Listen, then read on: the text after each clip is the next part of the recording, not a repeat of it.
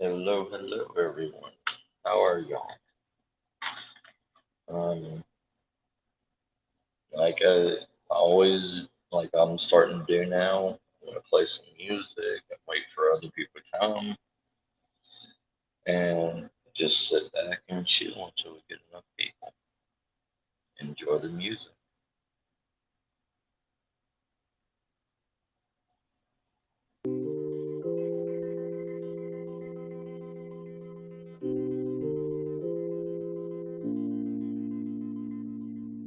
Hey, Jamie, brother, how you doing?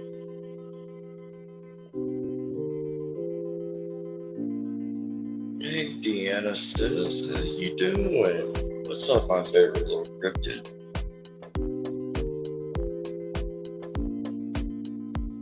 Just We're just gonna be chilling until we get a few more people in here. Then I'm gonna start the wonderful Survival Sunday like always. I know it's been a minute, but I'm gonna get since I have unlimited StreamYard now, I'm going to continue on with Survival Sunday. Yes, sir. Sunday's always a lazy day. Hey, Shelly, sis, how you doing? We're just chilling right now until we get more people. Then we're going to start the wonderful Survival Sunday. And today's discussion is survival apps because we're in the age of technology now. So we're going to discuss a few of them that are good, a few of them that are bad, and a lot of them that are just terrible.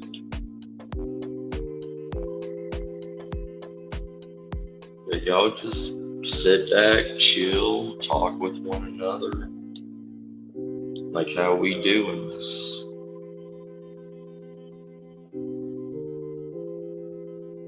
Hope y'all like this track, because I really like this one. Let me know if y'all can hear it or not. If y'all can't, I'll turn it up.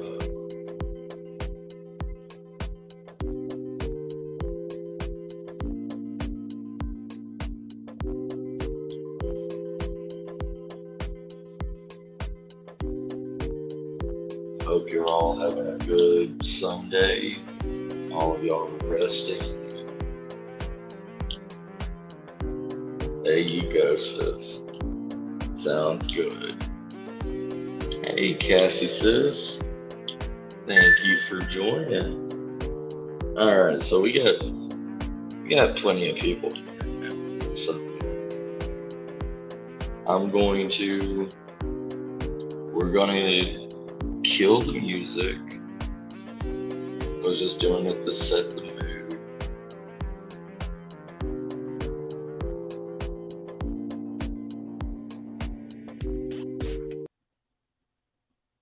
I hope y'all like the little, second star symbol in the corner over there. Hey, how you doing, kitten? So, nowadays, in this day of age, we're so dependent on technology for everything. Cell phones, pretty much cell phones for everything.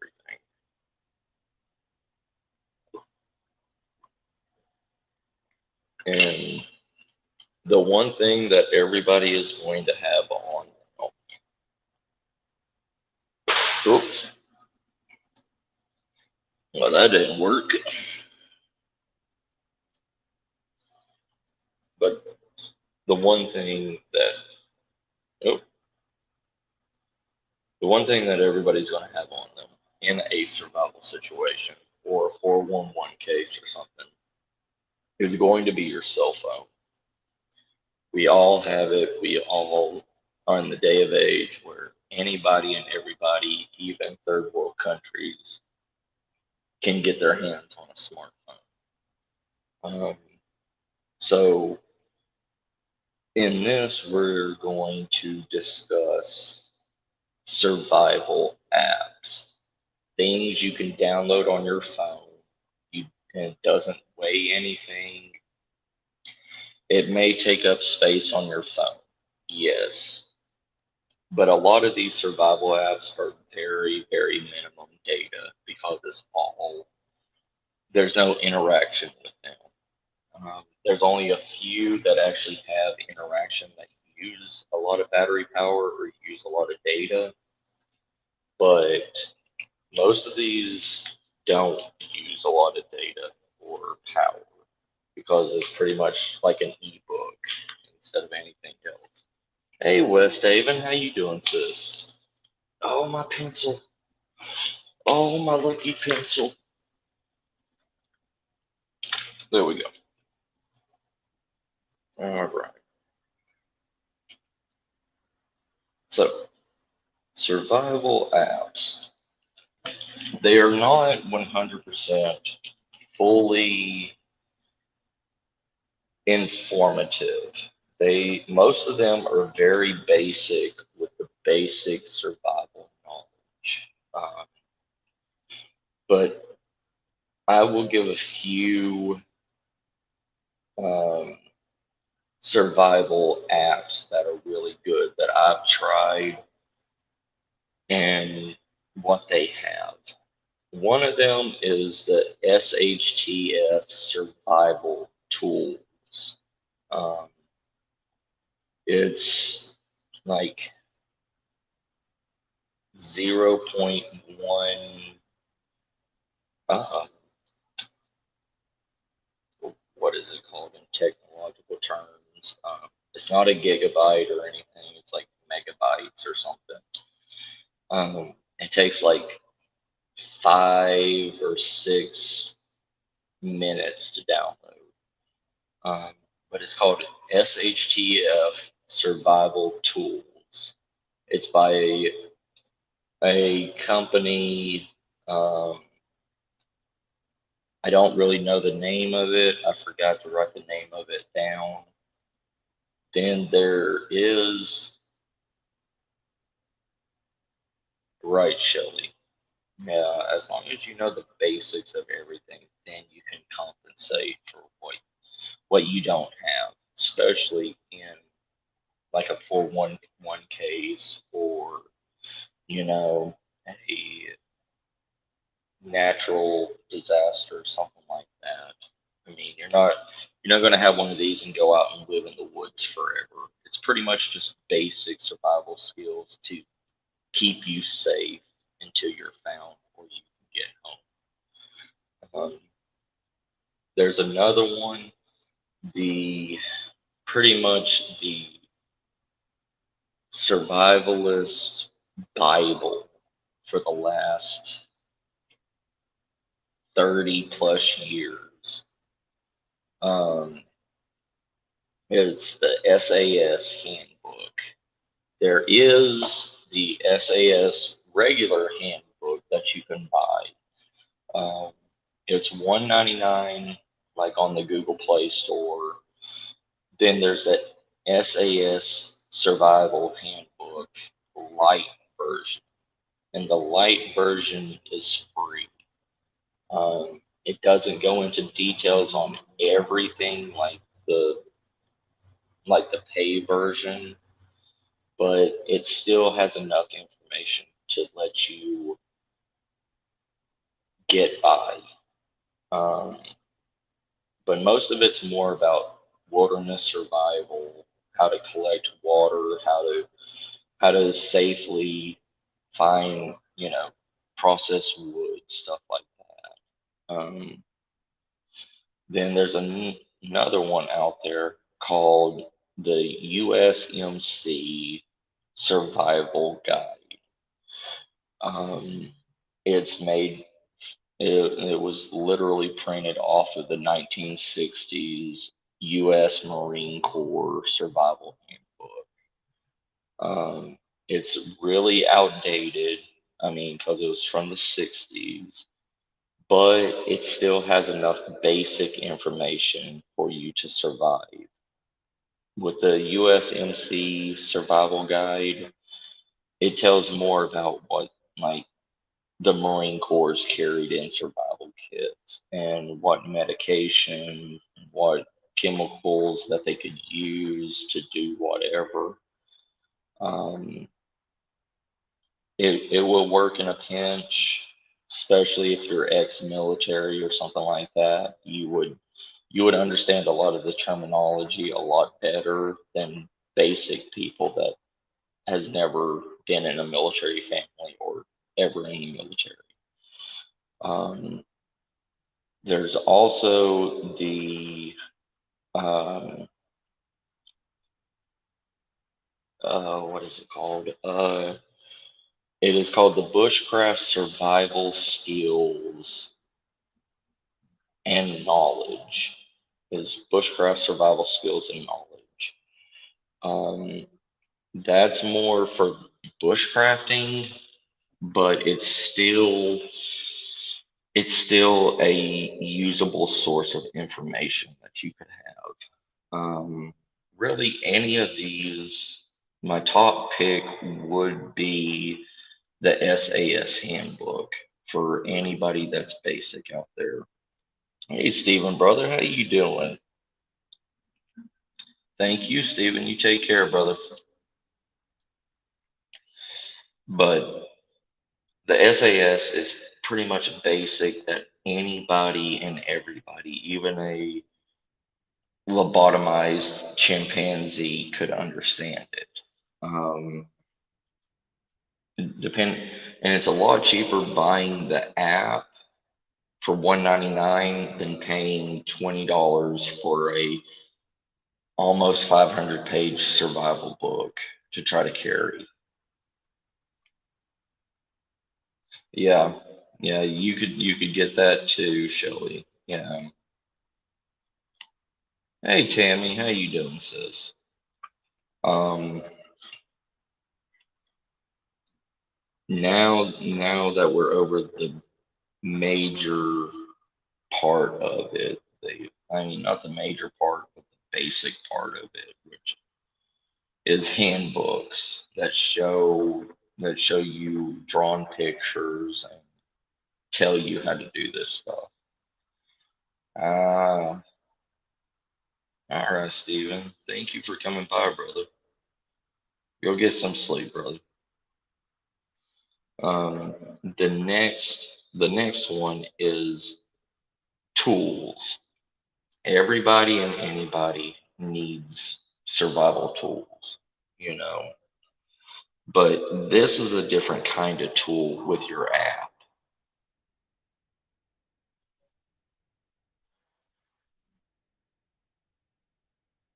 Nice, sis, nice. The first one is Survival Kit by Egon Flint. Kilmit. The name is EGONKLIMT. That's the creator of this app. The name of the app is called Survival Kit. The reason why I put this is because I'm a de- I'm a hard person, and I tell people all the time, and I beat this into people's heads. If you're going out into the middle of nowhere, if you're going out on a hiking trail, if you're going out somewhere that you don't know and you don't have a topological map or anything, and you don't want to spend $50 plus $5 a month for like an SOS GPS system or anything, you can pick this app up for free. Um, the survival kit. It's a 3D compass. It actually like takes it uses the video camera to show your location, and it has a 3D compass, tells you where north, south, east, west, everywhere that you're going. It also has a GPS location on there that tells your location, And also you're able to send messages through it to up to 5 people if you're lost or you're in an area that you don't know. And it will send the GPS coordinates to those 5 people, and it automatically goes to the first search and rescue of your area.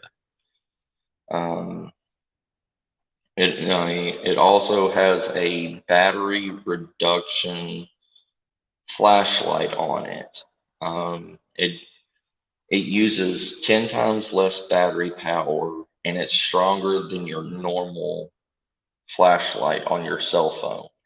Hey Terry, brother, how you doing? But the Survival Kit by Egon Clement is a very, very good app to have. Um, the next one is going to be um, the SHTF uh, Survival Tools app. Not only is it a book that tells you what to do in a lot of basic, like natural disasters or basic survival or anything else. Hey, Paul, how you doing?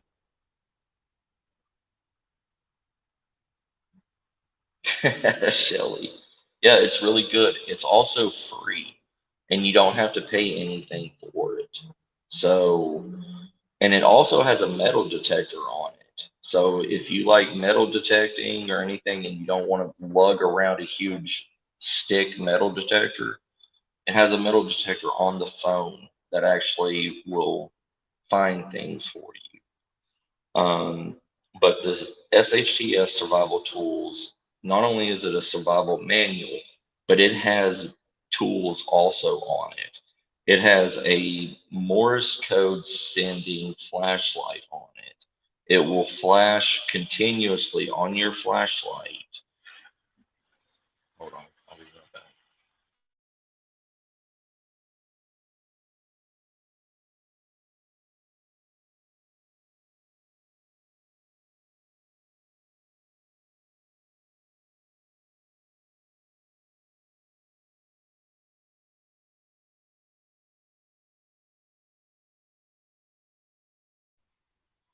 All right, I'm back. Sorry about that. But the SHTF Survival Tools, it has that. It also has a fire starter on it.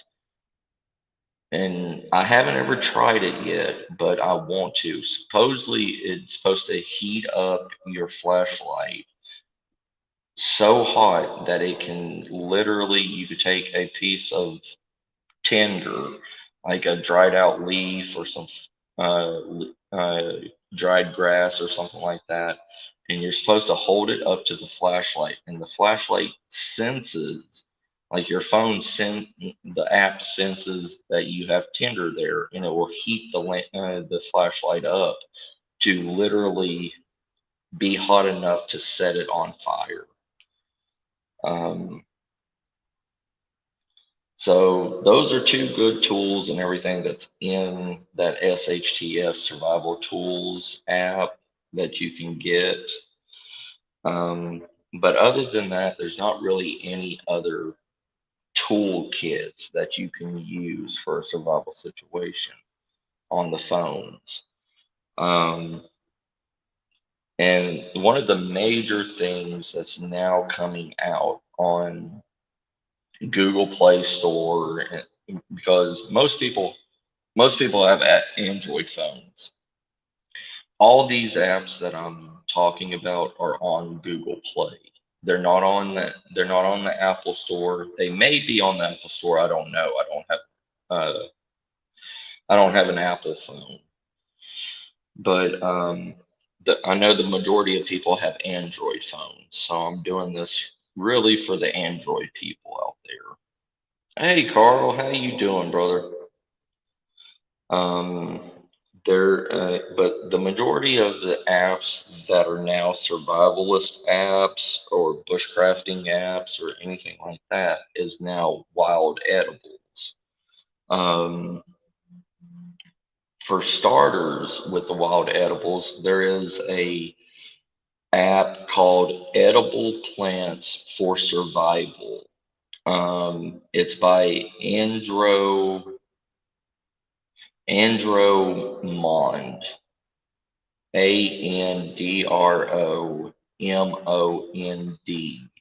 That's the creator of this app.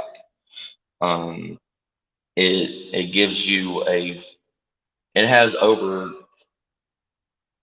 1.5 million edible plants that you can eat and you can research. It has it by state, it has it by country, it has it by seasons. The only thing about it, though, a lot of them are hand drawn pictures, but they just did an update on it where probably about 200 of those plants have actual real photographs that you can look. Hey, Melinda, how you doing, sis? Um, because the one thing about drawn plants is you don't know all the details of those plants. They actually, I mean, that's why they started doing real pictures of them during the seasons also, say summer, fall, winter, and spring. So it shows you the characteristics and the differences in that plant in each season. Um, but like I said, this app is called Edible Plants for Survival by Andrew Mond. It's a free app. It's very in depth and has plenty of knowledge in it. Um, the next one is going to be a free app called Leaf Snap Plant ID by Appix, Appixi.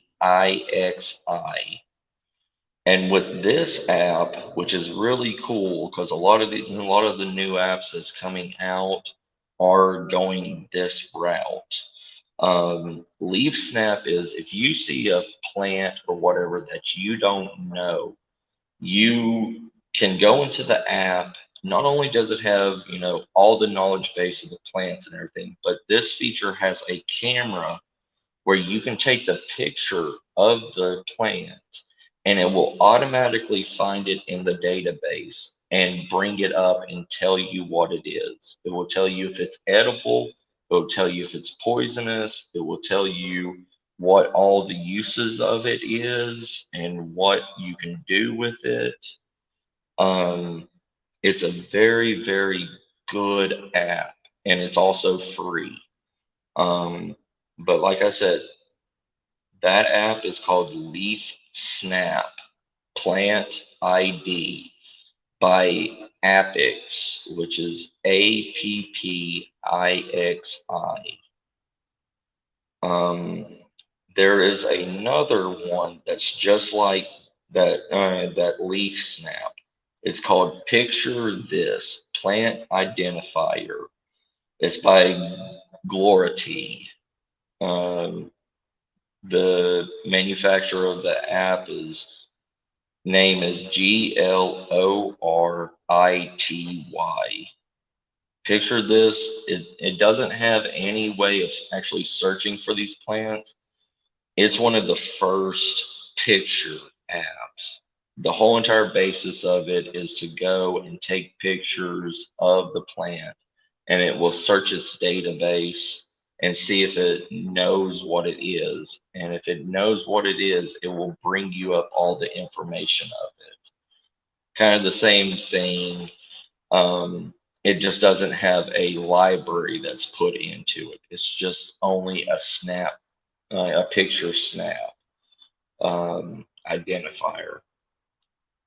So, and you can take pictures of it throughout all seasons, and it will still tell you the same thing. It'll say, oh, that's the form of say, bull thistle in fall, or that's the picture of bull thistle during summertime or spring or whatever. And it'll tell you all the uses of it. Um, another another one that's really good that you would need in a long-term survival, bushcrafting survival scenario would be called Medicinal Plants and Herbs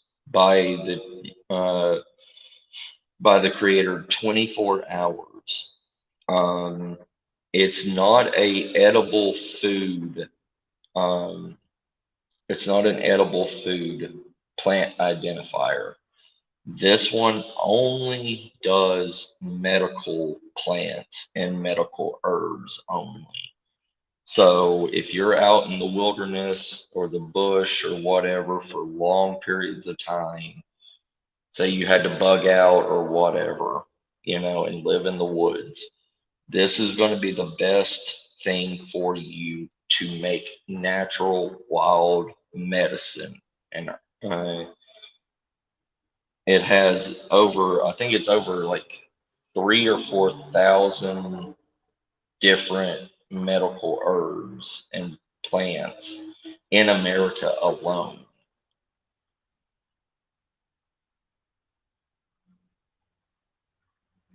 Right, Ed, right, Carl. Yeah.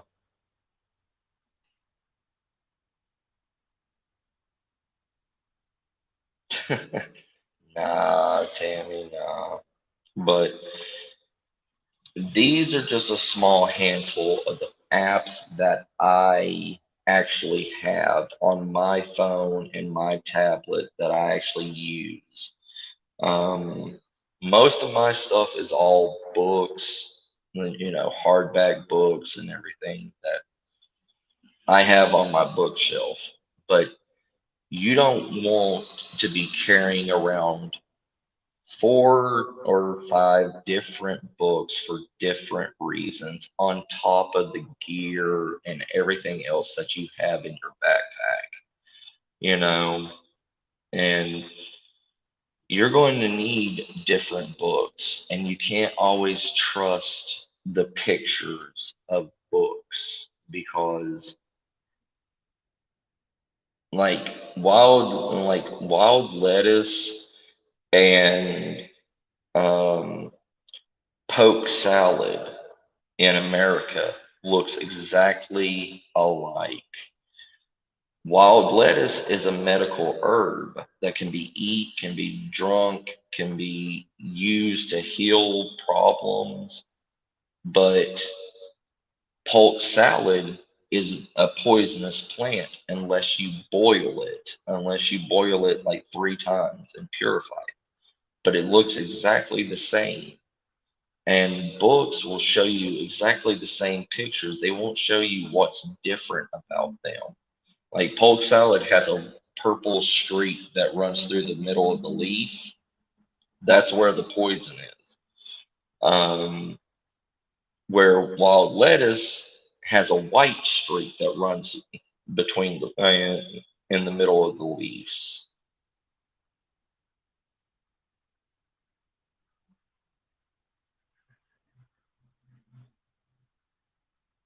Yeah, Terry.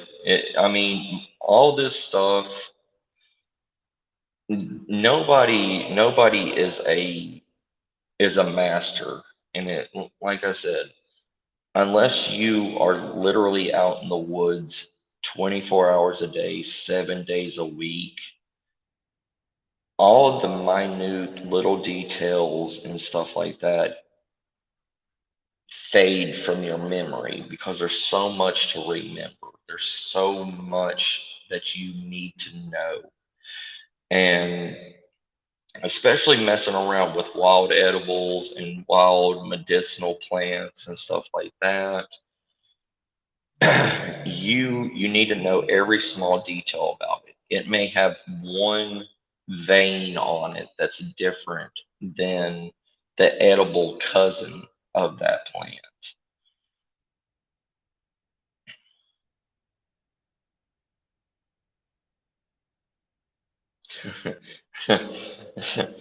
um, the the one that Crazy Horse always used to use was Sonyu, which is a semi-poisonous plant. It's not like what is it called? Sorry, I haven't. Uh, oh, what is it called? Um, See, like that just shows that I'm human. I don't even recall the name of it because I'm not in the area that Crazy Horse lived. I am, well, um, that I'm not in the area where wild horses eat that and go crazy. Um, so it's not a natural thing for me to remember. That's why I'm saying to get this stuff. Because even somebody like me, I don't remember every name of the plants. I don't remember every small, minute detail on this stuff. And something like leaf snap or picture this, something that can literally be taken a picture of and automatically tell you what it is life or death. I don't have time to remember every plant's name and or go and look at a book and read every single picture that looks like it. I mean, that's the problem with this stuff.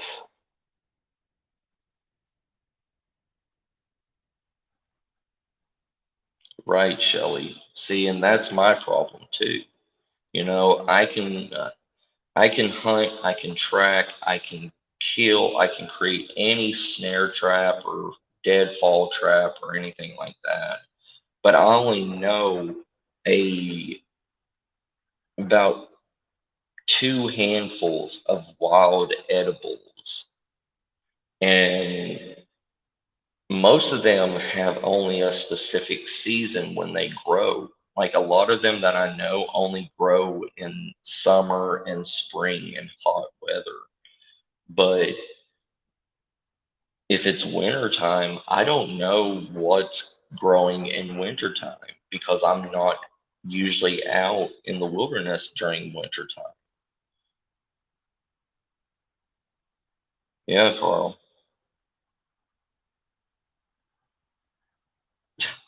Anybody and everybody can survive, Tammy. I mean, don't knock yourself, sis. If you have a will and you have determination, you will survive. I mean, there's people that's been in survival situations that say in chat, "Oh, you'll never catch me eating worms or grubs or anything." But when you're starving in that situation, insects are the first and the most plentiful resource that there is that you can eat. And it also has the most nutrients in it. It sounds disgusting. Yes, it is always disgusting. But a lot of them are not disgusting. It's just the mindset that we put ourselves into because we are a civilized a civilized community now. We're not like our ancestors that needed this to survive.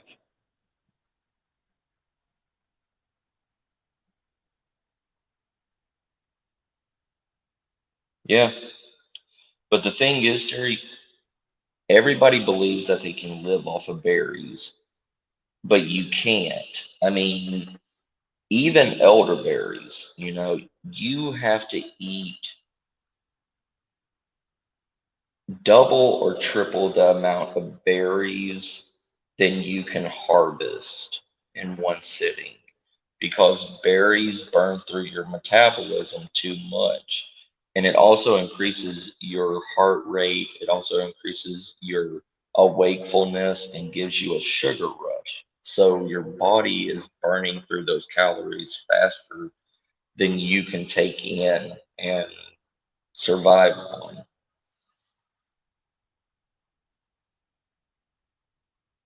Oh yeah, Carl. Yeah.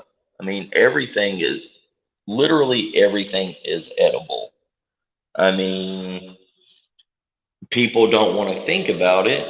People don't want to say, "Oh, I'm going to go kill a rat or a ground squirrel or, a mole or anything like that," because they're rodents and people don't want to eat rodents.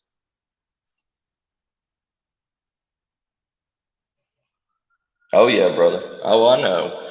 But but see, but that was a good point that I could make when you said berries, because people don't, a lot of normal people don't understand the calorie intake of berries.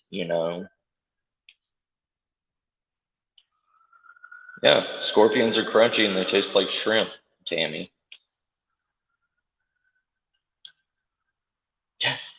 Yeah, you can do that too, Shelly. I mean, everything goes good with chocolate, but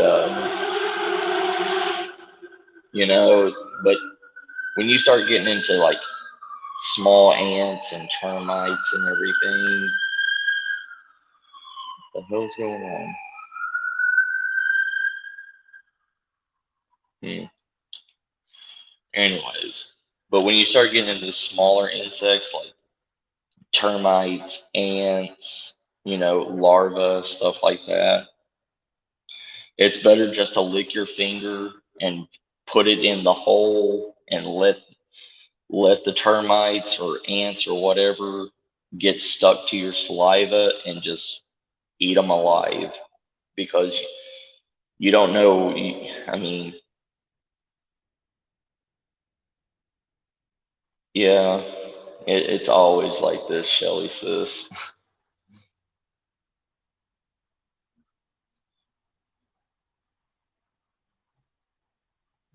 Yeah, scorpions are scorpions are a very good delicacy.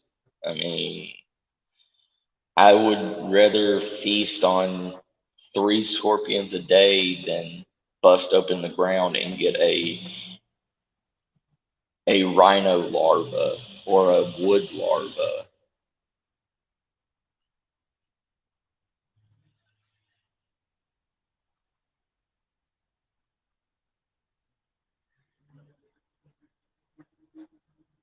Yep. Oh yeah, Carl. I mean, here's the thing, Carl. I'm a realist, and I'm not afraid to tell you the truth.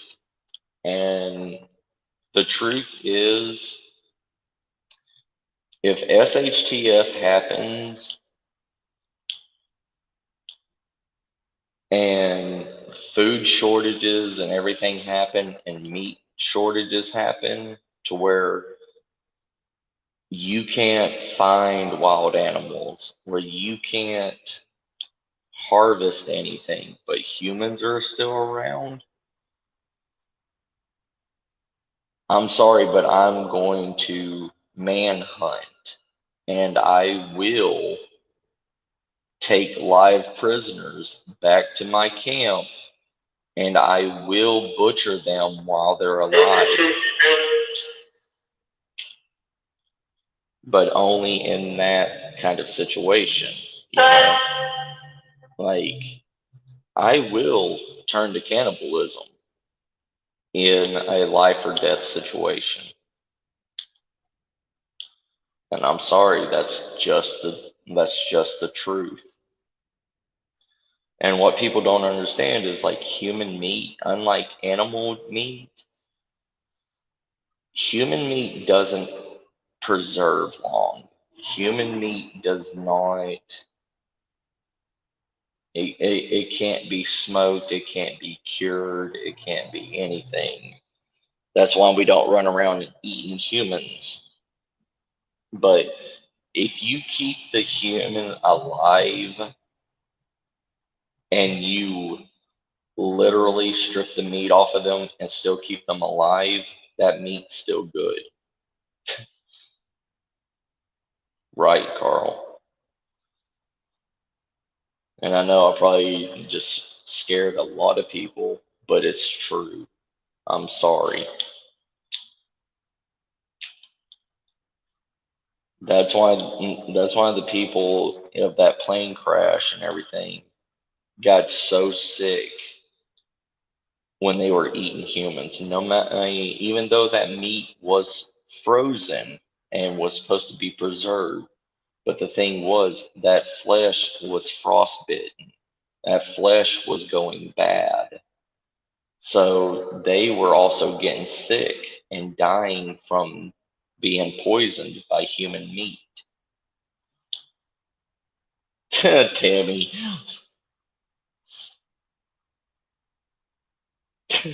Love you too, Shelly. I'm sorry.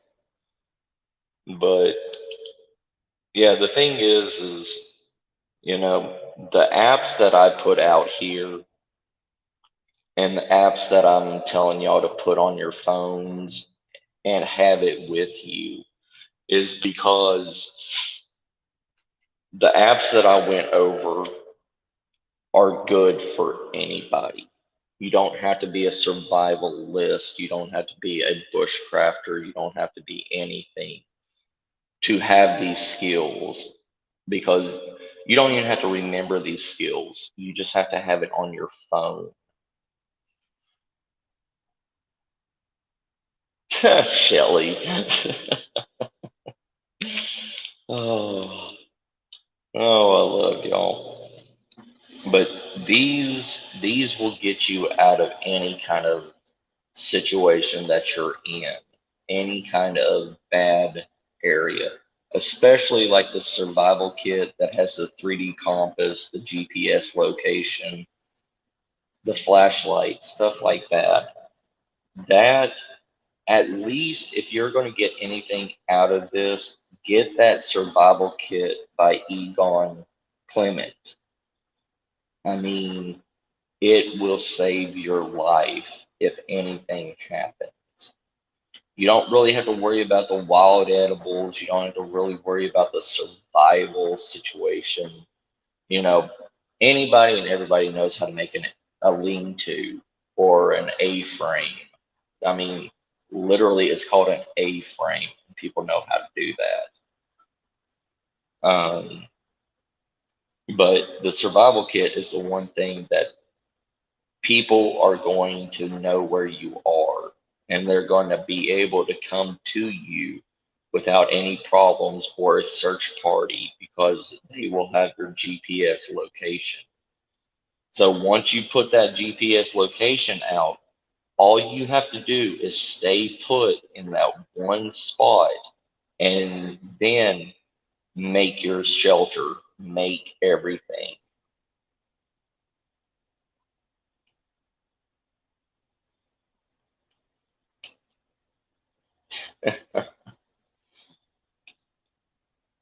uh, in our area,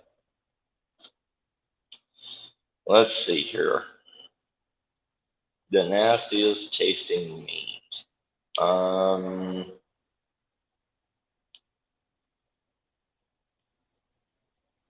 I would say a male javelina pig. They're wild pigs, but the thing with the javelina is the males, if they feel any experience of pain or scaredness, they release their pheromones into their body to kind of like a adrenaline boost. And if you don't automatically kill it with one hit, it will go into the adrenaline boost and taint the meat that it has. And it literally makes the meat poisonous to eat if you eat large quantities of it. But you can eat smaller quantities and be okay. It's just a really rank smelling, very testosterone tasting, like gamey flavor. A lot of people get sick out of it by eating it straight, like cooking it on a fire and eating it straight.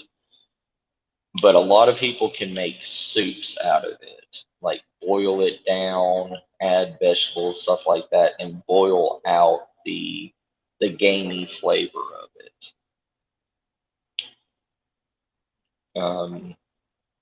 But but in a survival situation, you're not really going to go after these wild pigs because those wild pigs can hurt you and can kill you. Um, so in a long-term SHTF situation, yeah, they're a good meal, but they're bad. Yes, ma'am, Shelley. Yeah, and, and that's the thing, like that's why a lot of people don't kill bucks or anything and eat their meat is because when they are when they're skinning them and they cut the testicles the wrong way after it's dead, the testicles of the deer can literally produce a pheromone into the skin and taint the meat also.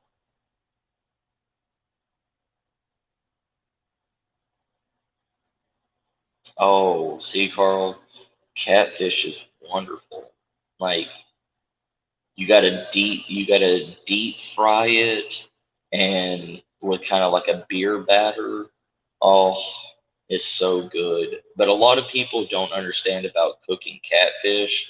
People think that you can throw a catfish fillet and cook it like salmon or panfish or something and not bread it. Catfish is like the dark meat of fish. Um, you have to you can't just cook it outright. You can't bake it or anything. I never had eel.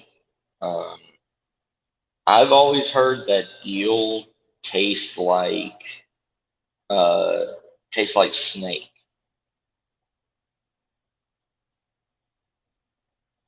Yeah, yeah, pretty much, Terry. Yeah, that's how you cook catfish.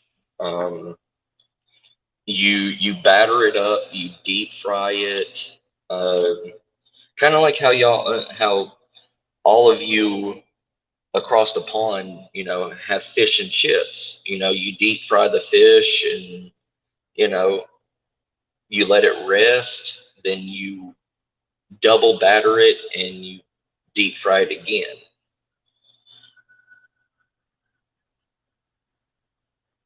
See, I don't know. I never had Europe catfish, but I always heard it was a delicacy. Throughout history, like the catfish. I heard the Welsh catfish was like amazing.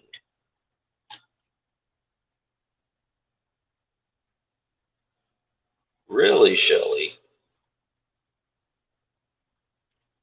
Bacon and milk, huh? That's interesting. See, I can't wait until I come over there. I cannot wait until I come to the UK because the way that y'all prepare food is so much different compared to what I'm used to growing up, like here in the States and in the deep South and everything.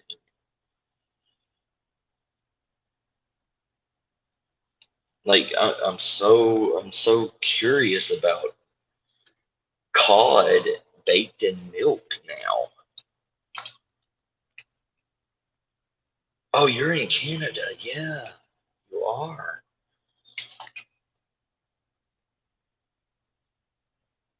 Huh. I gotta come up there, Shelly. I gotta come up there. I gotta try this cod and milk. Ooh.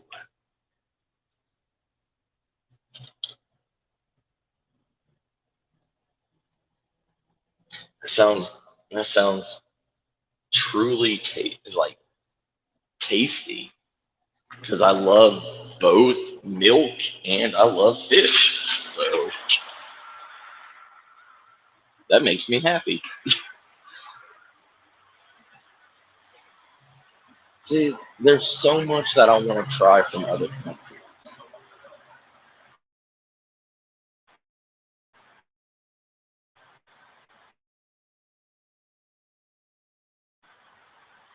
If y'all lose me for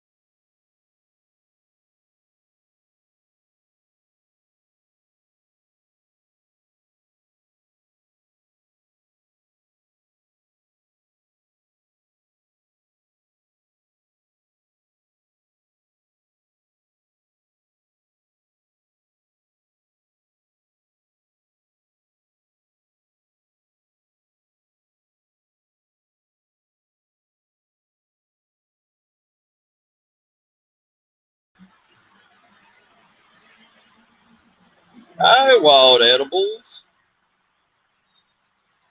How are you doing?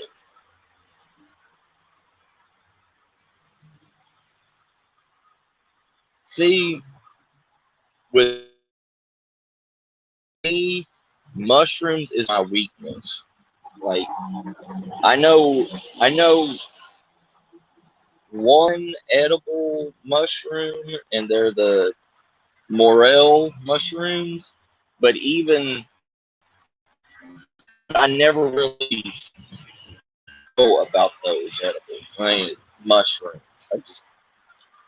I don't want to be take a chance of dying. Thank you, Gary.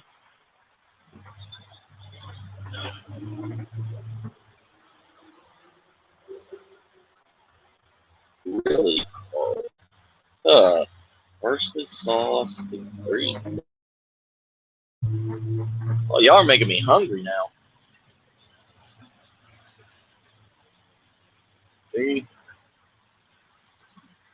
see, all that food talk makes me so hungry. But like in survival situations and stuff like that, that's the only bad thing, you know.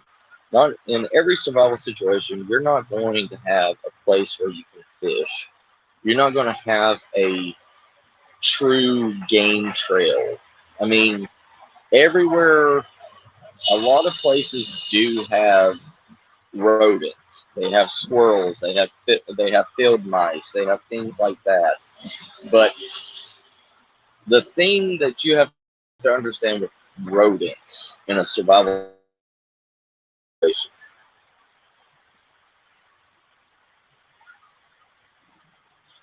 yes, wild edibles. That's awesome. I probably had to learn from you.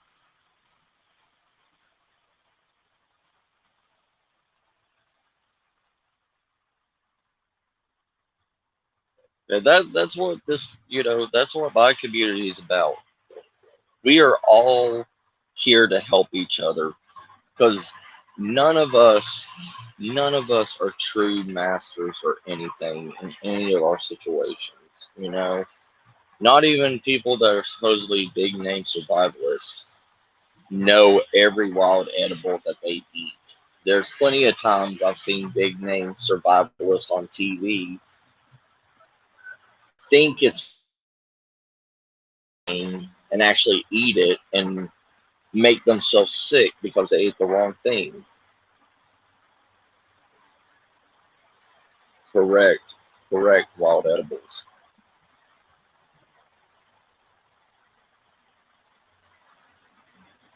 Oh, that sounds good, Shelly. I love clam chowder. Like, I love any kind of chowder.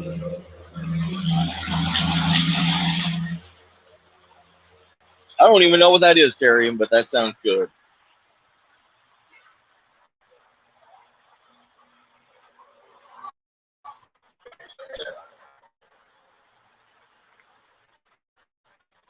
When I come to the UK, they're gonna teach me a lot of like local foods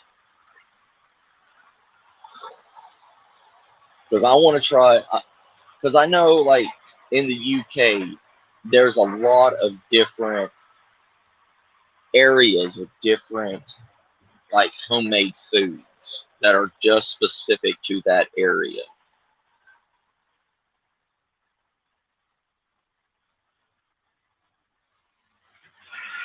Like here in America, a lot of the stuff here in America is the same. It has a different name, but it's exactly the same as you would get anywhere else. Is because so many, so many states merged together after the Civil War. So food has just been passed around through different states. Hey Dave, how you doing, big bro? Everybody, say hi to Dave.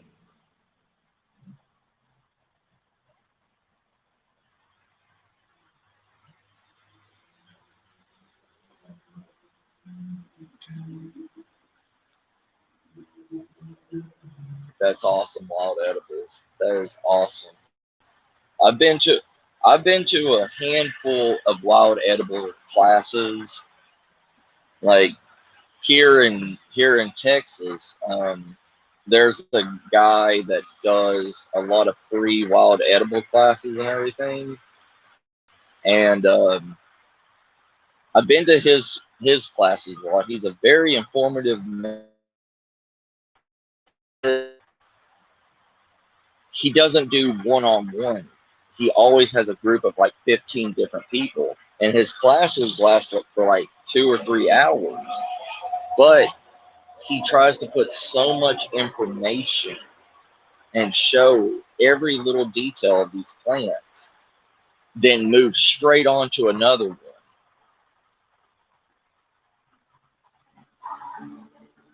Knob throwing? Hold on, hold on, hold on. Dave told me knobs mean something weird.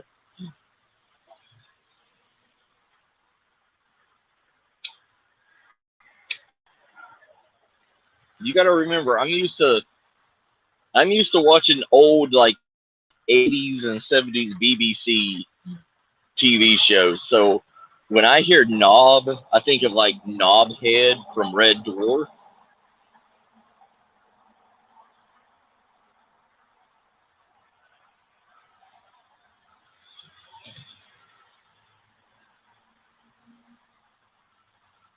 That's awesome, wild edibles. I'll check out your channel and everything. After I get done here, after I get done,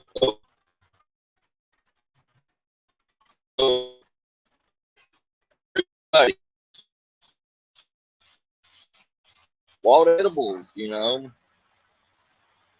go check out his channel and stuff. Ah, oh my God.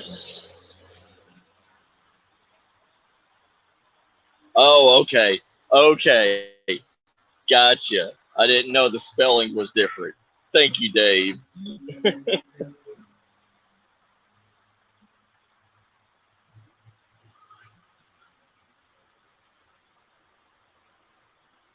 That's awesome, wild edibles. Yeah,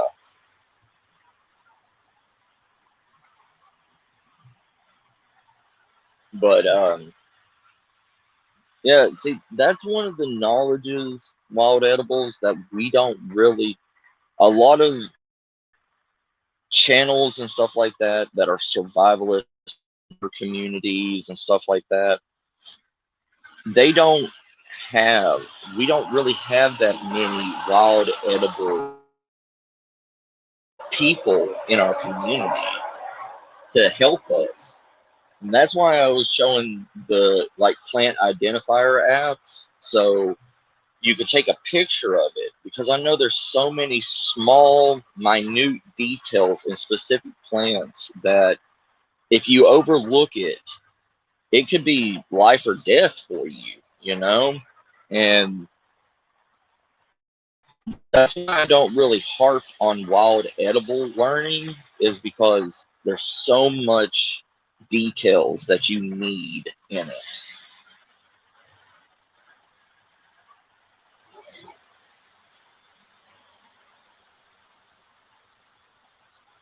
Gotcha, sis. Okay.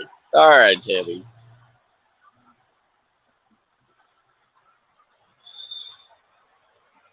Right. And, you know, I'm down. I'm down with sharing anybody that knows wild edibles on and letting people in our community know about you, brother or sister. I don't know. I'm not being judgmental.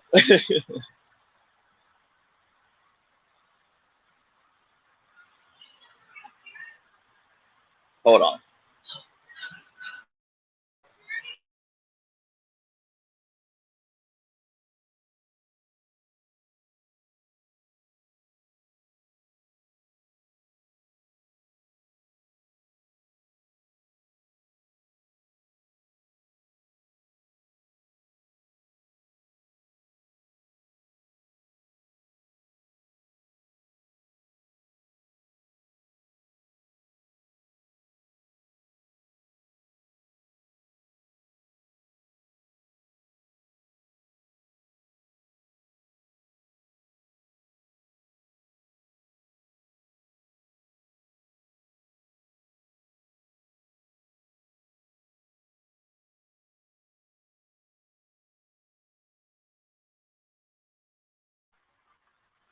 Sorry about that, everybody. But oh,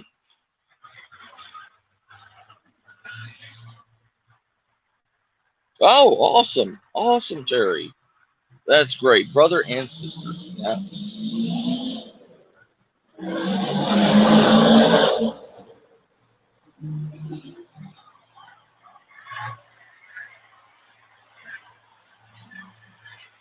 Right, wild edibles. Yeah.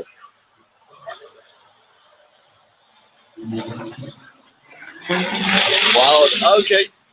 Awesome. I can call you wild.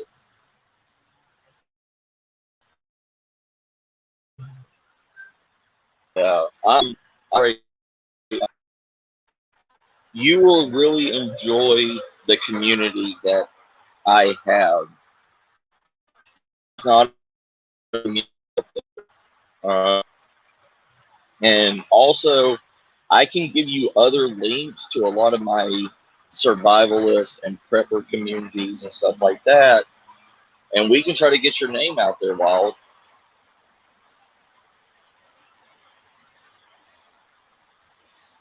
because that's a really, really good skill. I mean, knowing wild edibles, knowing what you can and cannot eat, especially here in America, where more and more of nature is being destroyed, and people making so many houses and everything. It's hard to actually go to the wild, you know, without running into somebody's house that has a lot of money or whatever. Hi, Mike. Awesome, Mike. Yeah, I love making friends too. Like I said, I have a huge, huge friend list and everything in the prepper and, you know, prepper, survivalist, homesteading communities and stuff like that, and in a lot of the survival communities now.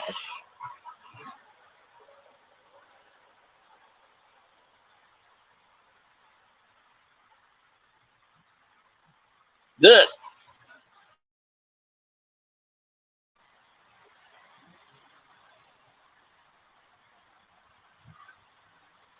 but yeah, like it was easier for me to actually download these apps,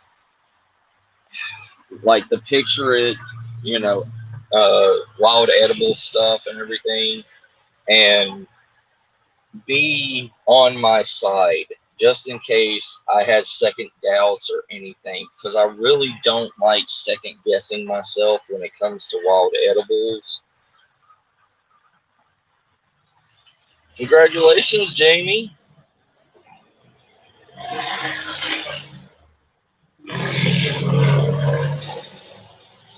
Cat, cat, Tammy. That's a good one, sis. That's a good one.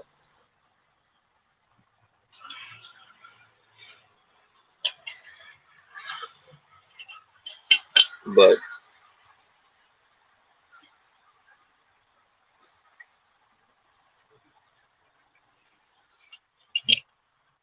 sorry, everybody. I had to take a drink. But yeah, I mean, I could even get you. I could even get. Um. Oh yeah, I was going to tell everybody the 21st of this month. I'm going to be on a channel called the Podsmith Podcast. Chad Smith Podcast, and we're going to start doing like a survival bushcrafting, you know, uh, show on there. And wild edibles, like I could probably get you on there when we start. Get your name out there. Hey, Cassie, are you still here?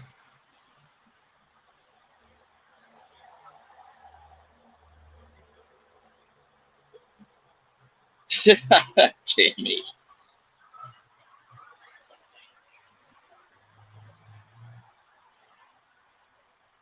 Yeah, yeah, that's it, Dave. No, no, he's just got the same name.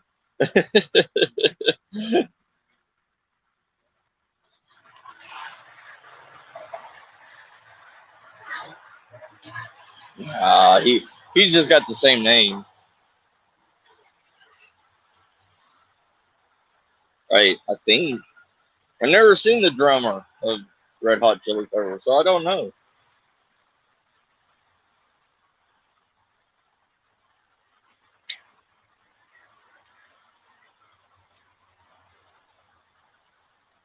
if Cassie or Deanna's still here. Right, Dave? Yes, yes, Dave. I have I have very, very high musician friends. Wink, wink.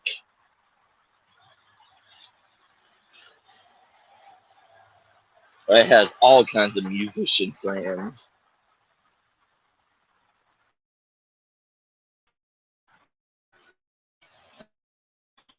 But yeah, Wild,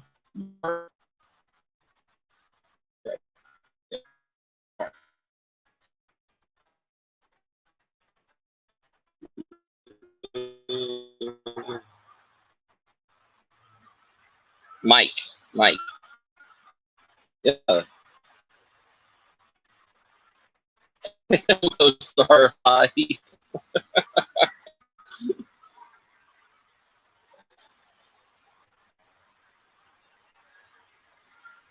Did they? I'm sorry, I don't. I have a lot of music. I'm sorry, I really don't.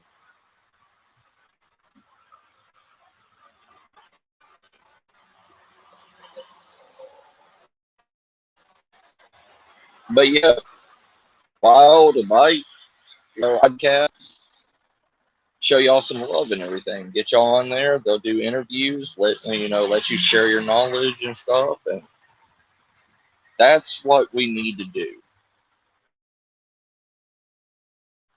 'Cause I want to go to that old CBS thing. The more you know, the better you are. And, hey, Warlord, how you doing? But Wednesday, I'm doing the first camp out for you.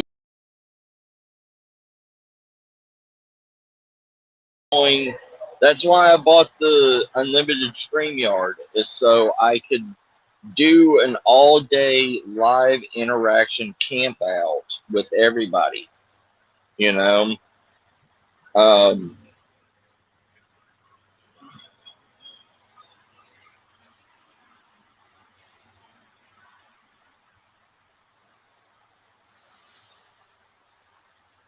right, Terry. Yeah, that's why I'm glad. That's why I'm glad. Wild. That's why I'm glad I met y'all. That's why I'm glad y'all popped in my chat and everything.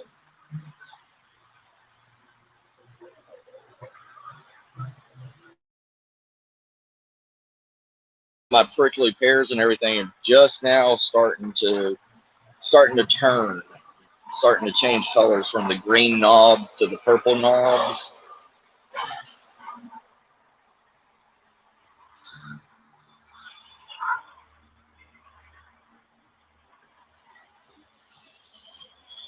Right?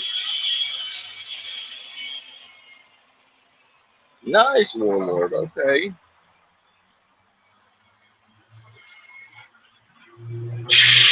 I'll put that up for you. So if y'all want to see some art and everything, head up over there.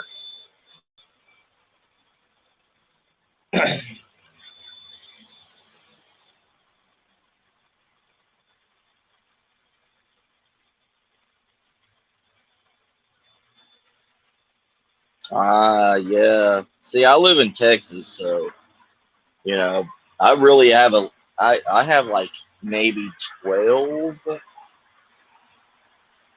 almost 13. One's starting to grow right now. Um, but I have 12 prickly pear cactuses that on my property right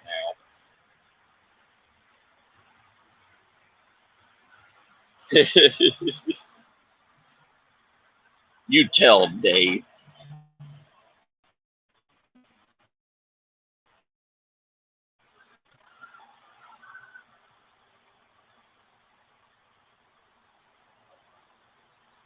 Uh, I know that quote. I just don't know who sings it.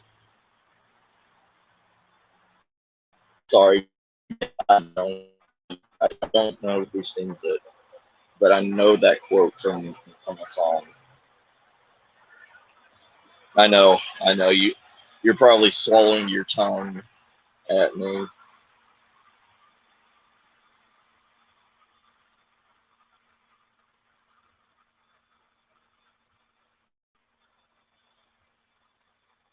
Yes, Dave. Your clubs are always useful in survival situations, sir.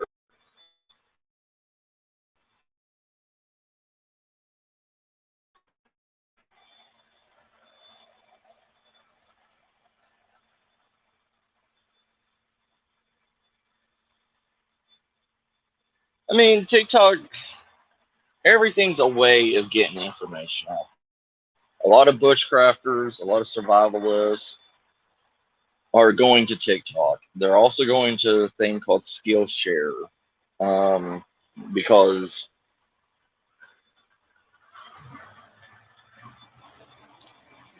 of the way. Hold on.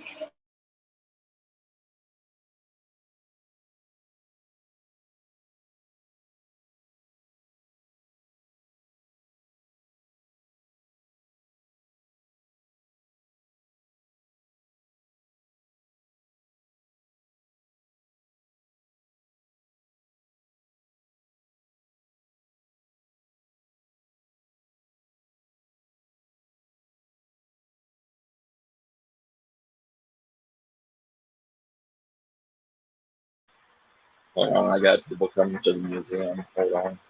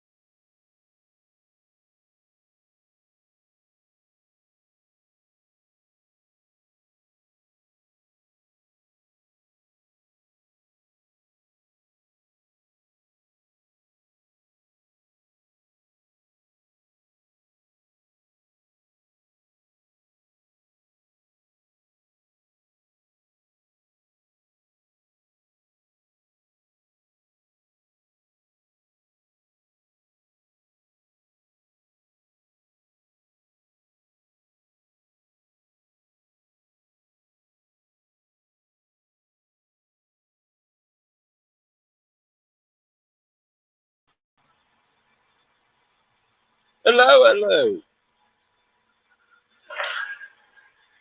All right, sorry about that.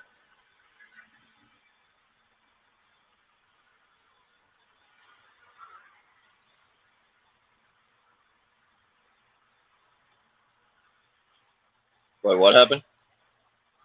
What'd you do? What'd you do, Dave? Without me?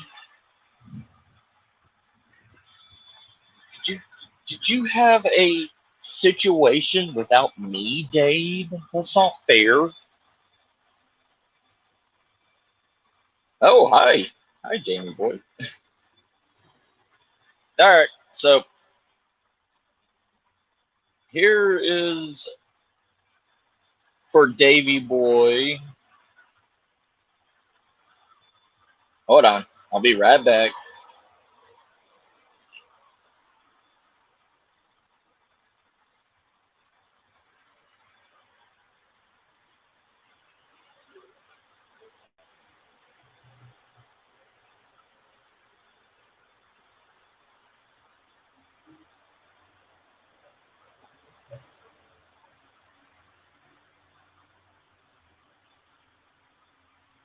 Hey, Dave, Dave, psst, Dave.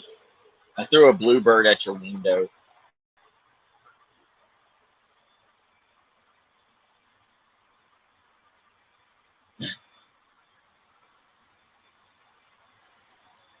Nice, Dave. I'm so proud of you. I'm so proud of you, Dave. Anyways, so all those apps and everything, they will help you. Like I said, we're in an age of technology now where everybody has a cell phone on them. Oh, are you, Jamie?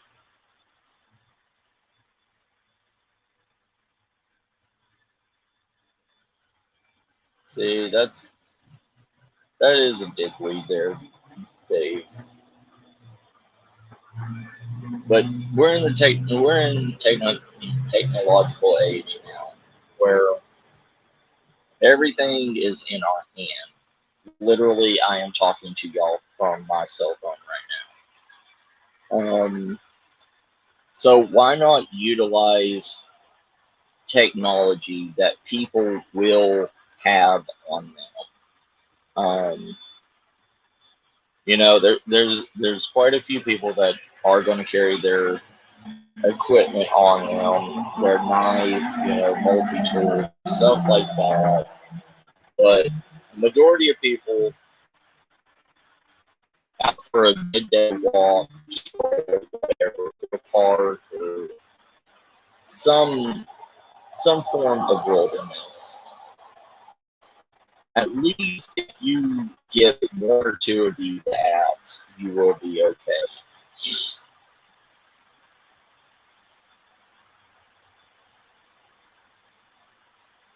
Jamie, I don't have a dating app, brother. I've been married way too long, bro. Oh, I heard a beep in my ear. Hey, hello, brother. Hi, mate. Hey, how you doing? I'm okay. How are you? I am wonderful, deliciously dipped. Good. I think that's a good thing. It sounds interesting. Like, I never really thought that the apps would have this much information. I thought the apps were just a bunch of BS stuff, like games and all this stuff. But they're actually, got like natural disaster preparedness apps and like checklists and all this stuff on like the Google Play Store. I was surprised.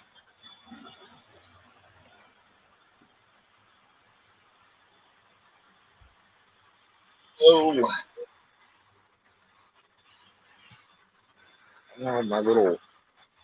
my ear nipple is hurting. Your ear nipple is hurting. Yeah, the earbud thing. You have an ear nipple. That's wonderful. Yes. What's up, bro? Sorry. People are coming to the museum. I gotta be out here greeting them. Yeah. Wow. Yeah. Jamie wants to love that. Yeah, I'm sort of seeing that by reading what's going on in the side chat there, asking about what apps people use for dating and stuff. You have to get in yourself a little bit of action, Jamie. Dirty boy.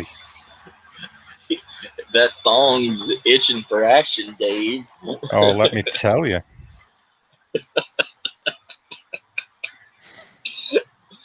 Oh god. How did You how can't did go. we go from being serious to talking about man thongs? You can't go wrong in a thong. Right? You cannot go wrong in a thong. I can, Oh, trust Matthew. me. Oh yeah, yeah. Okay. I normally put them on the wrong way round, end up fat and cutting my own bollocks off.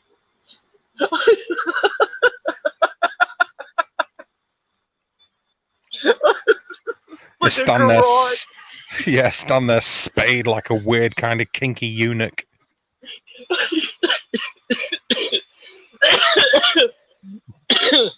Oh jeez. Oh, that's great. Oh, Dave, that's wonderful. Oh yeah. How are Oh, you keeping anyway? I've not spoke to you for about half an hour. I know, right? Mm, I am. I'm holding up the fort, sir. yeah. More like letting it lean sideways, like the Tower of Pisa. Oh, it always leans to one side, Matt. Always. Always. That's sort of an unwritten rule, you know. Yes. Um, Mike. Mike the caveman will have one on in summer as well. And in particular colour there, Mike, or you just you know what I do? I like to confuse people. I spray one on, and it's only when they get up close they realise I'm naked. The spray tan one. Yeah, man. Oh, that's great. That's great. Oh man. It's like the next level up from arseless chaps.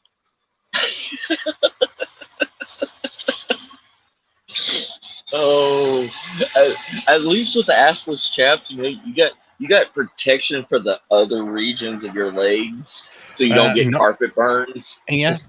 That is yeah. That is very very true. Oh man. Like the people who like they do various things, antisocial behaviour, or commit crimes and such, and they don't get a Right. custodial sentence. They get given an ankle bracelet or something, and it's like a badge of honour for them. Yeah. Well, carpet burns, they're like a badge of honour as well in a way, aren't they? You can show them off and Like hickeys were, a couple of years ago. Oh, you can't do hickeys now. They give you cancer, apparently. Oh, I know, right? Because of the state of California. Oh, let me tell you, California's in the right state as well. I wonder if old Jamie Oliver's ever had a hickey. That's why he's so against them. I like the way that Mike isn't leaving anything to the imagination whatsoever. It's like lime green and I'm a caveman for a reason. So you got your hairy ass then. You're walking around with the lime green thong on with the big hairy ass hanging out. That's what I'm reading into that, yes. Mike, quite frankly. Awesome. Oh, there we go. See, I love our community. Yeah, like two baby Sasquatch backs rubbing against one another. Scratching each other's itch. Yeah. Oh, man. Oh, God. Oh. Yeah. That is just great.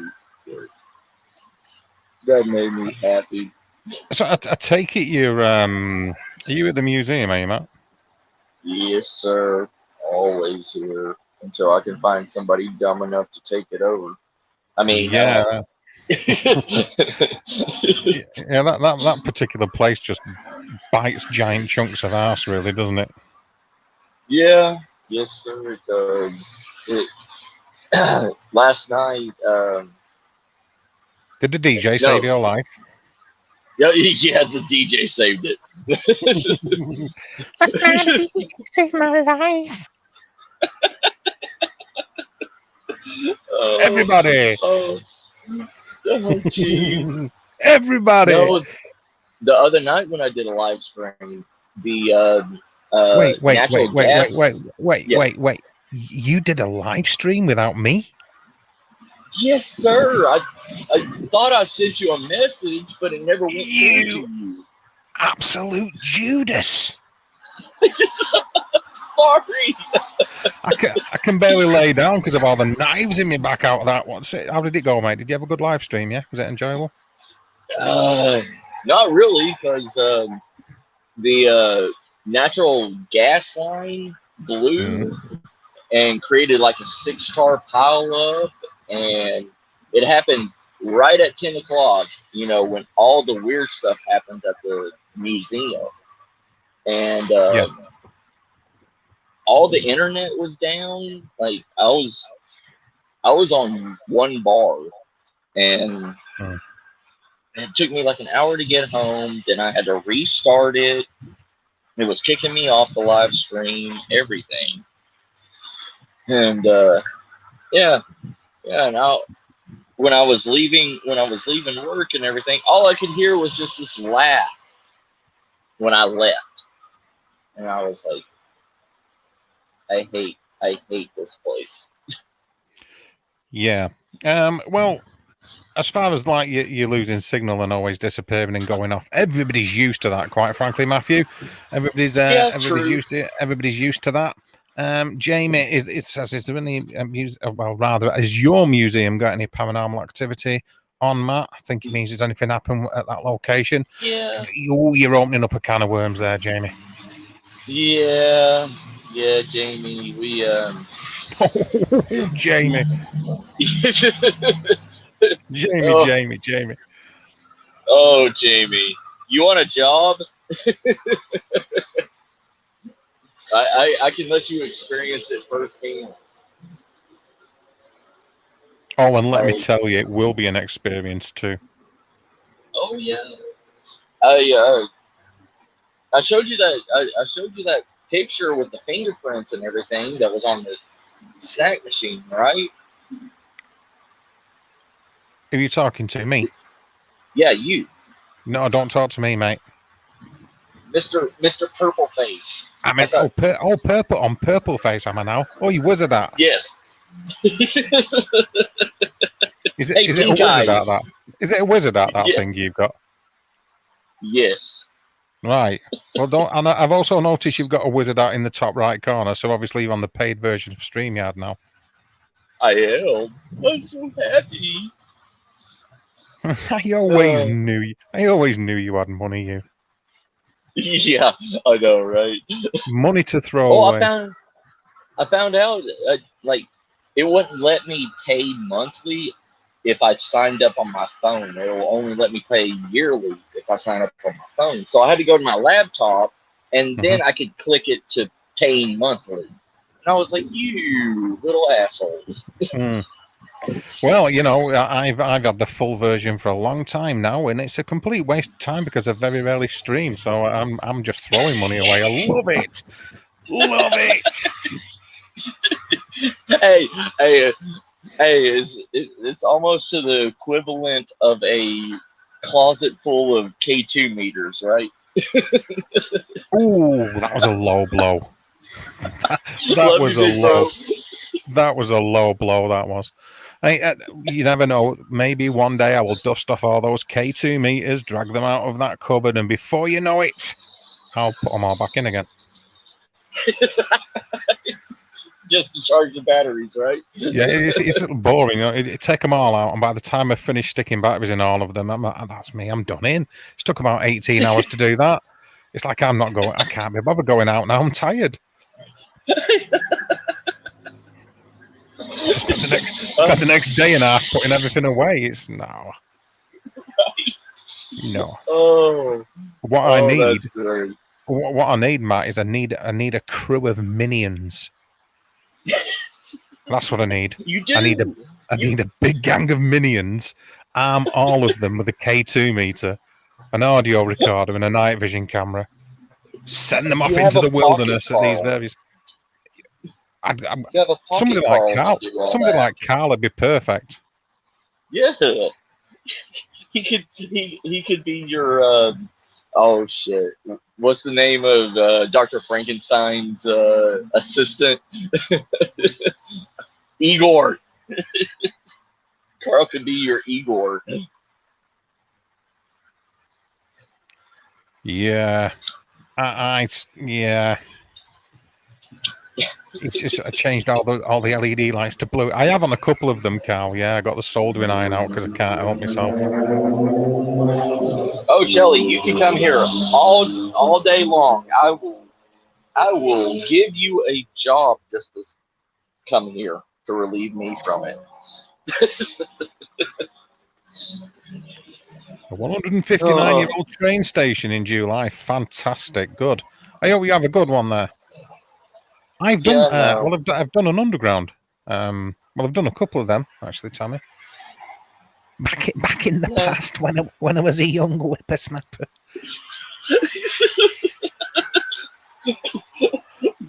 Before you became a knobby old man. No, thank you. Before I became a paranormal celebrity, dickhead. Oh, my bad. Sorry, sir. You know as well as I do that I'm a legend. Don't laugh. This is serious stuff. You know as well as I do that I'm a legend in my own front room. Yes. In front of the mirror. That's why I set up a YouTube channel so I could be famous like everyone else, you know. Oh yeah, that's all our hopes and dreams, right? Buy my merch. Yeah, because they could have brought him up on the panel and he's brought his wooden spoon with him again, stirring up the shit. That's why I want you on the panel. Winding up all the paranormal investigators. Right. Oh, I think I pissed off the paranormal investigators and everything on Eli's channel last night. All right, yeah, I sort of I was busy, but I knew that you'd done one. Hey, Ryan, how you doing, brother? Yeah. Hey, Ryan, brother.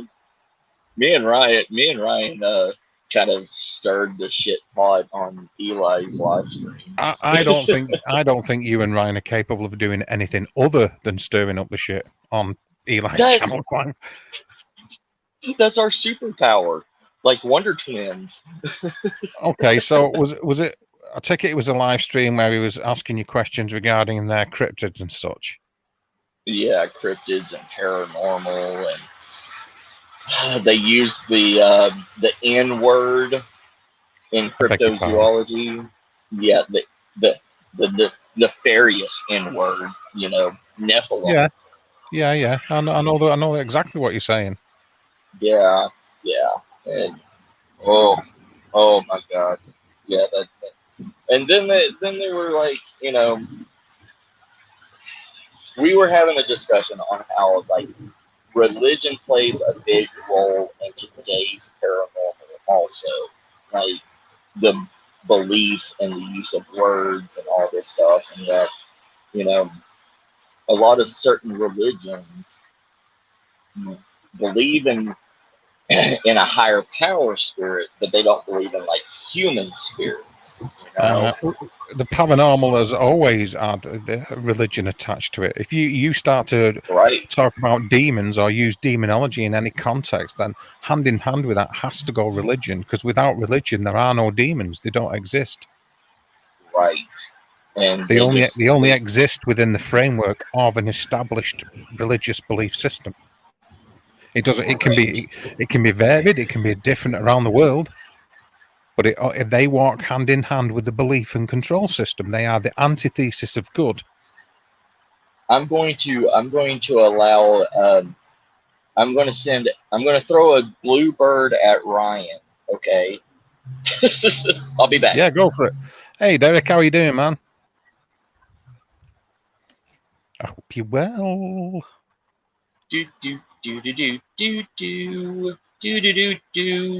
Blue bird, let me strangle you.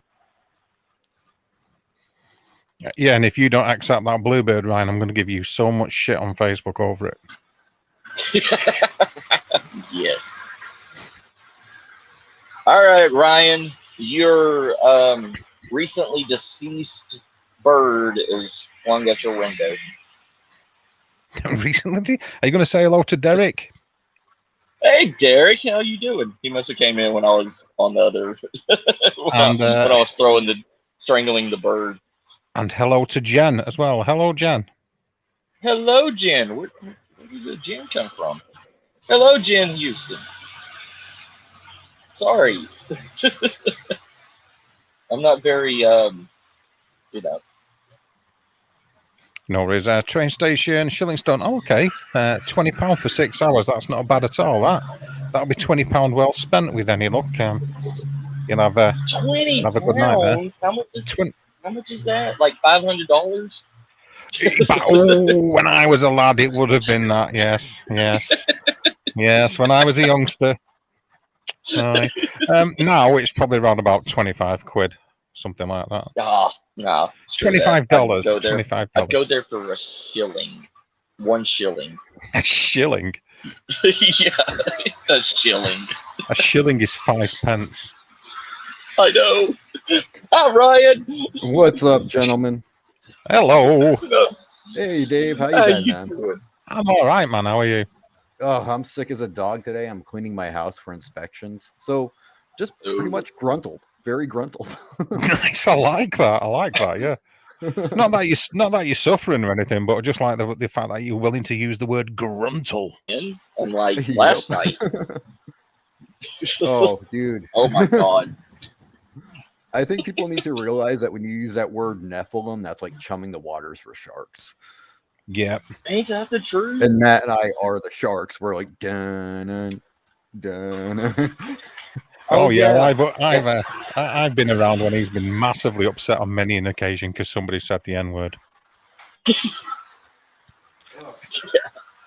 It was. I get equally upset, man. It's Well, is it as bad as the I word, or should I say the T word? You know, interdimensional or transdimensional. Should I get me? Oh God, please don't. I don't really mind those too much, dude. But it's when the freaking spiritual people come at you like gangbusters, and they're like, "They're all Nephilim."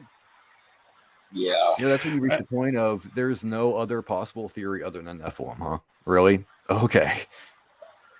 Well, it's one of those things, Ryan. It's like when they have no other explanations and they're too lazy to go find their information on real stories and everything. You know, the interdimensional thing is just because people don't understand biology. People don't understand the natural ways of animals.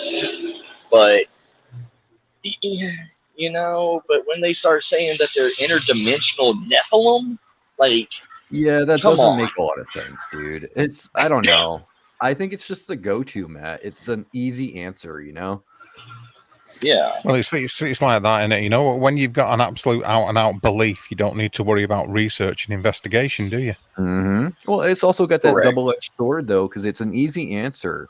But if somebody's brazen enough, Matt and I, to question it, you know, they'll be like, "Oh, it's the Bible. You can't question the Bible." Oh, you know? I can't. but you can, my friend. Yes. Oh yeah, you definitely can. But they like to think that because it's in the Bible, it's absolute fact. Well, I've got a book by Enid Blyton, the famous 5, where they've got a talking dog. Does that mean I believe in talking dogs? Right. Just because it's in a book? Well, the answer to that is, yeah, they do actually. I do believe in talking dogs. Yeah. Well, I'm always telling them if I can, you know, you can believe in the Bible, I can believe in the Lord of the Rings books, right? So I mean, there's Uruk-hai running around, there's some pissed off dragon named Smaug and all that, so they don't like that question. Yeah, I hope you're listening, you guys in the side chat. Oh, I'm sure they are. They're like, wow, Matt and Ryan are kind of assholes. Well, I disagree because I like stirring shit as well. So it's sort of like I sort of view you as contemporaries more than trouble causers. Right. We definitely are too. Dave is the master, is the head chef of this shit stirring. Yeah. Well, when it comes to the paranormal and people just out and out believing and they're jumping at their own, you know what gets me? People that claim to be mediums and then hear a voice and jump out the fucking skin. Yep.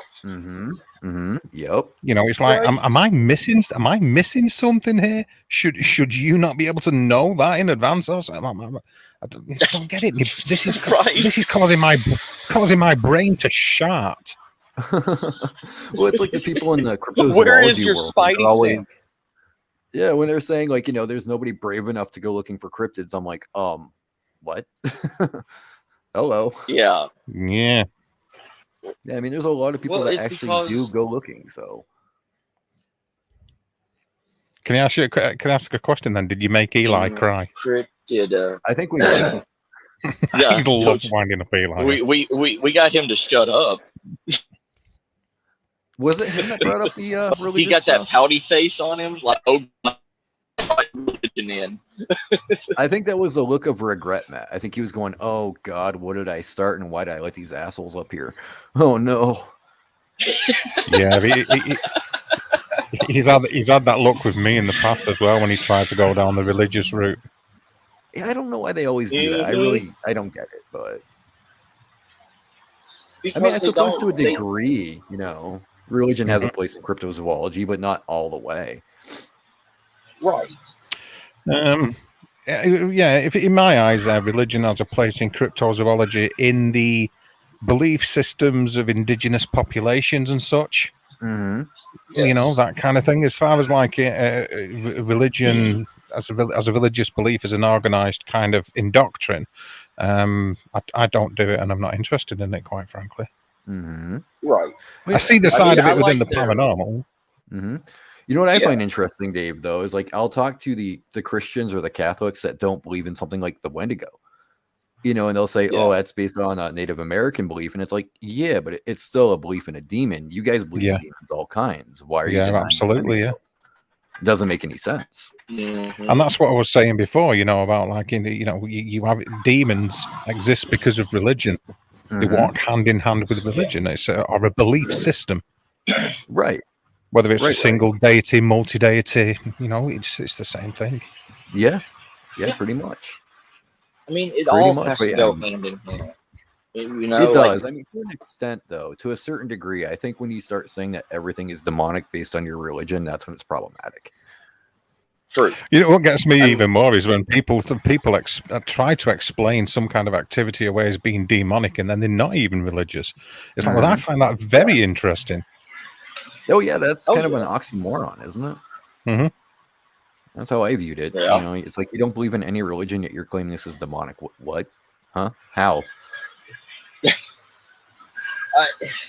I believe that a lot of the connections and everything is because of the big name Skinwalker Ranch. All right. Yeah. I mean, but that's kind of a weird name for that place anyway, though, Matt, because I mean, it doesn't have a whole lot of Skinwalker activity. That is true. Correct.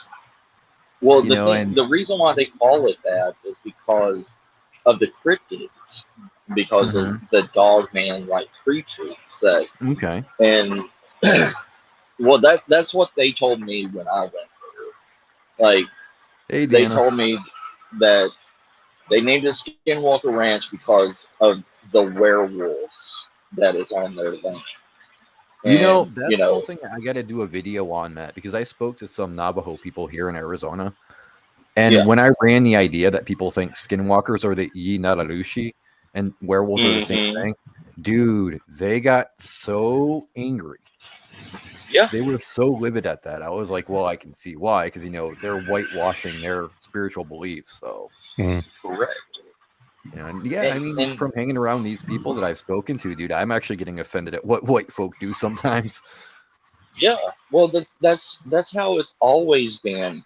The white people, the white settlers, the European settlers and stuff, they couldn't understand the native tongue, so they tried to they tried to say it the way that they could in their tongue, and change the names of so many different creatures and sightings, and that, and them coming from an anti-pagan religion and coming to a place where it's all pagan religions. They had like like Sawtooth, okay? It's a water-like dragon deity that's in Georgia.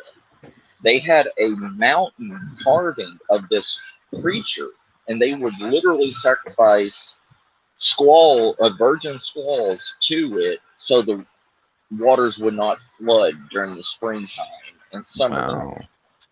And when the Europeans came to settle in Georgia, they destroyed that monument and destroyed the belief of it because they did not want to fear it. They did not want a gigantic deity of a pagan god in their sight. Okay. And that's why there's only a handful of written accounts of the past from Sawtooth. A gigantic lizard-like being that would come out of the Chattahoochee River and attack tribes, just like the Laguna in Australia.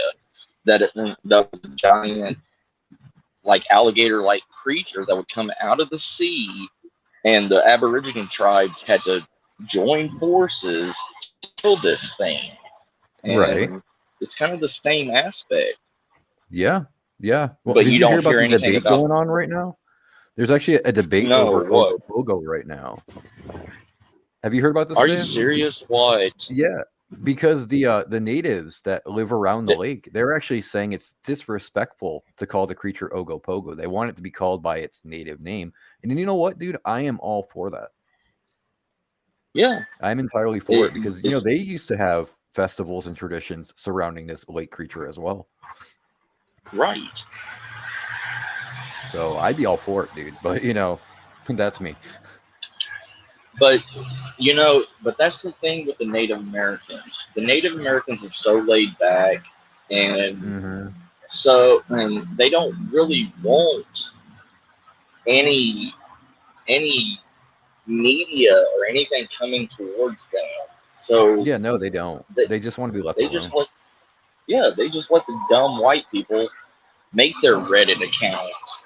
Is it really any kind of surprise why they want to be left alone? You know, not really. No, right. It doesn't take any kind of like genius to figure out why they want to be left alone by white people. Oh, here's an interesting Matt that even you, Dave, you might find this interesting too. I actually got into a debate with somebody who was saying that these skinwalkers of the Yinaralushi, they turn into birds, right? I'm like, do you even know what the name means? The name Yinaralushi translated into English means he who goes by all fours. Not he who walks flies, on all not fours, he who crawls. You know, so it's like, no, it's not a bird they turn into. It's not a snake they turn into. It's certain animals like coyotes. You know, so you're making up your own stuff and insulting where this religion and this spiritual belief came from. Yeah. You know, it's disgusting. Coyotes, foxes, you know, yeah. Like it, and see that's the thing. That's why like the iconic image of the Wendigo has now changed from being a ghoul-like creature to this deer-headed zombie-like creature. You want to know where that came from, Matt? No, yes, but no. That came from it started with a book that Algernon Blackwood wrote, okay? And he did on the cover. He depicted the Wendigo as having antlers, but what people don't look into, he got that design from the anti-Wendigo dances that they would do. And they did wear the protection skulls with antlers, but it was meant to keep the Wendigo away. It was never a symbolic representation of the Wendigo itself. Yes. Yeah. Because that's what we did. That's what my Cherokee family and everything did. They would wear skulls of powerful creatures that could protect them. And see that now that you explain that, now I'm seeing why they have that. And also, I think what happened too, though, is like, you know, when Algernon did that, if you notice though, Matt, on that cover of that book, he didn't make it look like it had a deer's head. It just had the antlers. Do you know why? So, what happened is because like he thought that the when they said that the Wendigo grows stems from its head, he thought they meant horns or antlers, and that's not what they meant at all. Do you know why he was biased towards doing that though? Yeah, because it kind of added some publicity to his book. Because if he just if he drew what they said it looked like, nobody would have shown any interest. It would have been it's because he was an occultist and he believed in Cernunnos and Hearn. Yeah, which I think he would write books about the Really? Hermetic Order of the Golden Dawn and such. Yeah, that's why I'm Yeah. saying it. Why do you think I said it? Yeah. Yep. But it's funny because nobody knows that it's That's from the understandable. anti-Wendigo dances. It's not to show the presentation of the Wendigo. It's to keep it away. He's So- bastardized it from an occultist belief system and took it over to a Native That's what American. I'm talking Yep. about. Yeah. Well, what happened too is, a lot of people Right. thought the whole stag-headed thing was cooler looking, which, okay, maybe to a degree it's a little cooler looking. But in my personal opinion, I'd be more afraid of what the Wendigo actually looked like. Yeah, the Native American drawings and everything. Like, I wish. How do I do? I have a picture I'll show you that's from my the wolf tribe that I'm from. Are you on a laptop the- or a phone right now? Phone right now. Oh, I don't know how to do it on the phone, bro. I know how to do it on the computer. Okay. This one? No. This one? No. This one? Why aren't you working for me? You're not paying it enough. I know, right? The broadcast information? No. Is there a share screen I'm gonna- available on the phone, Matt? Maybe? Dude, you sound like me. Holy shit. Layout? Awesome. No, it's Y'all not- take care it's not in now. layout. I wish he'd get some headphones. Yeah. We need to get him some. I got an earbud in. I bought an Well, how come I bought for some- earbuds. For somebody who has a earbud in, you don't hear anybody and you always talk over the top of people. So they're clearly not working. I'm sorry. Hold on, settings. Layouts. So, Yeah, Golden Dawn, Shelley, the Hermetic Order of the Golden Dawn.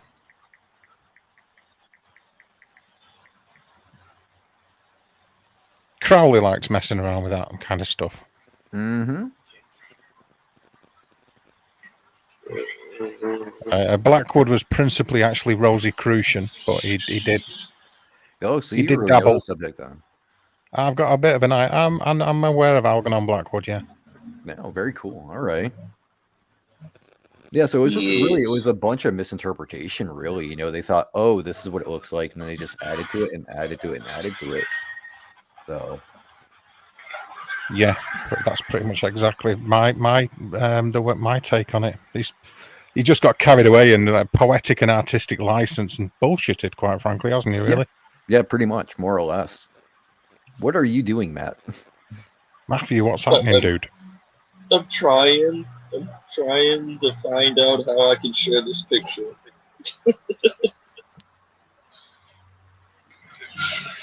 I'm hitting every button. We know. I'm sorry. It isn't on layout, brother. Oh, Layout Banners? is not share. There should be a button saying share, and you click on that, and it allows you to share screen, share page, slides, video files, stuff like that. When it comes to technology, Matthew's like an octogenarian aunt. I can't even say much. I'm the same way. You are. I'm trying.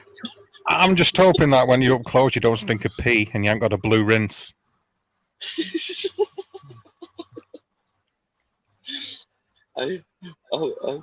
I'm like a badger, just batting at everything.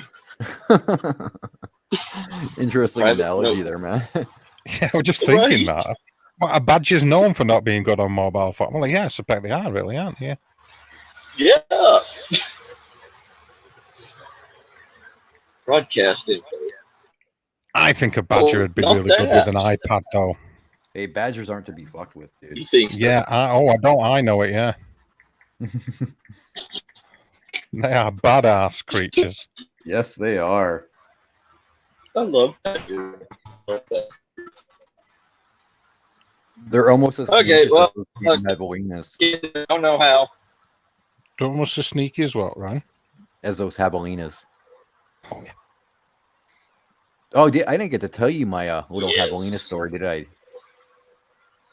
I got this Oh, baby what? javelina. Whenever I go to my research area, he follows me around. Dude, I Yeah. am always so terrified that mommy's going to come looking. I'm like, please go home. Please Yeah. go away. He's like, but I like you. He's a cute little shit, dude. Every time I go down there, I can hear him coming because he's like doing that little bark they do. And I'll see him coming, and he's just like a little handful, literally a handful. And I'm like, oh, you again? Go away. But in the same breath, you're actually happy when you see him. Yeah, I'm kind of like, oh, it's you. Now go away. Yeah. Mm-hmm. But he's this cute little thing. And I'm just like, you're adorable. But when mommy and daddy find out, they're going to kill me. Okay. They're going to eat me alive. I have the same kind of effect when I appear on people's live streams. It's like, hey, here he is. Oh, fucking go away. Oh, yeah. That's my instantaneous reaction when I see you, dude. I'm like, oh, fuck. This guy. Yeah. Dave is the one person you don't want to see in a dark alleyway by yourself. I've been really. Today is the first time I've ever actually misbehaved in a physical manner, Matthew. Uh-oh. Oh. Physical misbehaving, Dave. Uh-oh. Uh-oh. Yeah, I might need to rephrase that one, actually. I was going to say, do I need to get the coffee and the donuts, and me and Matt will crowd around the table, be like, details? Well, maybe, Yes. like the... I would suggest you get some galoshes and a sou'wester at the very least. Nice. That's Oh, wonderful. Oh, jeez. So StreamYard, this picture then, Matt, it's not happening, is it? No, because I can't.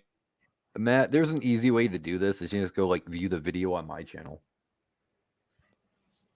Yeah, there you go. Wendigo Part 1. I have pictures of the Wendigo in there for you guys. Yeah. No, I have a picture that's from like the 1800s of the actual ceremonial skin hunters, which really? are, yeah, and it was given to me by my grandfather and everything because he was a part of them. And nice. It's them in bear skins with different animal skulls, and the elk head is always the leader of the pack. Mm-hmm. It's kind of weird because there's predators in it. Hmm. Oh, it's because the elk and deer, Yeah. dude, they represent something very, very powerful in Native American spiritual belief. And they actually represent the purity and the newness of the land, whereas the Wendigo is the opposite of that. So they use the deer as an anti-Wendigo. It's the antithesis to the Wendigo. Yeah. Well, see, my grandfather told me differently.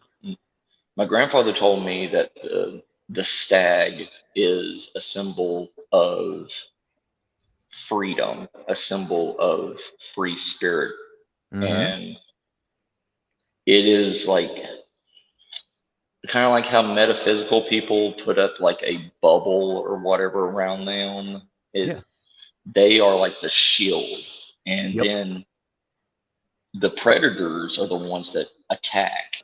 And it's usually the medicine man that wears the elk head, and he's the one that's creating the spiritual shield. And so the others can attack without fear.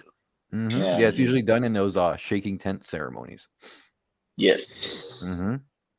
That's when they draw in the Pelaganox, the spiritual guides. Yeah. Mm-hmm. And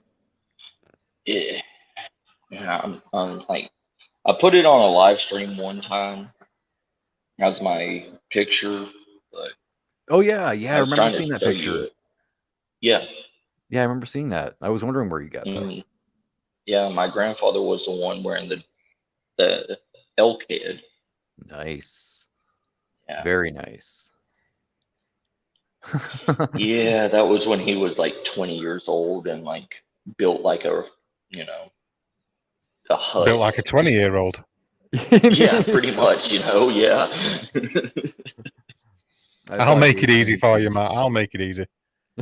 Thank you, sir. I was going to say like a Russian shit house, but you know. In Soviet Russia, shit houses kill you. Right? Oh my God, yeah, Tyler! Holy shit, I haven't seen Tyler in a long time. What's up, dude? Hey, Tyler. How you Hello. doing? Wow, been a good minute. Yeah. Glad to see you back floating around. Anybody ever see Grinch anymore? No. No. That's a whole story. I see by itself. see him do tweets on Twitter and stuff, but no, I'm not seeing him on YouTube. Oh, okay. Yeah, I've seen Red, but not Grinch. Yeah, he's more with Wacky Witch. Oh, okay. Yeah. Well, that makes sense. Yeah, that's a Lord of the Rings trilogy and a half. What? These analogies of yours, man, they need a little bit of work, brother. Do they? Yeah, I wouldn't really call it an epic of that type of Titanic proportions myself personally. I'll call it a load of needless drama, but if you want to call it Lord of the Rings, that's fine. Well, was it the Fellowship of the Ring, like a bunch of needless drama at first? Pretty much, yeah. Yeah, Fellowship of the Ring was what's it? Shite. That's it. There you go. That's the word you're looking for. Yeah, you know, like the other two, the two towers and stuff, you know, they were all good, but nah, first one was absolute wank. Yeah, it was. It really was. 3 hours of my life I'll never get back watching fucking dildo ball Baggins eating his breakfast. Not dildo Baggins.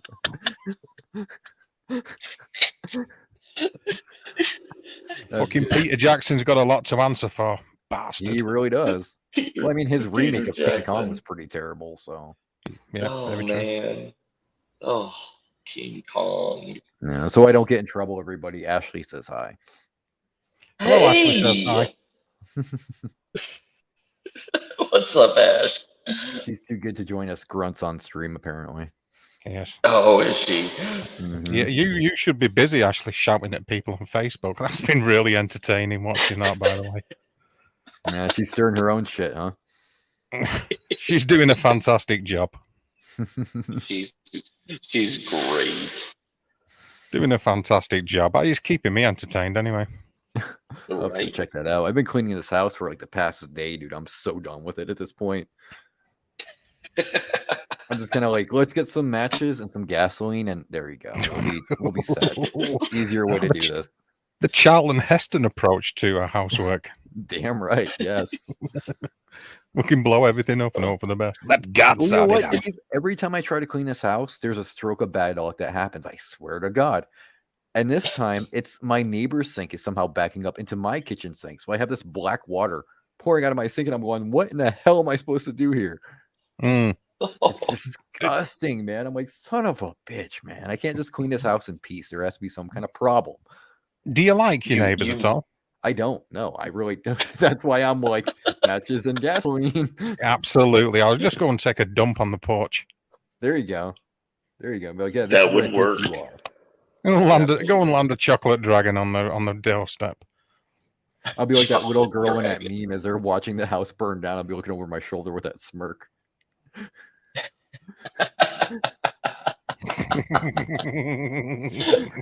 Oh shit. Be making all those bad jokes as the neighbors are burning alive. Wow. Turned into a hot day for him, didn't it?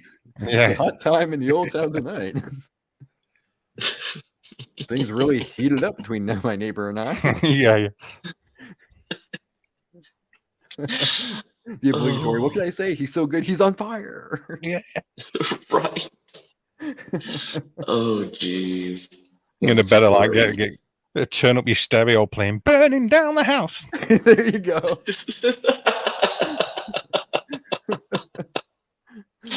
Oh man. Yeah, when he comes screaming out Ryan of the house, set on fire, I'll be like, just roll around a little bit. You'll be all right. Yeah, stop, drop, and roll, motherfucker. Throw some dirt on it. Quick, get him some water. There you go. It's just like, I got a hose I can empty out. Oh, damn, Matt. I was waiting for somebody to go that far. Yeah, Matthew's survival straw. Yeah. Yep. Yes. Yeah, come and have a suck. Come and have a suck on this. This will give you life. Also known as his wedding tackle. His twig and berries. Oh, yes. There you go. I could feed a person for one day. But a bump.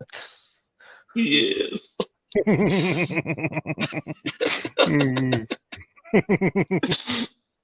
Oh dear. Oh God, we're heathens. Total heathens, guys. Oh, absolutely heathen, yeah. All right, guys, I gotta get back to this heave ho before somebody cracks the whip. All right, man. All right. Yeah, I don't want to do this, but begrudgingly, I will wish you all a good day. Take it easy, man. You have a great one, brother. You too. Take it easy. Thanks for bobbing up here.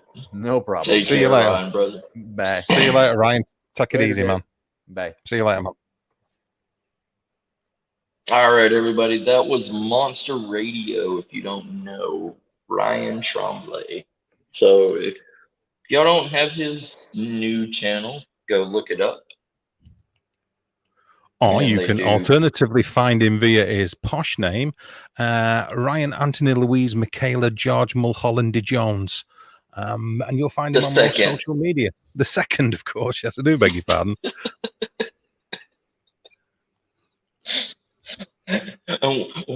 What's his surname? Oh, he doesn't need a surname. He's just known as the Ryan. Oh, okay. He doesn't need that kind of identity thing rocking. I better change my name from Ryan O'Shawn back to normal, haven't I? Really, now he's gone. Yeah. Oh my God. There we go. I love this. I love that I bought unlimited StreamYard. Yes. You get loads of different little features and things like that you can do now, Matthew, that you couldn't do before. Yeah, I get to go and molest the computer now. And I suppose you do. I suppose you do, yeah. Yeah. Are you proud of me that I learned how to do my symbol in the corner? Well, I always thought that a symbol missing out of that corner was like a cat with no neck misses licking its own asshole. So yes, I'm going to design one for you what rotates. Ooh, yeah, I was looking at that. I was like, that's so cool. How do you do that? And mine comes up and it's just a square, just a rectangle. It's not just anything. It's I don't want to say improvement because there was nothing wrong before, but it's a nice addition, shall I say? Thank you, sir. Yeah. Oh, and I got me a Sony camcorder now. It's like a VJS. What, a blowjob specialist? Yeah. More like a viral job specialist. Okay, so sorry, what is it, Matt? It's a Sony what? Sorry. VJS. Like. All right. Okay. Yeah, and it's supposed to be supposed to have all this like cool features to it, like night vision and all this stuff. And now I'm going to start doing the survival chronicles, like what me and you talked about a long time ago. What I want to do with my channel, and I'm going to start doing that now with that camera because it's supposed to be in 4K definition, and I don't know what the hell 4K is, but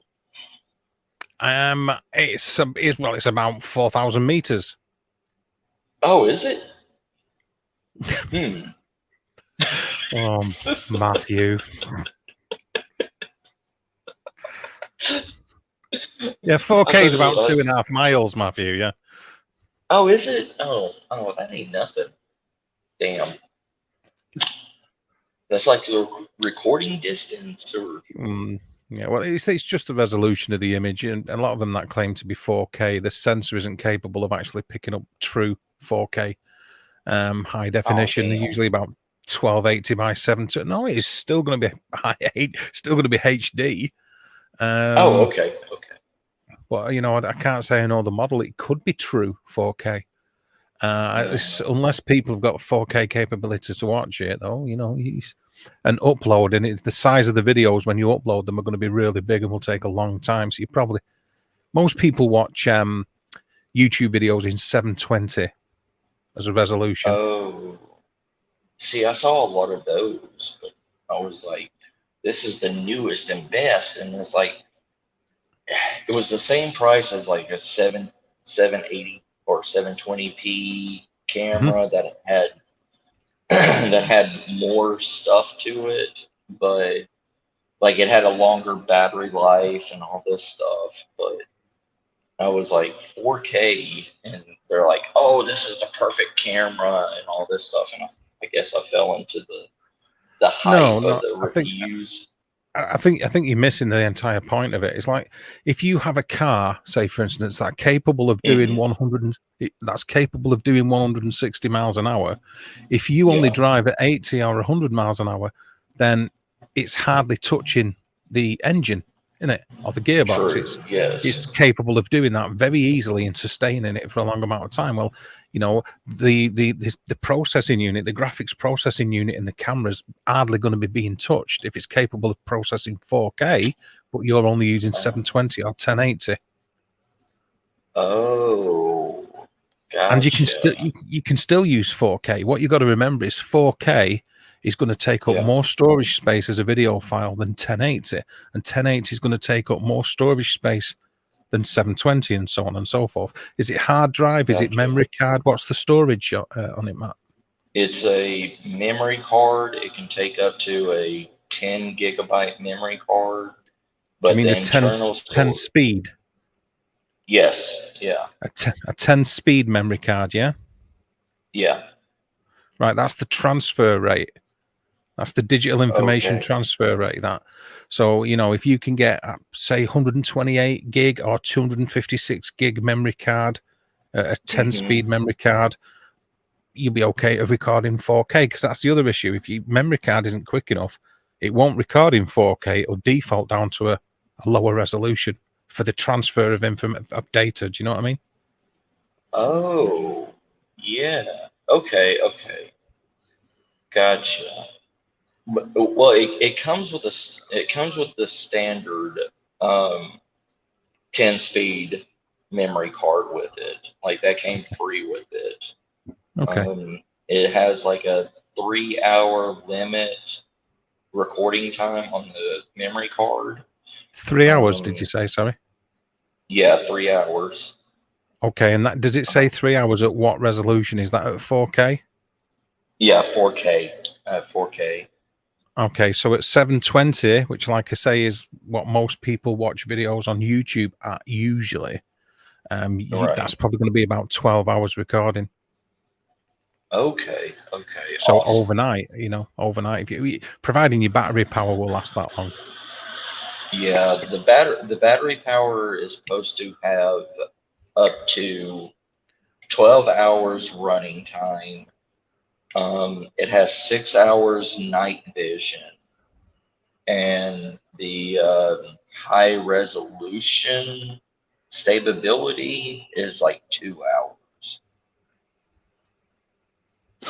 Like I would hit it. I would always use a different IR illuminator. If I take it, it's obviously got one built in next to the lens of the camera, and they're shit. Yes. They only illuminate out to a few feet. You want something that's going to project an infrared light out a further distance for what you're doing. They're easy enough to get on eBay, Amazon, you can find them. Okay, yeah, because I got this from Best Buy website because they had a sale going on because it's a 2-year-old model camera. So I got it for like $150. It was on sale, and Nice. from like 300 or something. Cool. Yeah.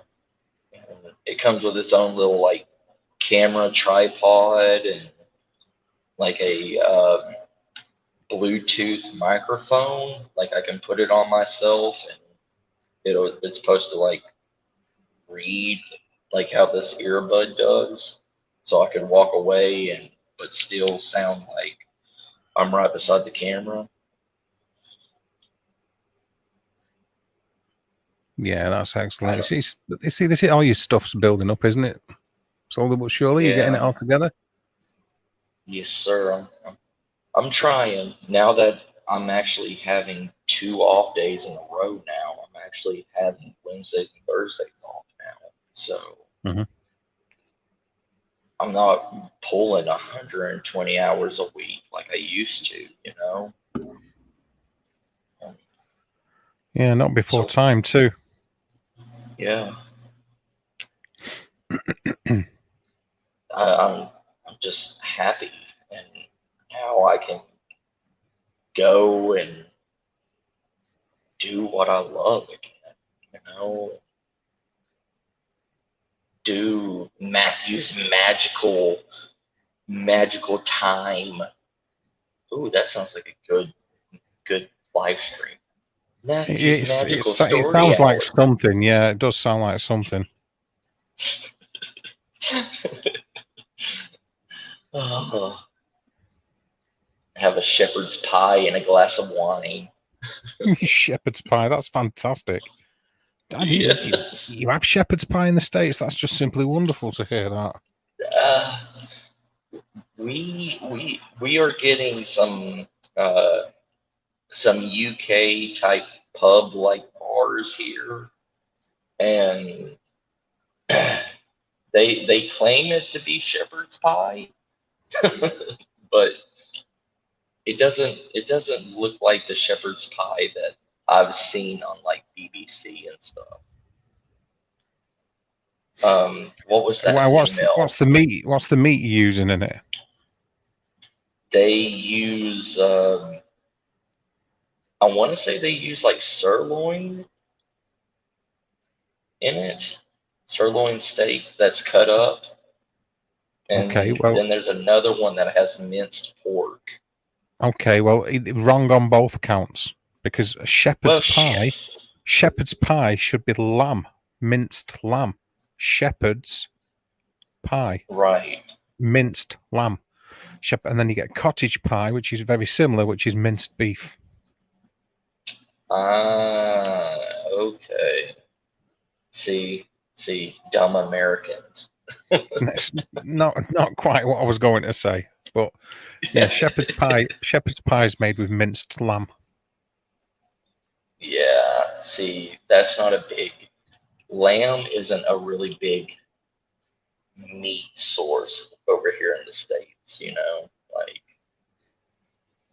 so that's probably why they did it with beef and pork, because more people here, like especially in Texas, they're all beef eaters, you know. Mm-hmm. So they probably changed it for. I mean, they do it right. They put like the mashed potatoes on the top and what? Yeah, the mashed potatoes on the top, and then they have the vegetables and the meat and everything in like a gravy sauce. Yeah. Underneath. Yeah. Yeah. Yeah. Okay, so the idea of it's correct, just not the right meat. Well, if they're using beef, then it's technically cottage pie. Oh, cottage pie. Okay. Yeah. Which is similar to shepherd's pie. It's just the one or two ingredients, but really it's about the meat that you use. Like I say, shepherd's pie is lamb. That's why it's called Gotcha. shepherd's pie. You know, it's not called Yeah. cattle. It's not called cattle rustler's pie or pig farmer's pie. Right. You know what I mean? It's called shepherd's pie. I was wondering. I was like, I was like, this doesn't sound right to me. With sirloin, like slices of sirloin and like gravy and everything. I thought it was supposed to be like another meat. So now you Mhm. just, yeah. And they wanted like 20 something dollars for it. Mm. I mean, if, Yeah. he sounds like in principle, it's being made exactly like it is in the UK. The mashed potatoes on top, and underneath is the Yeah. meat in a gravy with, maybe carrots, onions, peas, things like that. Yeah. Yeah. Yeah. It's like a roast beef kind of thing because we make roast beef with like a brown gravy and the roast with like potatoes, carrots, onions, and serve it like that. So it's Mhm. just adding mashed potatoes on top of it, pretty much. Yeah, and then sticking it in the oven there so that the top of the mash can go nice and crispy. Yes, that's But what I the really other like. I like the browning of it. the other trick is to grate some cheese on top of the mash and then put it in the oven. Really? Oh yes. See, they didn't offer any of that. Yeah, so you get like a melted cheese on top of the crispy bits Yeah. of the mash, and oh yes, it's making me hungry actually. Ooh, that's making me hungry now too. Mm. Yeah, like, It's like, mm. see, there's so much. Like, I'm so tired of American cooking because it's all the same, Like, but like over in the UK and like even Canada, like what Shelley's saying, like cod and milk, like I want to try it. I want to try that stuff. Yeah. Well, I mean that's the trick, isn't it? You get sick of the dietary type of things you've got going in the US. Is come over to the UK, and then you can get bored of our food too. You're right. But It'll take me a few years. but at least you've had the enjoyment and the option of trying. Yeah, absolutely. Yeah. Like, I mean, I understand. Like, that's why there's so many different restaurants. That's why there's so many different recipe books and, all this stuff that's coming out. And, like, and that's why I tell people that do preps and stuff, like, you get tired of food, the same flavor over and over again. And how many of these preppers and all this stuff say that they won't get tired of mashed potatoes and rice and I mean not mashed potatoes, but pinto beans and rice and flour. And I'm like, that's bullshit, like that's why I tell people to stock up on spices and change the flavor and all this stuff. Because if you cook it the same way for 16 months and that's the exact same meal you're eating breakfast, lunch, and dinner every day, you just get tired of it. Well, if it's got the nutritional requirements you need to survive, that's all that's important, though, isn't it? Yeah. Because people confuse what's necessary to what they want. Two Mm-hmm. very different things, Actually, True. totally agree with that, Tammy. By the way, cod in parsley sauce on mashed potatoes and with peas, or it works really well with boiled potatoes and peas as well. Cod in parsley sauce, love it. Oh Sounds yeah. wonderful. Ale made hot pot, yeah, or steak and ale pie. I think you'd really enjoy that if when you come over to the UK, Matt. Yeah. Really? Oh yeah, Ooh, yeah. that sounds good. I want to try what was it? It's made in Denmark. It's a specific dish that they make with fish and sausage in like a white sauce, like a white wine sauce. Oh yeah. Oh, what's it? I Yeah, I know the one don't you remember. mean. Yeah, like I was watching this channel and everything, and they were cooking that exact meal, and I was like, oh my God, it looks so good, and the fish just fell apart. Like you didn't even need a knife to cut any of it. Like, oh They eat a lot of pork over there. They're big, like, you know, we import a lot of Danish bacon. They eat a lot of pork over there. yeah, I know what you mean, though, that fish dish. I just can't think of the name of it. yeah. I've had Danish bacon. I love that. It's that thick cut slice. It's like country ham or fatback here in the South. Yeah, Um, I've got to say, US bacon's shite. yeah, it is. It really is, brother. You know, there's And more fat in it than actual meat. yes, that is exactly true. And even their thick cut bacon is nothing like UK thick cut bacon. And I'm like, God, one slice of bacon in the UK is like the right cheek of the pig, you know? Well, not to confuse it with gammon. Yeah.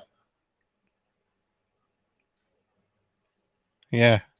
Yeah, you know, we have gammon, which is different. That's like steaks of bacon, if you like. There's better ways of putting it, Right. but that's so like that's going to do me head in. That one, though, no. It's not that Stjerneske, is it? That sounds like it. That The sounds like it. Stjerneske. Yeah, Yeah. it's like, I don't know. It's like, that's the fish meal one with lettuce and caviar on like a rye bread and made into cakes. Oh, really? Yeah. Yeah. Yeah, yeah, They yeah, call it, yeah, yeah. That's it. yeah, shooting star bread, like a Stjerneske. Yes. Oh my But God. they're mainly bacon, Denmark. Bacon and Really? football goalkeepers that stop the ball with their face is what they're famous for. He's got two hands, but he never bothered using them. He just uses his face. Fuck it.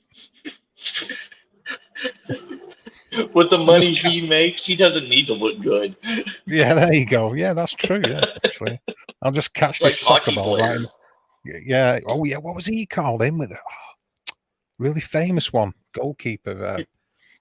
Massively scarred. I can't think of his name. I know who you're talking about. The one that like busted his whole entire like right side of his face. Yeah, we're just famous for being massively scarred. Was it Terry? Was it Sarchuk? I think so. I think so. Can somebody in the side chat find out? I think it's Sarchuk or something. Carl. We always call Carl. Go find it, Carl. Google Yeah, it, Carl. a famous keeper, hockey keeper, like a massively scarred face over the years. He was always getting his face busted. It's because of him, I believe, they started to make mesh face masks for goalkeepers. Yes. Is it called Sarchuk or something like Sarchuk? Can somebody find out Yeah, if they get the chance? there's one guy that's for the Red Wings, and he literally has no teeth because he's caught the puck with his face so many times. He's maybe got like 3 teeth on his upper jaw. Yeah, this guy I'm thinking of was Canadian. I'm pretty sure he was Canadian. You're right. I think so. I can't remember. No. You know me, half the information as usual. Yeah, same here. Don't feel bad. Especially when it comes to names or I think so. geography. your skill set in geography. I won't have that. I won't have that touched, Matthew. I will defend your geographical skills to the death. Thank you, sir. You're very Remember welcome.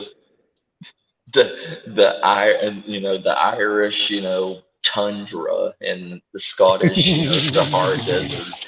Yeah, the Scottish desert, the Irish outback, Yeah. the Australian ice caps. Get the Australian ice caps. The Great Glacier movement of Sydney. There we go, Terry Sawchuk. That's what I thought you were called, Sawchuk. Yeah. Yeah, that name sounded right to me too. Yeah. Oh man. The Yeah. Sydney, the Great Sydney iceberg run. Oh yeah, well, Australia is really famous for having its Arctic tundra. I know, right? There's nothing worse than those giant, like, jumping polar bears with the fucking pouches to keep the babies in the front. Yeah. Don't forget the venomous, koalas, with that prehensile stinger tail. Yeah, who'd have thought penguins were marsupials? You're right. Oh man. Yeah, you gotta love it. And the crocodile seals. I like crocodiles. I love them. They make perfect food. Well, I like the entire thing around them, crocodiles and alligators and stuff. Apart from birds, it's the nearest thing to dinosaurs we're going to see, isn't it? Yes. Well, tortoises. Well, yeah, all right. Tortoises and birds. But birds are shit. Snakes. The titanoboas. Mm-hmm.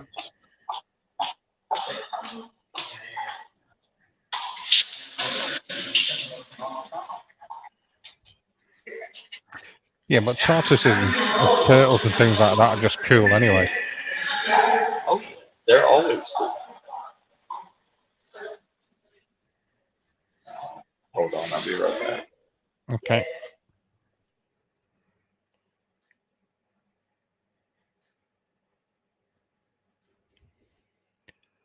Is there anybody out there? Who we got left? So we got Carl and Shelley in the side chat. Who else is left? Nobody else. Just me. Just me. I'll get over it.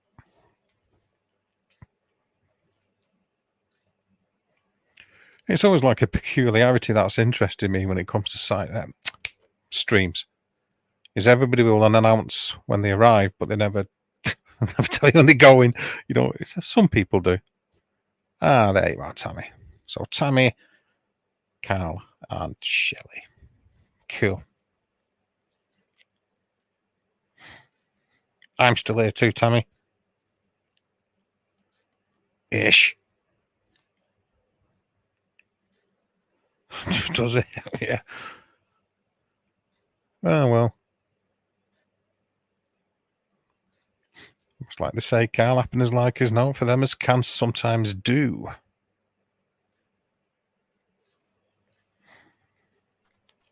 When I'm here, you don't need anyone else. Never a true word said in jest. Say it again.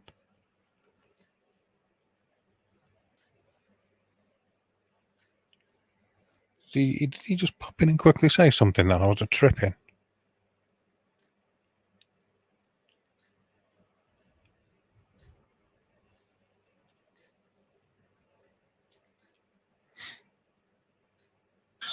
Okay, can you hear me now? Oh, yes. Okay. Yeah, you would enjoy the site that is in there right now, Dave. In the museum, you mean? Yes, in the museum.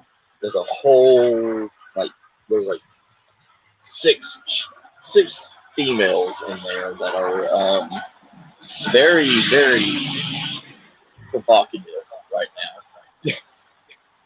I'm sure I would absolutely love it. You would, Dave. You would. I would be your wingman for it. But I'm looking forward to the train station. It was built in 1863 in Copenhagen. Ah, cool. Yeah, you'll. I'm sure you'll get a kick out of that one, Tammy. That'll be a good one for you to do. Yes. I still want to go. When I come over there, I go to the train graveyard that's like on the outside of London. All right. Yeah, there's like trains from like the 1700s that's there. That's just like skeletons. Actually, that's nearer to Tammy. That's Norden. Oh, is it? Yeah, Norden train graveyard. Yes, that's it. Yes. Yeah, it's in Dorset. It's in Dorset. Oh, Tammy. It's in Dorset. Yeah, Tammy, it's near. why ain't you doing stuff there? It's near Corfe Castle. Oh, I don't know how they say it in Dorset. They probably call it Wogged Humph month, but it's you know. I'm gonna Duperty. Yeah, you got to watch them. There's another one near me though as well. See, a train graveyard beside a castle. Seriously? Yeah, near Corfe Castle. Yeah. Damn America. We don't have anything like that. Yeah, you've got that one down there, and you've got one near Thirsk in North Yorkshire, just up the road from me. So you got Norden, you got Thirsk. I think there's another one down south, Tettenden. There's a couple. Really? Yeah, there's a few in the UK, mate. Yeah. Oh my goodness. Oh, and I'm going to start doing my junkyard like paranormal, and like we call them junkyards, you know, for like crashed vehicles and stuff like that that can't be used. Mm-hmm. So I don't know, like what does the UK call junkyards out there? Junkyards? It's right? scrapyard. Scrapyard. Okay, yeah. See, here in America, like for scrap metal, and junkyards is a completely different thing. Even though they are metal, but people can go out to junkyards and pull out parts and everything. So they call it. Yeah, well, you can at the scrapyards there, but there's also at the scrapyard you can weigh in metals as well, like lead and copper and stuff like that. Yeah. That's cool. Yeah, like yeah, our scrap yards and stuff. Okay. No, wrong. Oh, I was gonna say our scrap yards is like basic like scrap metals, like copper, iron, like carbon steel stuff. I found a anvil from the 1930s. It's a Devonville anvil, and it's from Minnesota, and I've only paid $50. A 50-pound anvil. Oh my god! Yeah. Like it's perfect. It just had rust on it. Yeah, well, you get like a crossover. A scrapyard mainly will be, wrecked cars and cars, like you say, that can't be used per se, but you can still take parts off them, and you can buy them cheap for older cars that are still running. And it might be cheaper to get a part from a scrapyard for your car than it would buy one new. And then you also get scrap metal. You get scrap metal merchants where they will take metal and weigh metal in. But a lot of scrap yards also take metal in as well. Gotcha. See, like the terminology is it's the same, but it's different, like, and that's why I get confused sometimes, because like like when y'all have yard sales, what is it called? Like, see, we call the back end of a car trunks here, and y'all call them boots, right? Yeah, boot sales. yeah. We have car boot sales, yes. Yeah. And see, we don't have that over here. We have yard sales where people will put all the stuff out in their front yard, and it looks like you're driving through, a junkyard. No, it's not really it's not. I mean, suppose they do in some parts of the UK, but it's not really anything big. I mean, car boot sales are a completely different thing, because a lot of the times they can get onto the scale where people will hire benches, and it's like a stall, and some of them can get quite big, some of the car boot sales, and then obviously others are just a basic table, some goods in the boot or in the trunk, as you would imagine, some on the table, but they all get together in a big car park or on a big, a big open space, and some of them can get quite large. See, over here in America, we call that a flea market, not a boot sale. Like, the flea market has stall vendors inside the buildings where they pay like rent to rent out a spot. But no, a lot of them, they have. We have them too. We have them too. Oh. They'll just be markets. We'll have the ones outdoors are just markets. One indoors are called indoor markets. And a flea market is pretty much the same kind of thing, but with very cheap or second-hand stalls. Oh. But a car boot sale is where anybody can go. Anybody can turn up to these. Gotcha. A market is usually a registered trader who pays an annual or monthly fee to keep that slot in that location. I see. Because like here, our flea markets, they have the outside general people that are trying to sell stuff that they couldn't sell at their yard sale or whatever, and they're selling literally out of their car.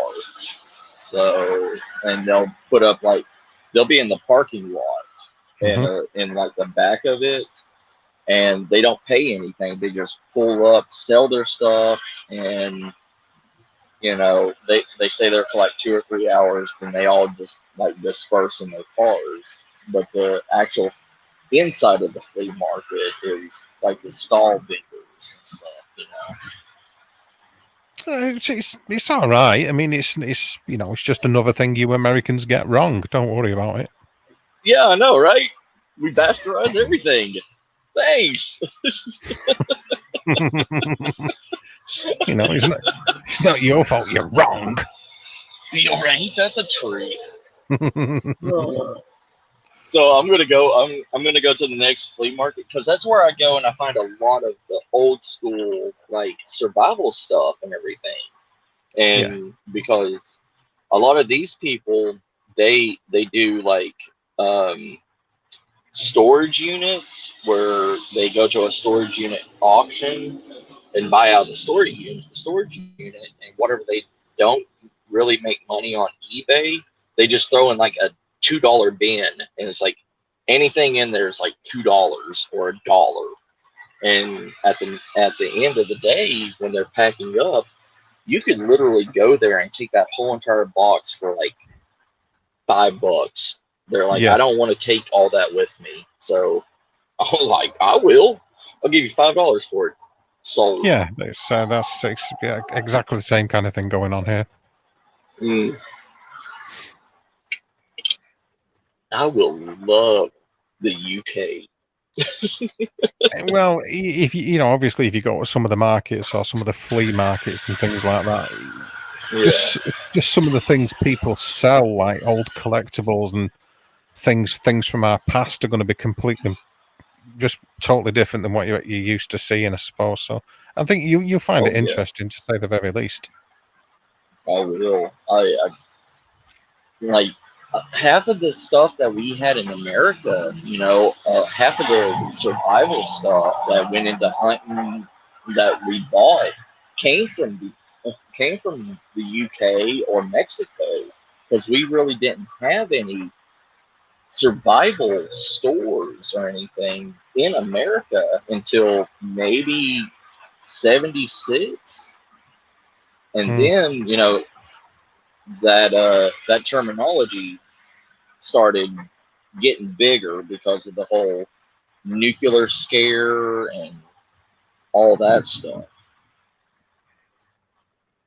Yeah. I mean, you could find military surplus, after World War II, but that whole name survival and bushcrafting and homesteading, that didn't come around until maybe the late 70s.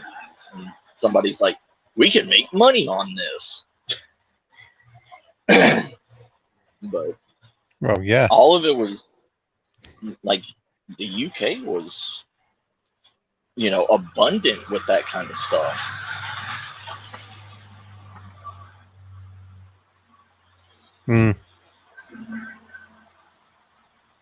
Yeah. Well, a big change around in military clothing, military equipment, and military armament just after the war, in the 50s and early 60s. So, obviously that all that stuff made it to Army and Navy stores. Right. There's one that I want. It was made in, I believe it was made in Manchester, when Colligans, the brand Colligans, that's now like big in Canada and stuff, but I think it came around Manchester. It was a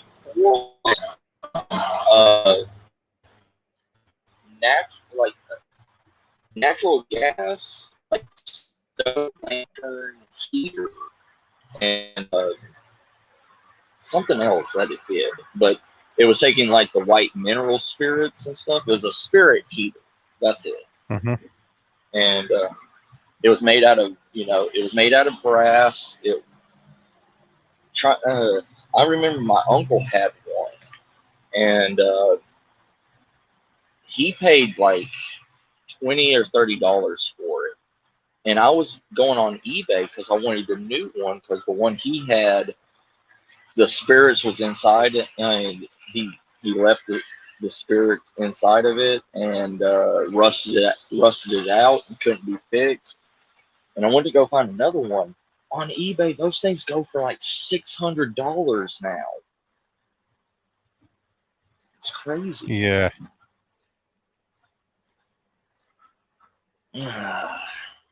Yeah, not to me. Mm-hmm. Yeah, that $600 would be safely staying ensconced in my wallet. Right. Or for a rib pod, right? Mm. If it has blue lights. Oh yeah. only even if it hasn't got blue lights, I can soon change that. Don't you worry about that. Me and my trusty soldering iron. Right. I mean, I've got no fingerprints whatsoever because I've burnt my fingers that many times dicking about with it, but it's all fun. You'd never catch me. You can't fingerprint me anymore. I could break into any of your houses. Oh, you just gotta watch out. You just gotta watch out for the hair drops.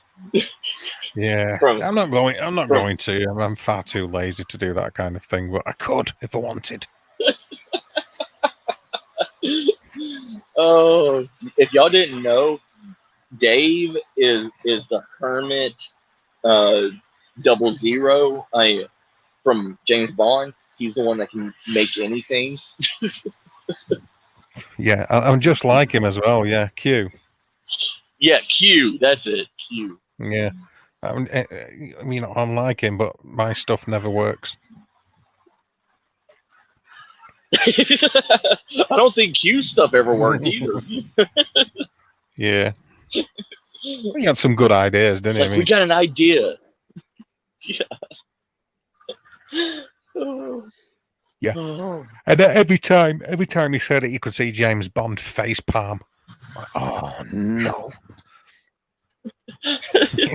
I've got a great idea, Bond. Oh no! Multiple face Right. palms. We're going to give you a Rolex with a grappling hook that can shoot.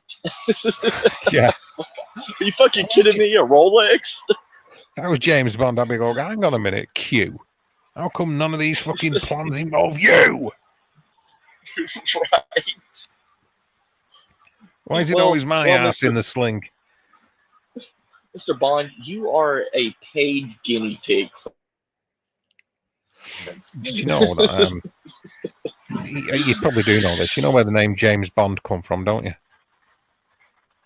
Yes. Good. Sorry. That's that sorted out then.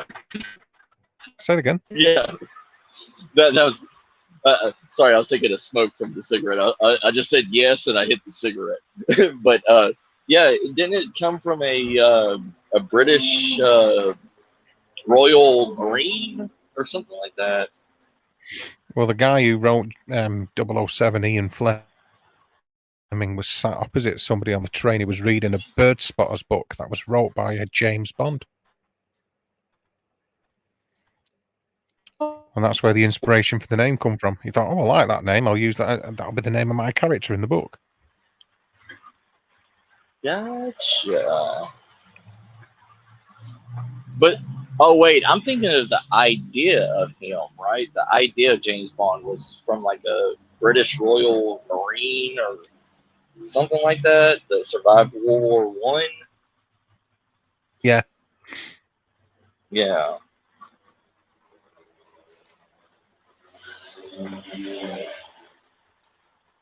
Oh, James What? Bond. Pardon? I said, James Bond. Well, the guy who wrote Ian Fleming was actually well, he was in intelligence. He was an intelligence officer in the Navy, you know. Ah, that's it. Okay. Gotcha. Yeah.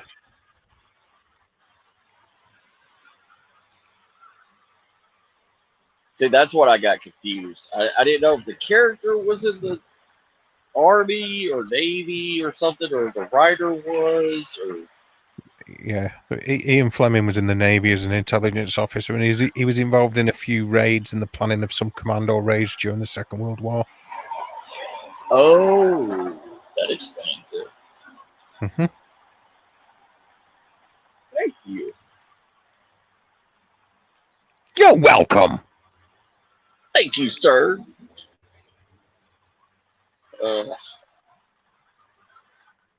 Oh, those girls finally left. I couldn't stay in there with them. Who's finally left? Sorry. I said those girls finally left. I couldn't stay in there with them. Why? Because eyes wonder, sir. All you're doing is window shopping. You're not tasting the goods. I know. I just feel bad. I feel bad if my eyes go that way. Oh, aren't you a good lad? Yeah. I'm not in my rowdy 20s. No.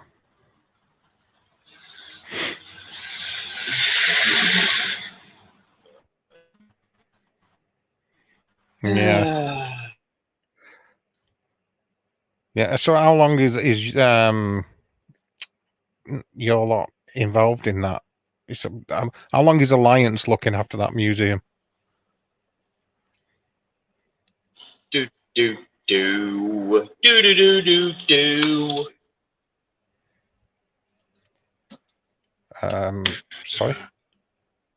Sorry, I was just I want to play my I want to play my banjo as the beginning opening song of the Survival Chronicles, like Oh, yeah. Deliverance kind of thing. Oh, I'm sure that'll be confidence inspiring. Yeah. Right? Oh, it'd be wonderful, Dave. Oh, I have every faith that it's going to be a very meritorious venture. Yes. Absolutely, yeah. Yeah. Oh, I know, Carl, but my woman, she's Hispanic, and she's not afraid to, you know, Knock you out. neuter me. Yeah, or that. She's a feisty Hispanic girl who will cut his ball bag off and feed it to him. Yes.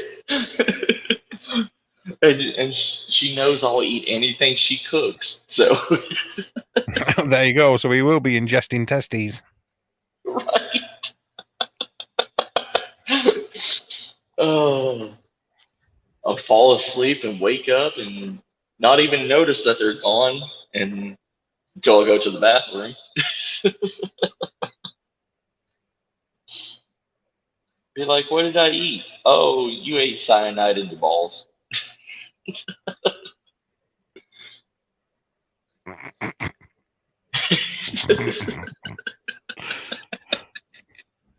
It's like, why aren't you eating? Oh, it's special. It's just for you. Oh, thank you. I love you so much. Yeah. Oh, Wait, for why does you. this taste like Matthew? Roll up. Get yourself a taste of Matthew's nads. Right. Oh, jeez. Yeah. Carl won't feel any guilt at all about that. He'll be like, I don't give a shit. He'll still be encouraging you to look. Right? Yeah, just to deliberately get you in the shit. Yeah. Do it. Does your missus watch any of your live streams? Yeah, she floats around sometimes. She most of the time she can hear the live stream, so she just doesn't watch, so she doesn't get, two earfuls of hearing me. Yeah, I understand. I know, right? As somebody who has to put up with you, I understand. Thank you, big bro. But my heart goes out to Mrs. Starr. I know, mine does too. She's a wonderful woman. Oh, I'm sure she is, yeah. Yeah. Wouldn't have been with her for so long. How long have you been together then?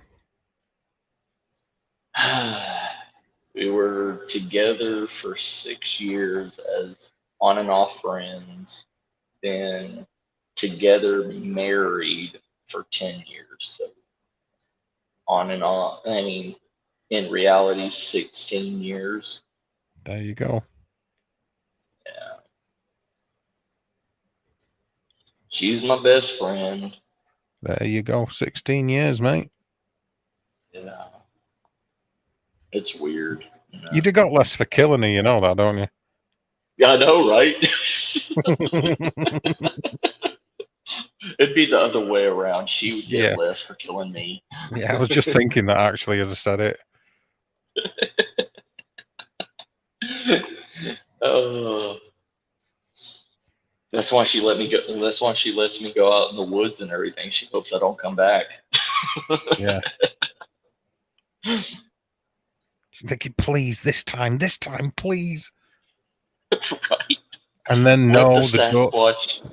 the door creaks and in you walk, ruining it for. Right. Shit, where are these Squatch when you need them, man? Or the Hispanic version of that, I don't know.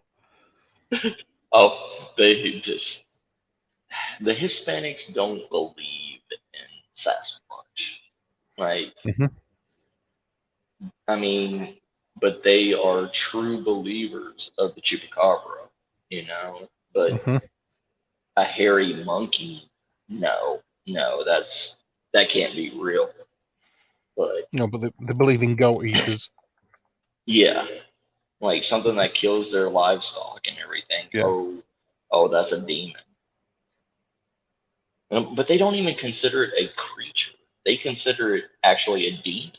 You know, like kind of like on the scale of a brewhaw. You know. Yeah, so like a supernatural entity rather than a cryptid thing. Yeah, like flesh and blood. Because Yeah.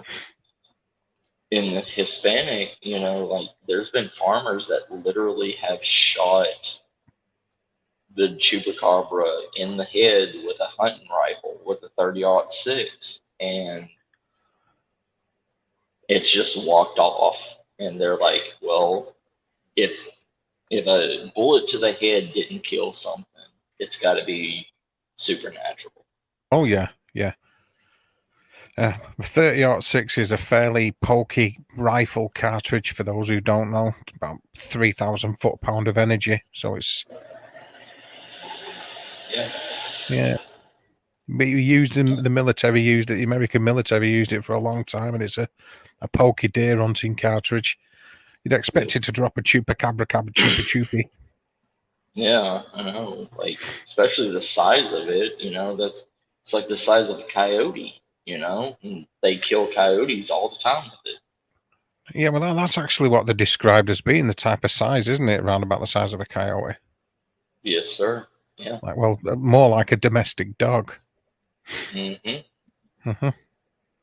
Yeah. Well, they say they say when it's hunched over and everything, it's the size of a coyote. But when it gets on all fours and its legs are fully extended, it's probably about the size of a young mountain lion cub when it's fully stretched out. Oh, apart from the fact that mountain lion cubs don't have spines. Yes. Yeah. Because allegedly they've got them as well, haven't they? Which is a relatively new thing compared to what people were reporting in the 70s and 80s, by the way. Right. It was a lot more furry based back in the 70s Yes. and 80s. It was, it seems to be in the last 20, 30 years or so that it's, I don't know, like changed in appearance, or the reports seem to have changed. Like it's more reptilian. Yeah. Well, from the 70s and 80s, it had patches of fur on it, but it still had like a reptilian skin under it. But more and more that they've seen, I guess, because the creature has started adapting to the climate of the area and decided that it doesn't need fur to keep warm. I think there hasn't been enough time passed for them to evolve like that. Yeah. It's a bit of a short space in it, 20, 30 years for a creature to evolve like that, Otherwise, we'd have been fishes in the sea and then flying aeroplanes within 100 years. Correct. And it does, I mean, now they're covered in spines. They've got reptilian eyes, a big snake-like tongue and stuff. And they weren't getting reported like that. I mean, they were just known as goat suckers, weren't they? Chupacabra, goat. Yep. That means goat suckers. And they were Yep. furry kind of things that ran around on all fours, like about the size of a small dog. And then people reported them having a head similar to a coyote themselves, or a dog, or a werewolf kind of appearance and stuff. Yeah. Changed so extended much. muzzle. Yeah, sorry, that's what I meant. Yeah. I mean, it's always had the big eyes, like kind of like a gray, but I mean, but the extended muzzle. Well, the thing with the extended muzzle, nobody could give an exact description of it. It was either like it looked like it was 6 inches to between 6 inches to 10 inches long. The muzzle, you mean? Yeah, the muzzle. Mhm. And the eyes kind of look like it wrapped around, like it has a smaller cranium. So it has this extended muzzle with a dog, like a smaller, like a chihuahua's head, like the bubbled head. Yeah, like a And bat head. yeah, and the eyes were these giant black teardrop shaped eyes that would wrap around to almost like the middle of the head, like where the temples would be on an animal. Yeah. But it's changed so much. So much, A lot people. of yeah. I'm just making sure they're paying attention, Matt. That's all. Oh, Carl's always paying attention, even though he don't say anything. I'm just making sure they're staying awake. Right. Giving them a bit of a shake, It's like, hey, you. a virtual poke in the ribs with a stick. Come on, pay attention. Right. Don't make me get the hot poker. Oh, I've got the hot poker, all right. Oh, yeah. Carl's always ready for a hot poker. He invented it, didn't he? Yeah, he did.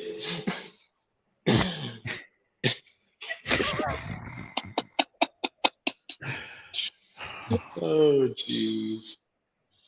Yeah. But like Mexico has their own differences in a lot of cryptids, like the sand golem that they talk about. It's never been mentioned until like the last 12 years. Well, it's the same with the chupacabra, isn't it? I mean, that's only just basically recent. I'll use the word recently because certainly within the last 50, 60 years, it started to be reported in Mexico because the initial reports were in the Caribbean. Yeah. Yes, sir. Puerto Rico was the where it originally came from, I believe, or the first reports.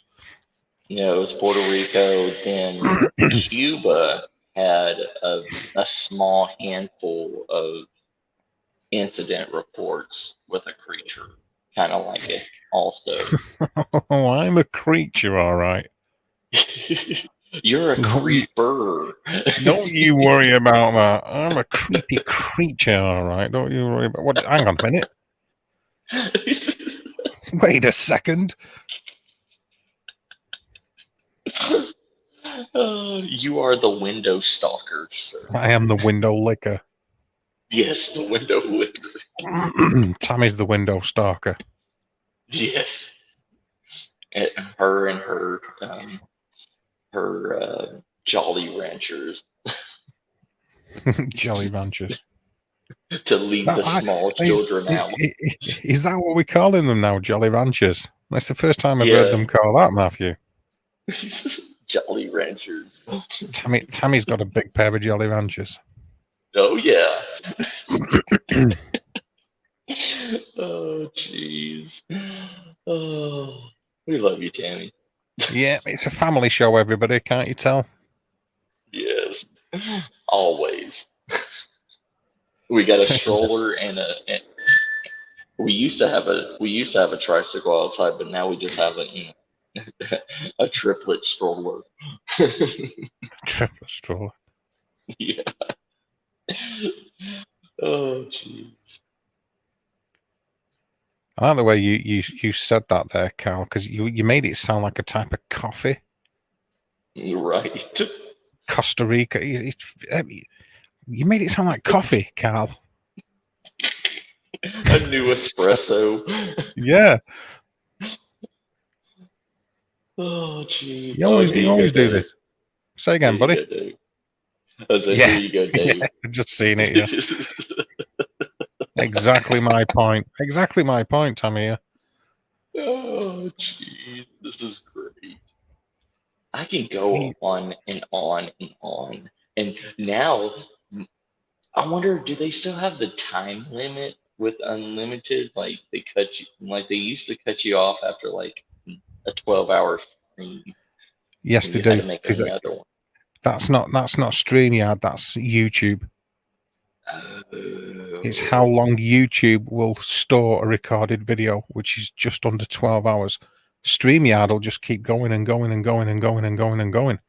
And the okay. StreamYard will also record your video. You know that, don't you? What? Really? StreamYard records your streams. You know that, don't you? Oh, no, I didn't. Yeah. And I think it only keeps them for a few weeks.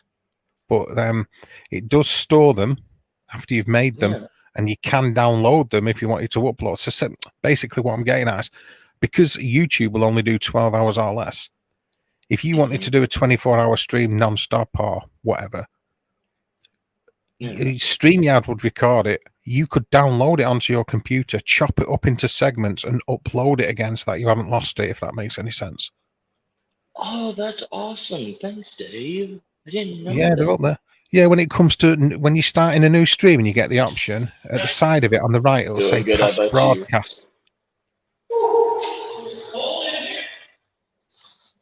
Pardon?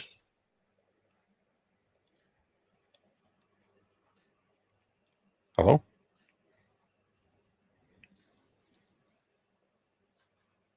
Okay, he's muted himself. Okay, got you. Yep. My Jolly Ranchers are like Pringles. Once you pop, you can't stop.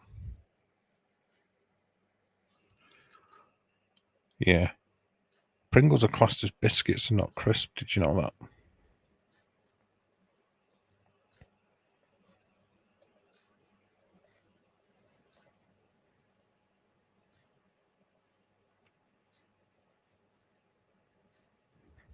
Yep, okay.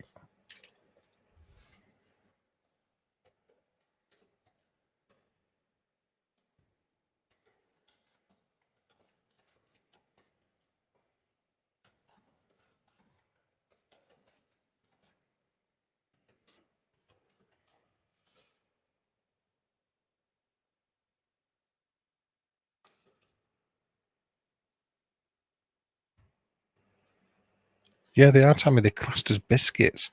I think that's to get past the tax or something weird, but they're actually classed as a biscuit and not a crisp.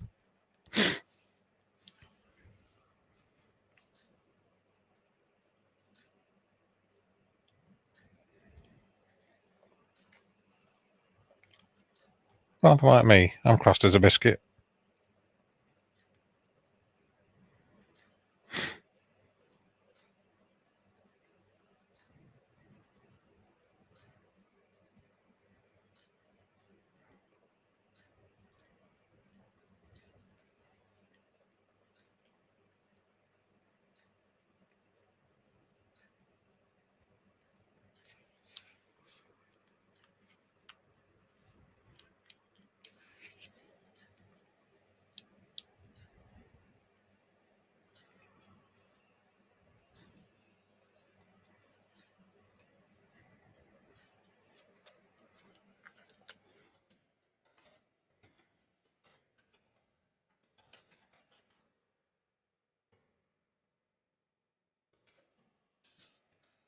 Oh, yeah, well, 9 of useless information, Tommy.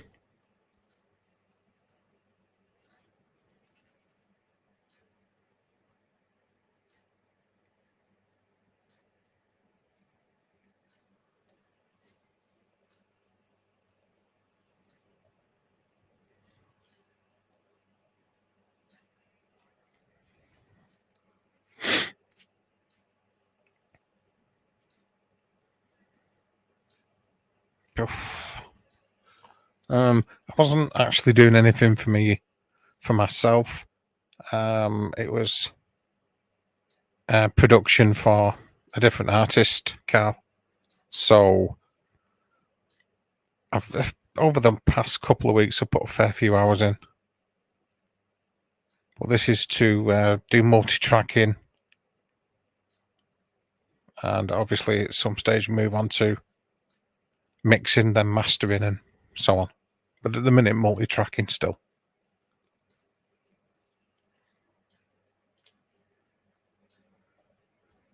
But a fair few hours. In there again tomorrow.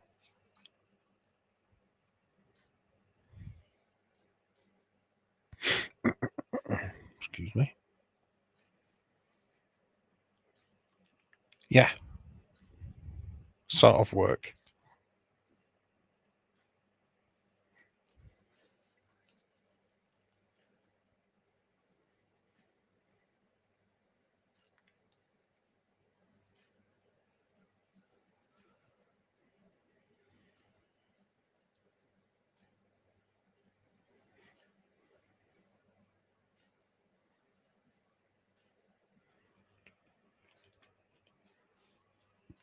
Although, you know, if it's studio related or music related, I never really see it as work, but yeah, work.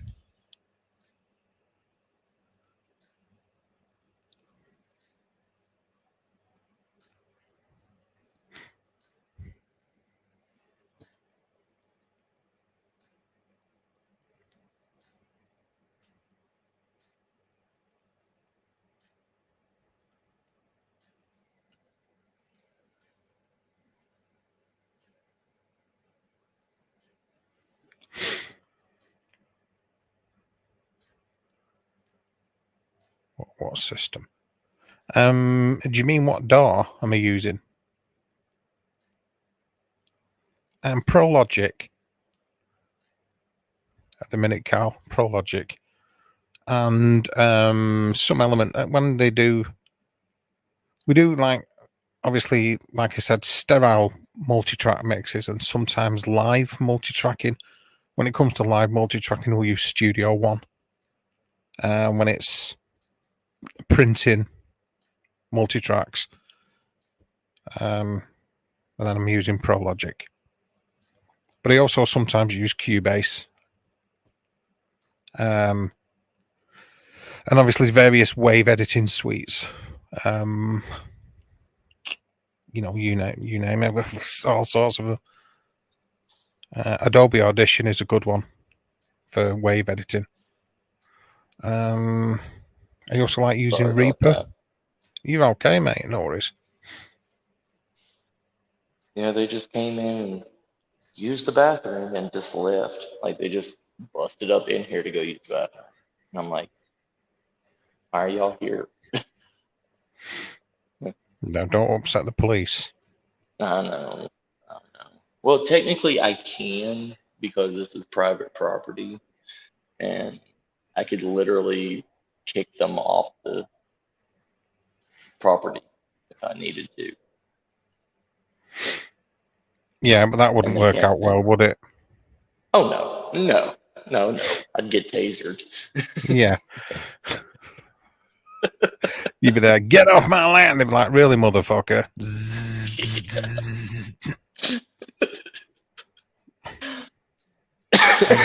Exactly. The police have got a P2. Yeah. Oh. So Police have got to go to the toilet too, Matthew. I know they do. Mm. You treat everybody like the camels. What? They can store loads of water. That's what. No bathroom for you. Yeah. Especially if you're an officer of the law. Right. Go behind a tree. So what have you got against the police then, Matthew? Is this an admission of something? Oh, yeah. Everything. All of it. Yeah, I'm against everything, damn it. Right. Anarchy. Yeah. Yeah. Down with everything, including me. Wait a second. You're right. I'm the most laid back security guard. Like, as Yeah, long as you guys I don't. agree with that. So, well, all I'm saying is I agree with that. You're the most laid back security guard that I've ever known or met, actually. Apart from when you're punching people in parking lots, of course. Or in the gooch, old people. Yeah, I mean, that's fairly unlaid back, but Oh, man. Oh.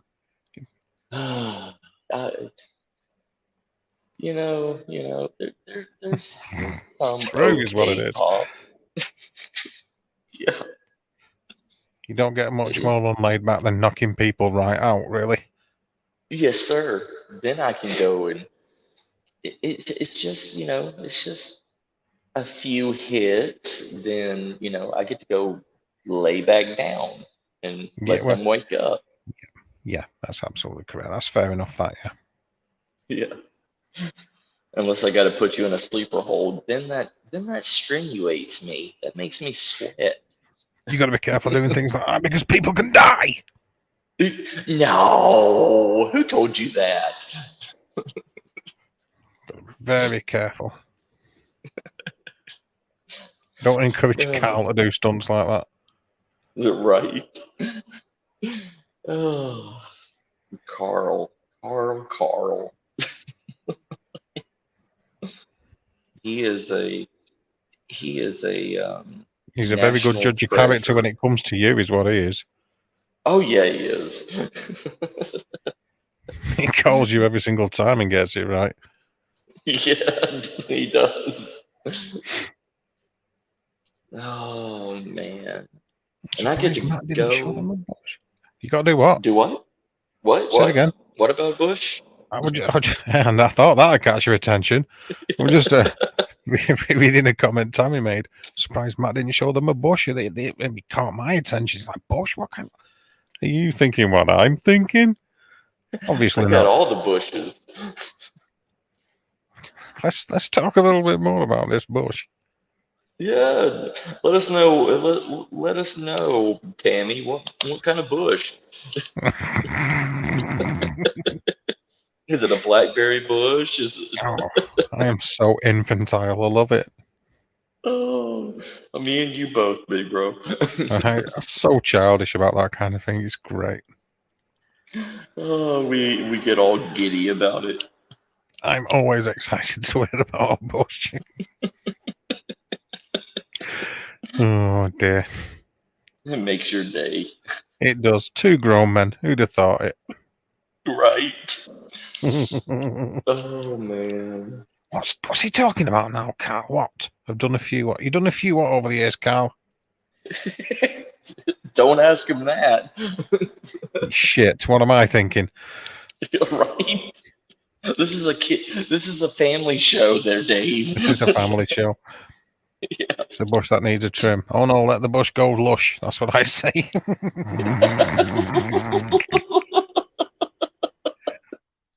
All natural. Oh. Oh shit. We do like a nice lush bush. Yes, we do. Unbelievable. Oh, man.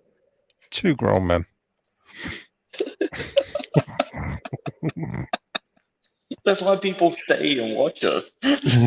Dear Jesus. Oh, jeez. Oh, God. That's great. Oh, sleeper holds he's talking about. Right, okay. Oh, okay. You can't blame me for asking, Carl, because you saying something like I've done a few of those over the years could mean anything whatsoever, that couldn't it? Yes, that's why I was so afraid.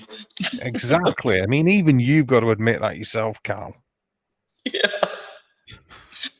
You've got to, you must see where we're coming from with that. That could mean anything with you.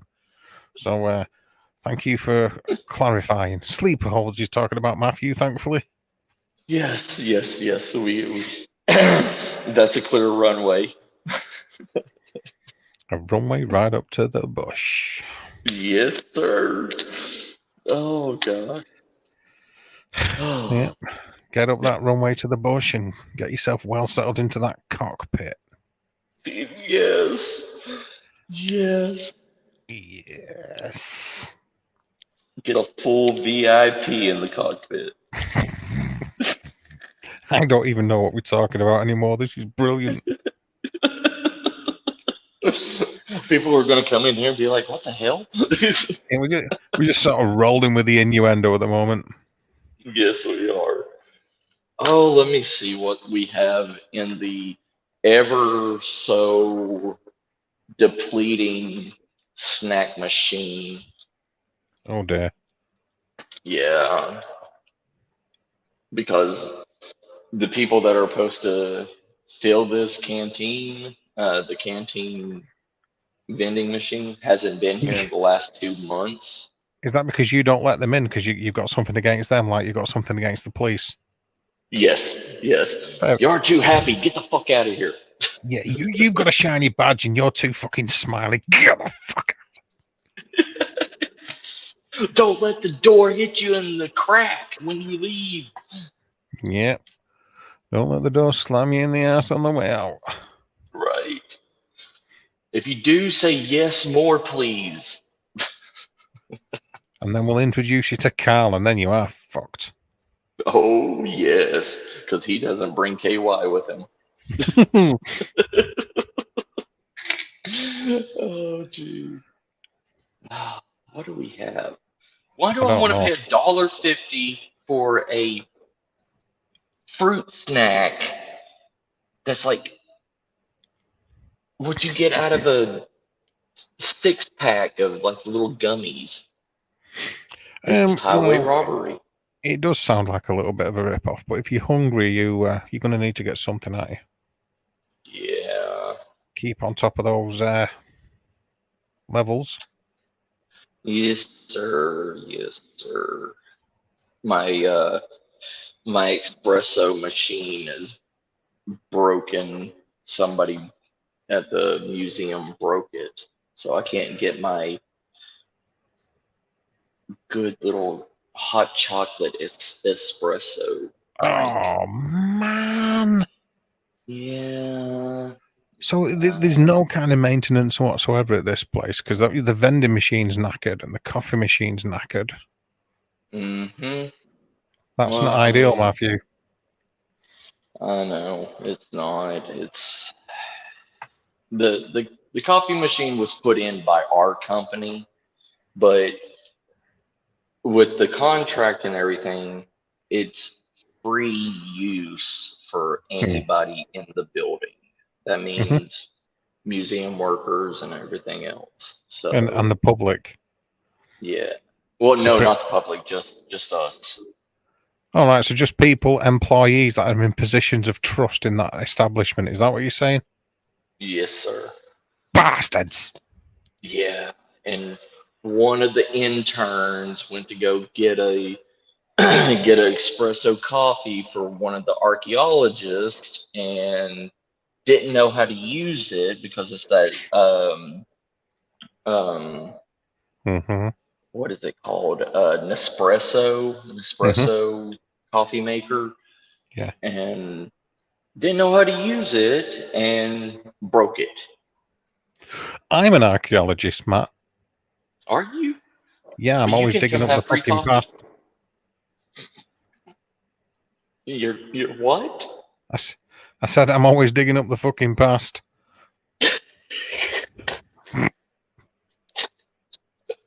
Oh, that's great. Oh, jeez. Oh, come on, Matt. I thought you were always digging up your bone. I'm always digging. Oh, I'm always doing something with the bone. Don't you worry about that. Don't think I've missed these jokes in the side chat about the bush. Yes. When the bush meets the bone, it's best left alone. That's all I'm willing to say. That's great. Oh, I get it. Damn it. You see, Carl says that he should put up an out of order sign on it, and I disagree, Carl. I think he should leave it so that everybody can be just as disappointed as Matthew when they go and try and get something and it doesn't work. Oh, I am. And I'm going to Be a put that one. I just put in another order for our company to buy a new one, and it's supposed to be Mhm, here tomorrow. mhm. And I'm going to keep that one. I'm going to keep the broken one out here where everybody knows where it is, and I'm going to put the new one in the security booth, Yes. so I know who would break it next time. Yes. Yeah. Are you still in a position to can people's asses? Yes, I am, sir. Good, good, good. Yes, I am still senior CO. Does anybody actually pay attention to anything you ever say, though? Hell no. So it's just like being at home, then, really, isn't it? You don't get any sleep, and nobody listens to a thing you're gonna say. Yeah, true. Brilliant. I understand. Trust me, I know where you're coming from. Everybody, and the thing is, when I took the position, no, they usually put the CO picture, like in the senior CO pictures. I've never had my picture put on the CO picture board. Do you exist, though? Supposedly I exist. No, like a vampire. You know what I mean? You'll actually be stood there, and everybody can see you. But when they get the photograph done, you don't actually appear in the photograph. Right. You're like I a think weird kind of photographic vampire. Yeah. Well, I'm never there when I'm always at a position that nobody else will feel. Or turn And up to one of these photo shoots, and when everybody's lined up, stand with your back to the camera so they can see the back of your head. yeah. Or I'm But just pulling up my pants. yeah, but have your cap on backwards so they think you've just got a really hairy face. Yeah. I pull the cousin it. Yeah, there you go. Oh God. It's Carl, he wants crisp.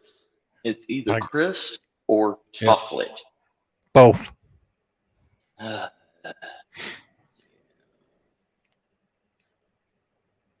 In the UK, as far as munchies are concerned, that's pretty much non-negotiable.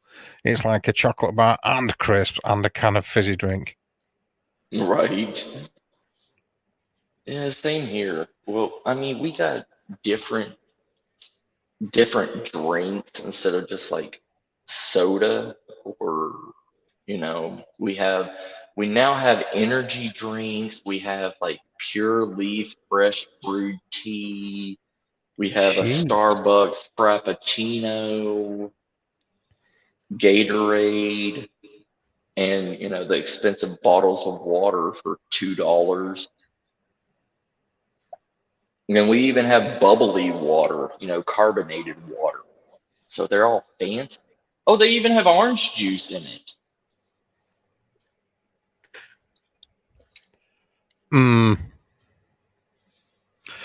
Yeah, this isn't going to go down well, but I'm going to say it anyway. It sounds like that machine's been filled by a vegan lesbian geography teacher.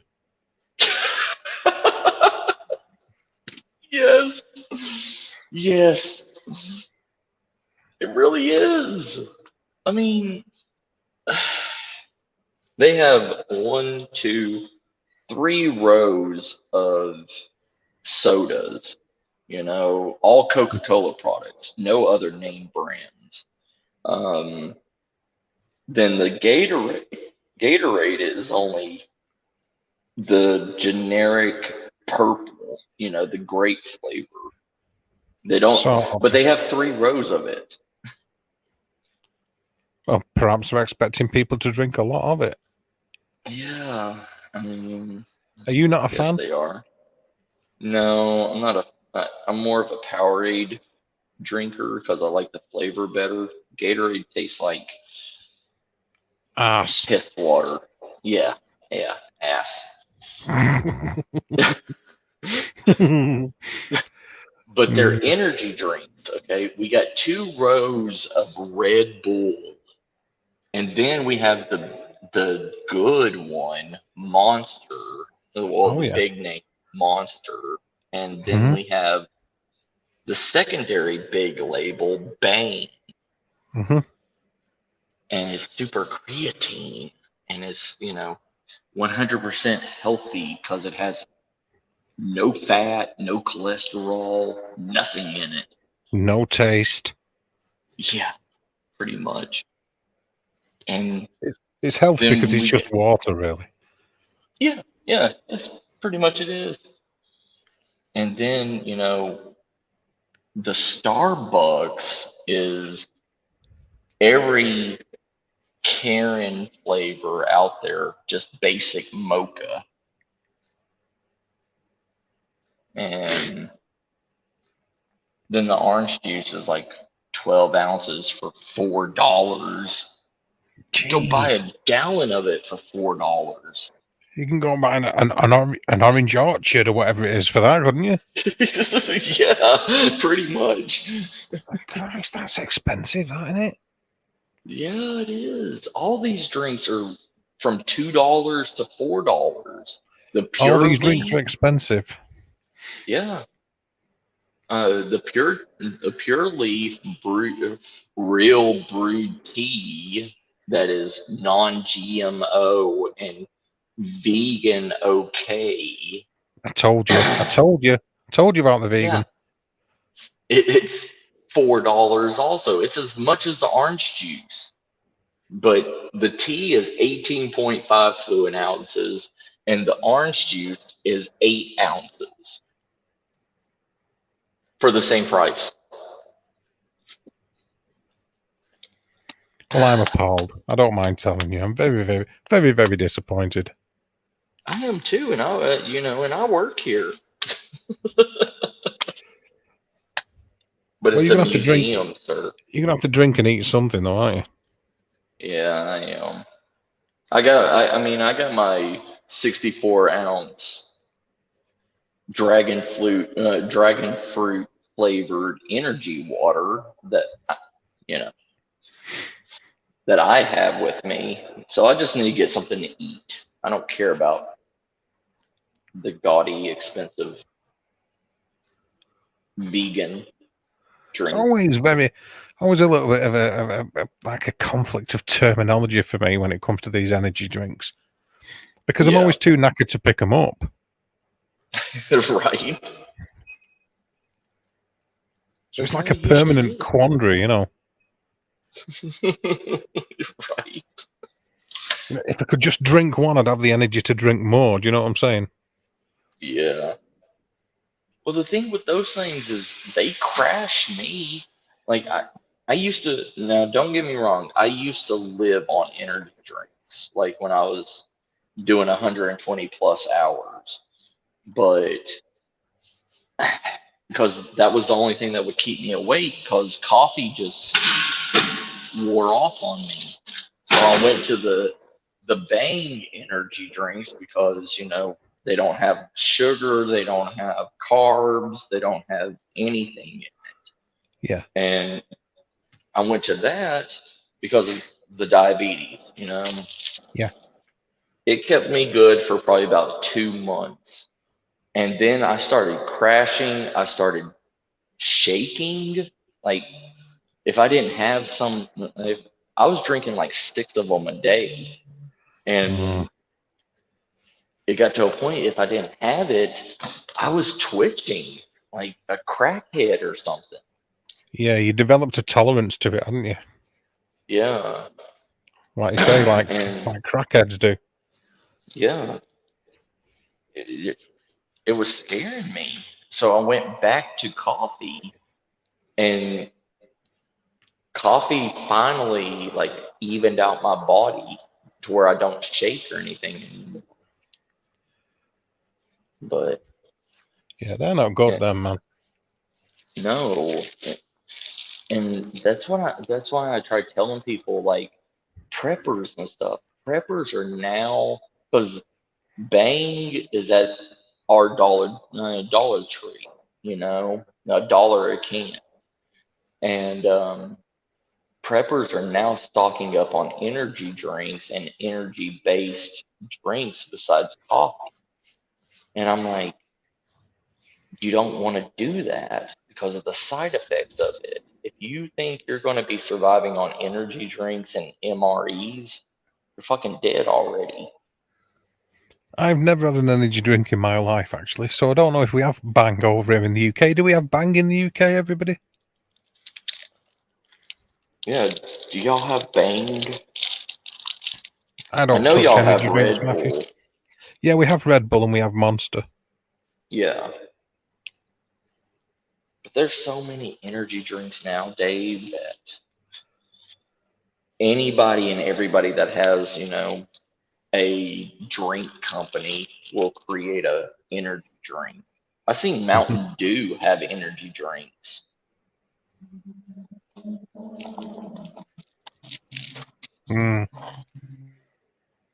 No, I drink tea and I drink water.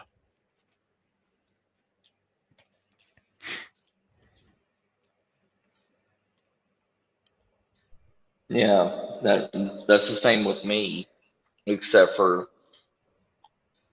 I drink coffee, then I drink Yorkshire tea.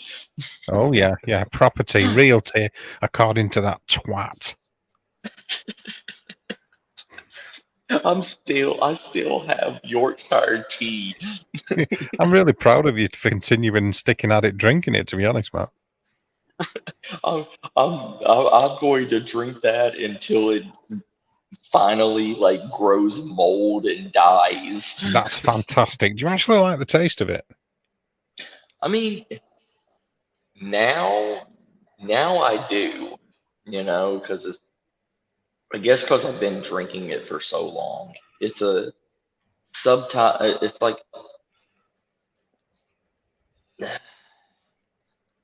at first you really didn't taste any of the flavor.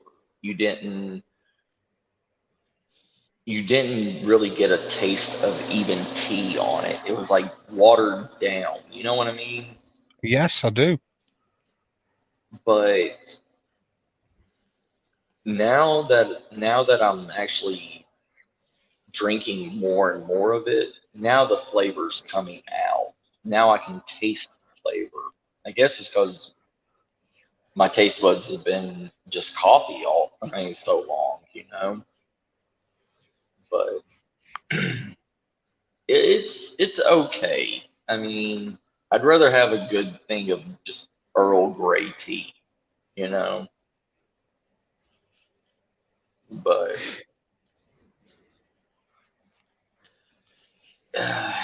or my fruity flavored teas that I drink. I like my fruity teas. I'm sorry.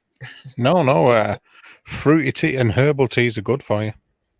Yeah. I drink, regular black tea. Right. Like, I don't know, PG tips, sometimes Yorkshire tea, whatever. But I always Yeah. have one. I have one cup of green tea every day as well. Yeah. That's one of the things that I have. I have, see, in my preps, yeah, I know it's not the highest quality or anything. It's basic, black tea and green tea. But I can go to the Dollar Tree and I can buy one box of the black tea and one box of the green tea. And one of those boxes come with 100 packs in it. So $2, I get 200 packets of tea. And, I don't really have to worry about it. And I just don't really see the price tag of Yorkshire tea. You know how much he was paying for one box of that with um, 16 Bags. packets in it? Yeah. He was Well, paying like $40. bear in mind you're in the US and I live just down the road from Yorkshire, so I would imagine it's a lot more expensive than it is in the UK. How much was it? Yeah. It was almost $40 a box that he was paying. Shelley says they have 3-shot. And that's exactly what it is, 3 shots. You drink it down fast for instant buzz and it lasts for hours. Oh, she's talking about those like 3 hour energy or 5 hour energy drinks. It comes in like a little shot glass that you just open up and down it. And it's like maybe at 1.5 ounce, but it's concentrated energy drink. So what is it? Just like sugar, caffeine, and bleeding adrenaline or something? Yeah, pretty much. And a little bit of crack, crack cocaine. Oh yeah, you got to have the crack in there, yeah. Yeah. But Yeah, I'm pretty strict about that kind of thing, Matthew. I like to know about the bush, and I always believe in the crack too. always, I, I gotta search thoroughly in the bush, but I never skimp on searching the crack either. That's the one, Matt. You explore the bush and you'll find the crack. Always. Oh. Just as well Jamie isn't here anymore. He won't have a clue what we were saying. He'll be on them dating apps right now. Hey, Jamie, if you are listening, you keep on them dating sites. You'll soon find the bush. And the crack. Hold on. The door just opened.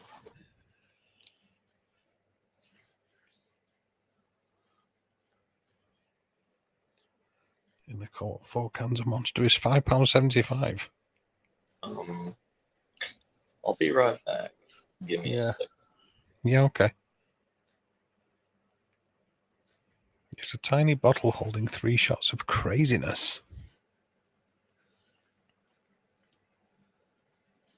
Cray.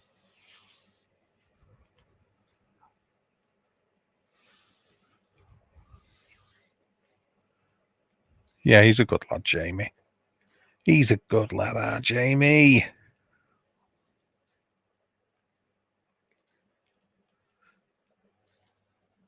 Just don't want him getting up to no good on these sites, you know.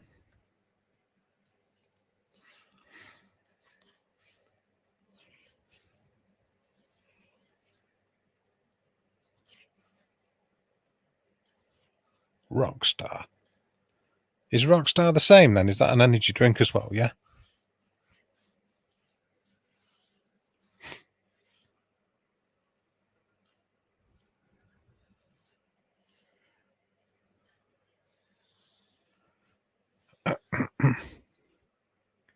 Good old B&M.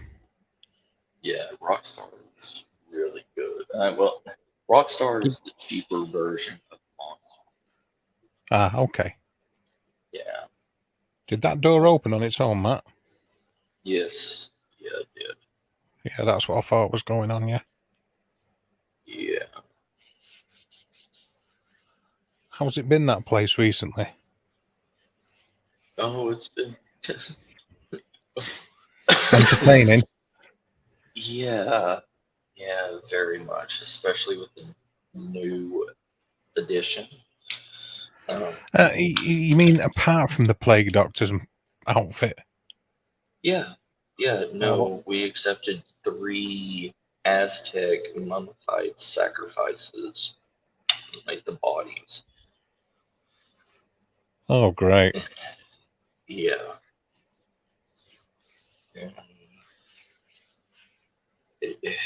Like the whole entire power will go out. Just go out. Do you know all it's missing is the warehouse with those stuffed animals from Night of the Living Dead or Return of the Living Dead or whatever it is? Oh yeah, no, screw that. Do you know the one near the one where they got the crematorium and then punks are in the crematorium? Yes. Was that Return of the Living Dead? Or Night of the Living Returning. Dead? Return of the Living Dead, yeah. Yeah, Return of the Living Dead. No, it feels more like the old 80s horror film Wax Museum. Yeah. Where all the their horror themed wax exhibits, but once you enter into it, you go into that dimension, you know. It sounds like the bush. Yeah, right. I don't know. It's like I'm still hearing the bare feet on the ground. I'm still hearing laughing. The screaming is what gets me. Like it's not like long screaming. It's more like an off guard scream, you know. Yeah. And now the doors are opening, and these are card reader doors where you can't open it with a key or anything. You can move the handles, but the door won't open. But somehow the card readers are opening, like they'll go green and the door will just open and slam. Mm-hmm. That'll be a demon. That'd be a demon. That'll be a diamond. I just, oh my god! I don't know. And when I stay in there for too long, I start getting dizzy now, and I don't like the feeling. I really don't like the feeling of being in there. Diamond. Diamonds. Diamonds. It's a diamond.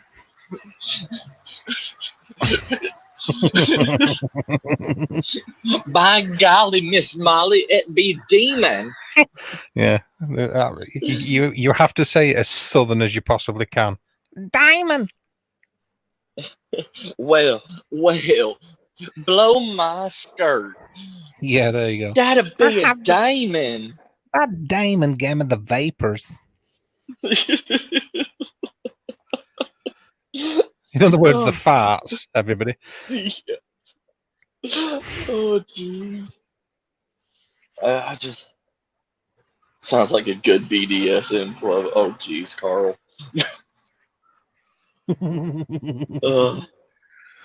Oh, dear Carl God. doesn't... Carl has no filter. Carl meets his low standards as usual. Yes. We love you, Carl. Now back to your closet. We're sort of stuck with him, aren't we, really? Yeah, always. Really? He's like... Carl reminds me of, like, the twin on that one guy from the Arnold Schwarzenegger movie where they went to Total Recall. Oh, yeah. He's just connected to us. Oh, he's connected, all right. Oh, yeah. Oh. It's sort of intriguing yet... It's sort of intriguing yet weird at the same time. Kind of like putting talcum powder on your ass, pressing it against the mirror and thinking, "Ooh, that looks like a snowflake."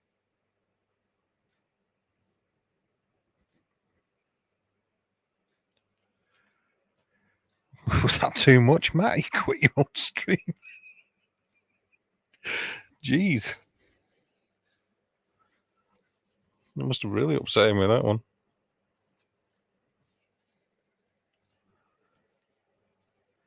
Yeah, that'll be a demon. Left to me to carry it again. Well, I am to aim to please. Yeah. Oh, you do a good job.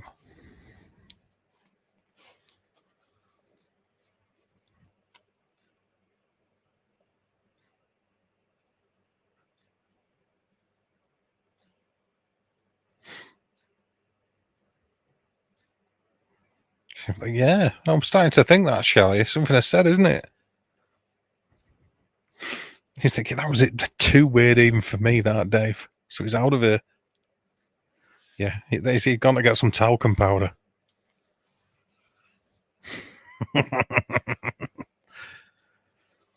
He's going to get some talcum powder to put on his butthole and he's going to press it against a mirror. Oh. I think he's trying to get back on and pressing all the wrong buttons.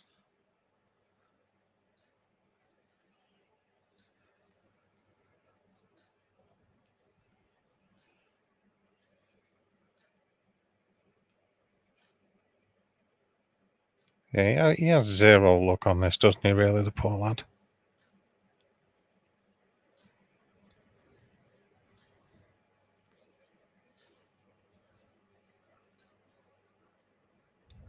I reckon you'll be trying it too when you get home.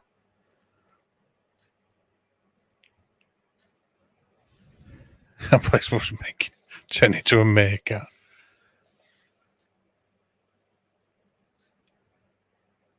Hello, Crazy Shepherd. How are you? Doing okay. He does do it to me all the time, Tommy. Many, many, many times, as you know, he's left me up here on my own. It's not even my channel. And now I'm headbutting the microphone.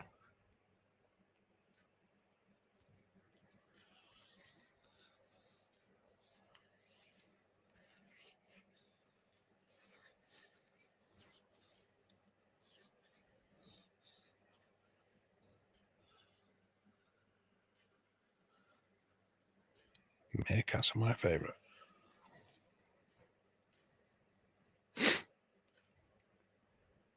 Good, I'm glad you're doing okay. Cool. And if you've just been doing that in the front yard, it's time to relax. Time to chill.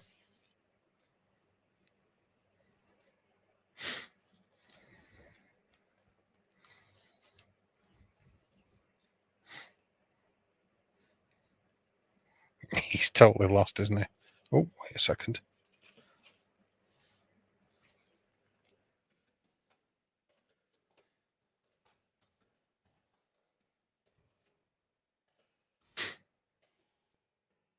Try and message him, see where he's gone.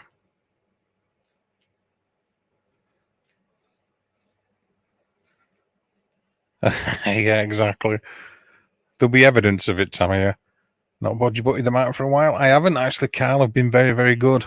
Well, and I haven't streamed for a long time myself, really. I've not been massively active.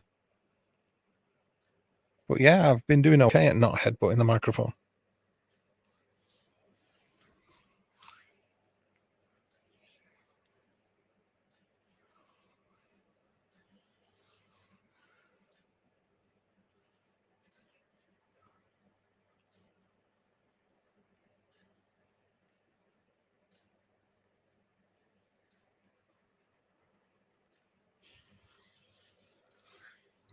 Okay.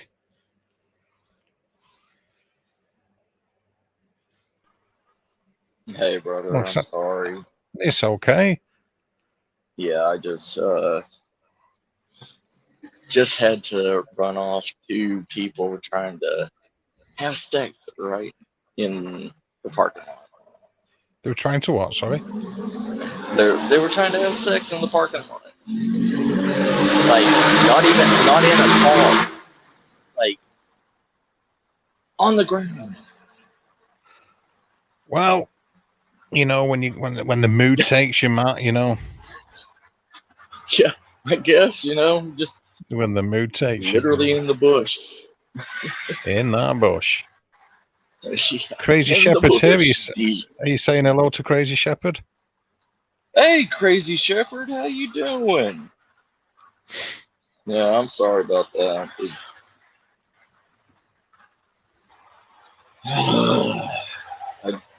I lost the signal and everything. Then I came around the corner and saw both of them on the ground. And I was like, come on, y'all. Like, seriously. Oh, so basically because you couldn't get a drink of coffee, you decided to ruin everybody else's fun. Yes. Fair enough. Damn it, if I can't have coffee, y'all can't have nothing. Yeah, if I can't have my coffee, you aren't having sex. It's that simple. Right? Like when I like came around the corner, I sat there for like just a minute to see if they would even notice me. They didn't even notice me, and I said, and they looked up, and I said, how can I help y'all? I think that entire situation would have had a completely different outcome if it would have been Carl. Right. Carl would have just like rolled in there. Yeah, Carl wouldn't have even gone. There'd have been none of that with him. There'd have been no He's like, I got something announcement. in my trunk. Yeah, there'd have been no announcement of intention or anything. Nothing like that. Right. It'd have just surreptitiously slid in there. He wouldn't even known. Yeah, even he wouldn't know that he were there. You know, he's that secretive about it.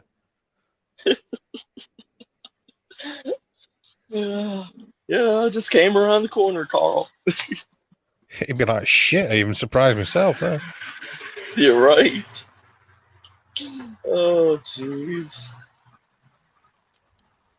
I know, Tammy. Yeah. And been like, oh, it's all good. You want to watch? Yeah. Well, you had your opportunity, but you ruined it by scaring them away. I did, didn't I? Yeah. Gotta Very love it. disciplined. On a Sunday, on the Lord's Day. On the Lord's Day. You know, what do you think he took a day off for? I know, right? Working 6 he days a must week. Working 6 days a week. Even he needed to find a day off to do a bit of the old bush. Right. Do some spring cleaning. Aye. Oh man. Look at that. Carl says I'd have had a film crew on site. We believe you. We do.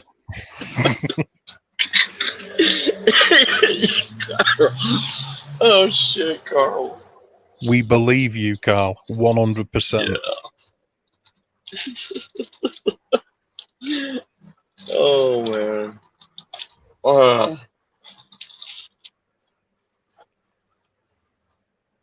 I have to eat my damn buddy bars in peace now.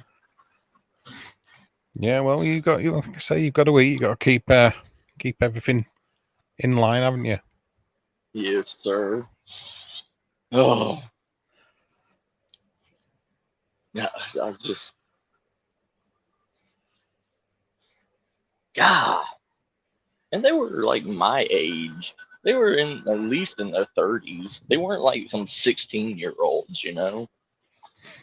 Old people have sex too, Matthew. Do they? I don't know yet. So I've heard. Carl, is that true?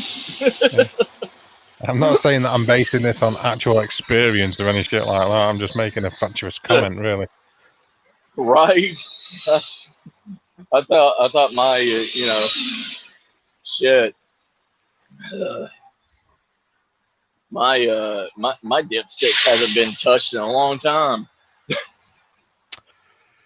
Yeah. Yeah. It's massively unfortunate, this. Right.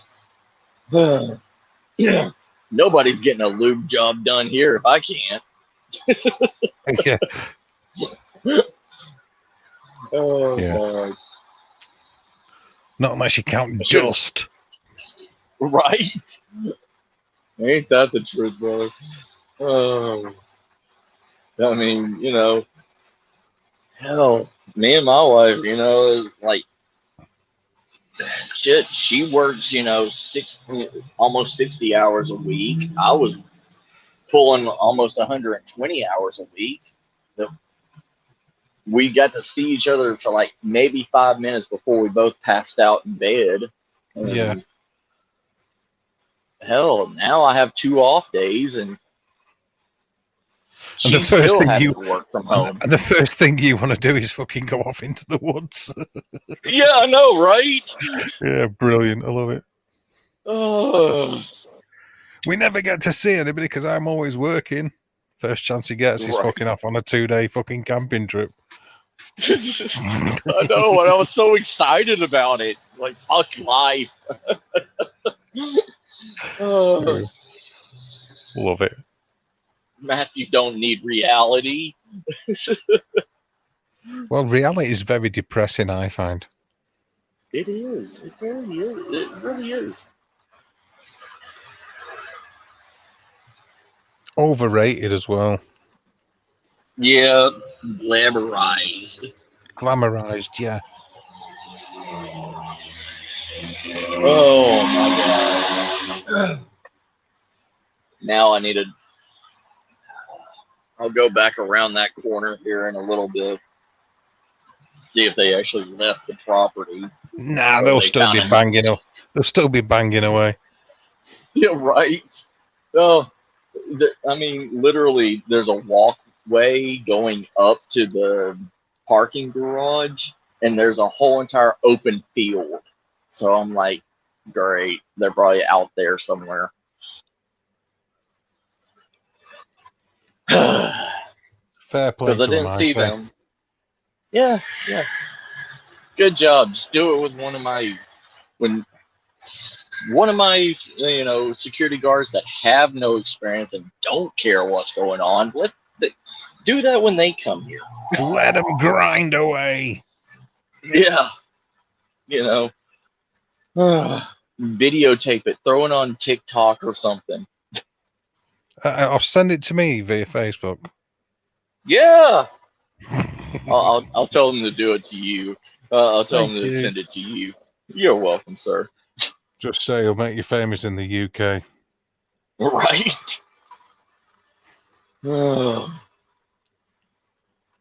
Send it to somebody like me. I'm like the minister of propaganda. I'll spread it all over the world, me. That works. Here we go. We're going to become viral. And it make sure you last more than 30 seconds, mister. Oh, no, less than 30 seconds. Then it'd be even more viral. Yeah, that's very true, actually, Matthew. Yeah. See, this is why you need to be involved. You put, two minds and all that lot. Yeah, we could. And we got to do a close up on the disappointment from both of them. Yeah, British people are really good at looking disappointed. Mm-hmm. We've had plenty of practice at doing that. Oh, that's great. Don't feel bad. We have to. Well, you have more years. We're still juniors in the disappointment stage. Well, yeah, I mean, you're doing a good job of catching up, I think, quite frankly. Some sour-faced prunes over in the US now, too. Always. We do have a first string. Oh, yeah.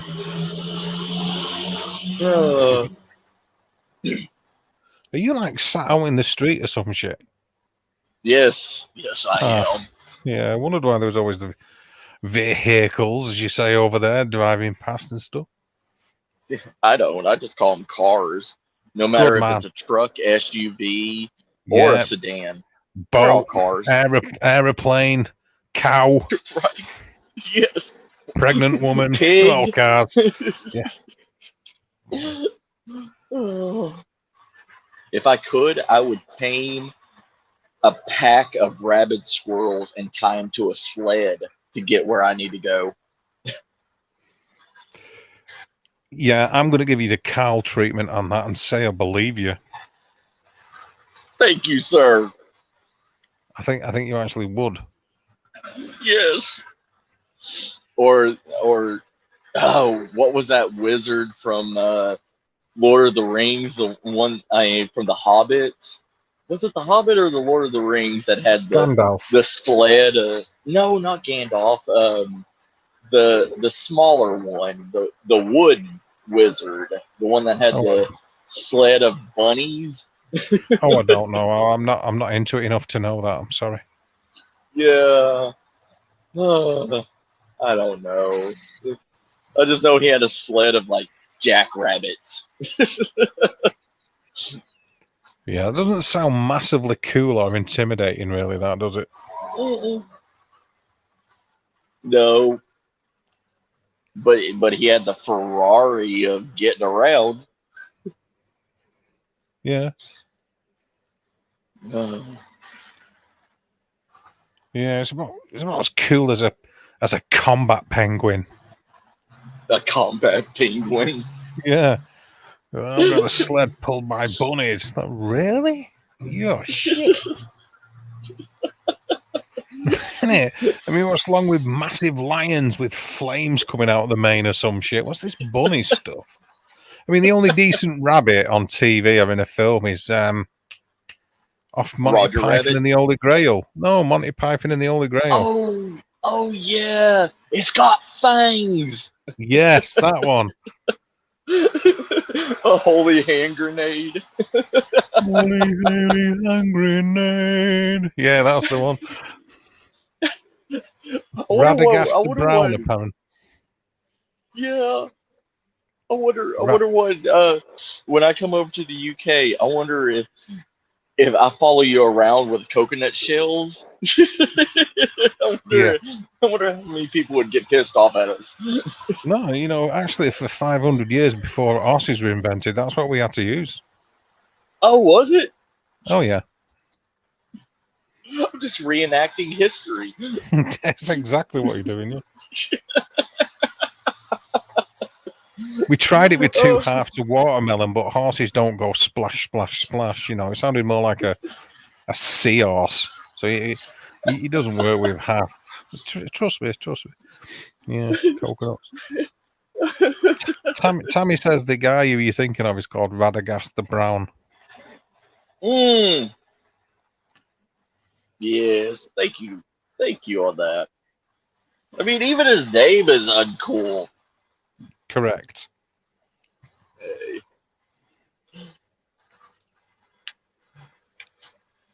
I think J.R.R. Tolkien knew what he was doing when he wrote the part for him.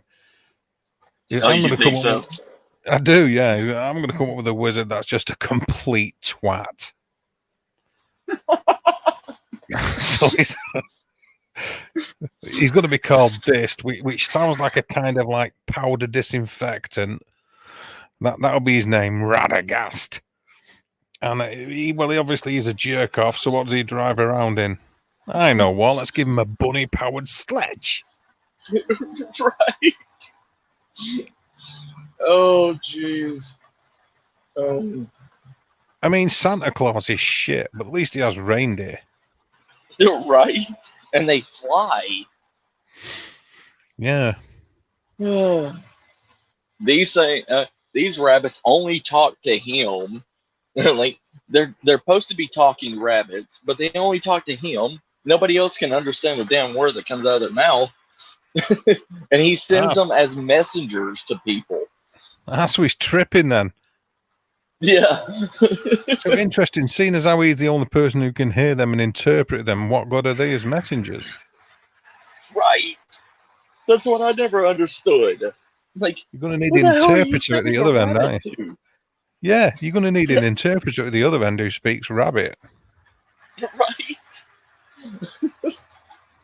Kind of reminds me of, a certain type of people that's, running around thinking they can hear stuff. Oh, yeah. Oh, yeah. You know where I'm pulling on that. Oh, yeah. Yeah. Yeah. Oh, yeah. Yeah. Start calling them rabbits now. Instead of offering them a K2 meter, give them a carrot.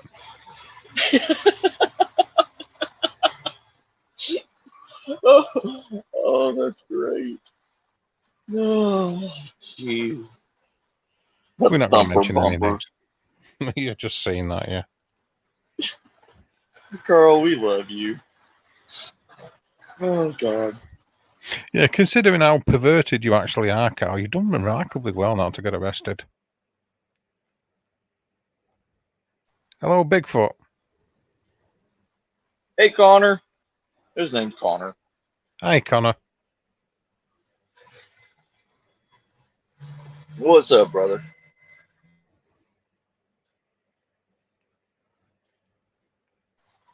Sorry, I'm shoving my mouth full of chocolate and peanut butter on a crispy wafer. Never apologize for eating chocolate and peanut butter, brother. Thank you, sir. sustenance. You need to put things into your face. Oh yeah. Sustenance. It's just such a cool word for something that's so crap. Right. You know,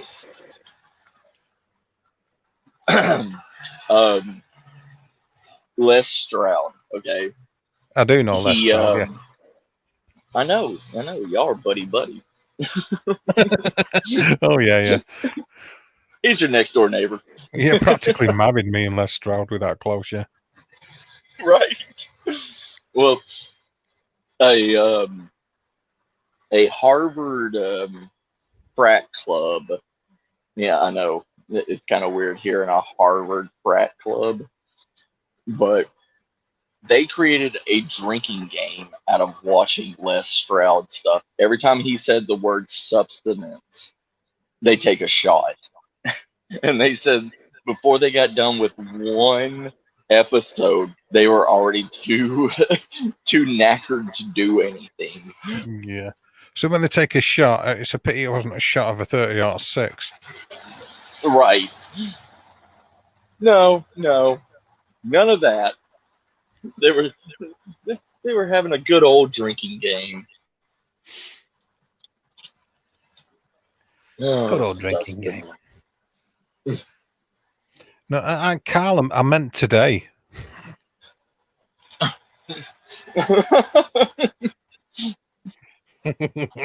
didn't mean in general. I actually meant just today alone. Right. You've been a good boy today. Shelley doesn't agree with peanut butter. And going off the emojis, I think what she's saying is you can shove peanut butter up your ass.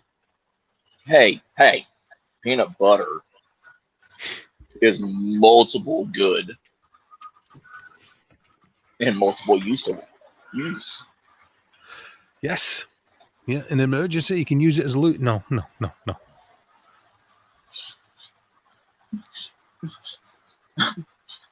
You about made me joke on this. No. I'm not even going to say it in case people think, oh, that's a bloody good idea. Yeah, let's use it as lube. That crunchy feeling. Hey. For that element of resistance. Right. It gets every crevice sticky.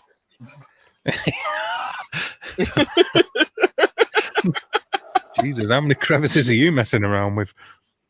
Oh yeah, I like crawling around in all crevices. Yeah, Matt's saying, wouldn't you like to know, you blimey bastard? Right. Oh, jeez. Carl, how many crevices is in a human body? Don't ask him that. It's like a magic 8-ball, but perverted. Can't believe you just asked him that. I did. He'll invent some. He will. He'll come up with the actual ones, and then there'll be more besides that. He's just, what's this? That's along the edge of space. Oh, right, okay. Thanks. I got concerned then. I thought he'd answered. If in doubt, always keep the Carl quiet. Right. Oh. So how many of them bars constitutes a meal for you then, Matthew? Those chocolatey, wafery peanut bars. What, about 47 or something? How many did you have to eat? I need like 15 to have it a meal. But the packet only comes with 4. Oh, right. Okay. Yeah. But there's enough peanut butter on it that holds it all together. Oh, you mean that gives it its structural integrity, as it were? Yes, sir. Because if not, it would just be... Shit. Yeah. What the fuck? Are you serious? I'm very serious. They're Yeah. not off the property. Oh, the sex couple. Yeah. Well, you eat your way through and let them do what they got to do. Oh no, because I'm gonna get my ass chewed because they're on the property after hours. So I got to go up here. You see, in a way, you interrupting them doing that makes you the sex pest. You know that, don't you? I know, right? Because it's like you're perving after them, really, in a way. Yeah. And I don't like being in that predicament. Oh, Carl would.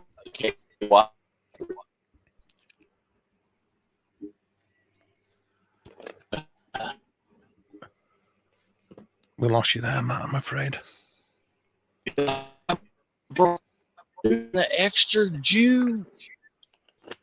Extra jube. Like, I don't Extra know. jube. I was trying to rhyme. Yeah. Right. Yeah, the extra jube. The extra tube. There we go. I brought the lube and the extra tube. Oh. I do like it when you're all sort of like creative like that, Matt. Thank you, sir. I tried.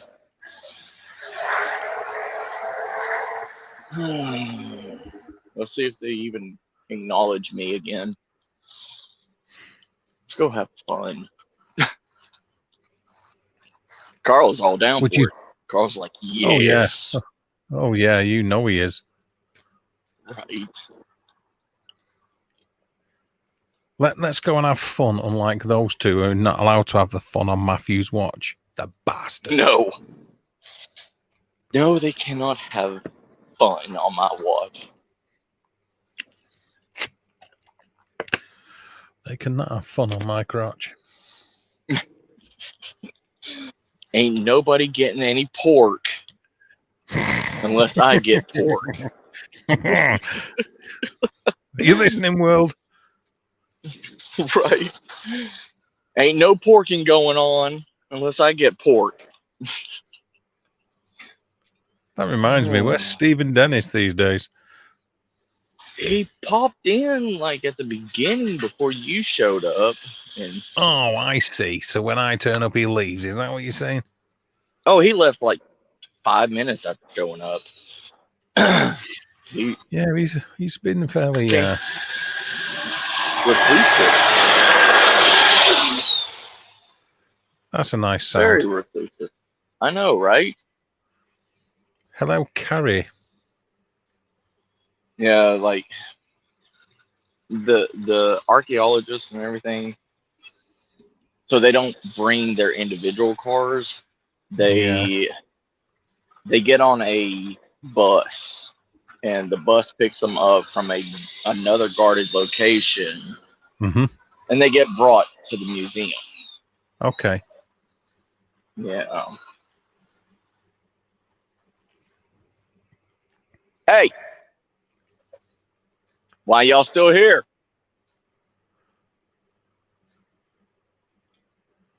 Get off the property now.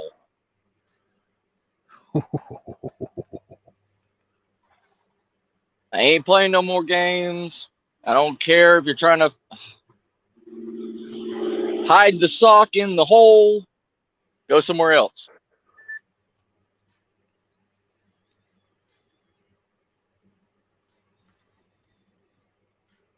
Yeah. Flip me off. I don't give a fuck. Go.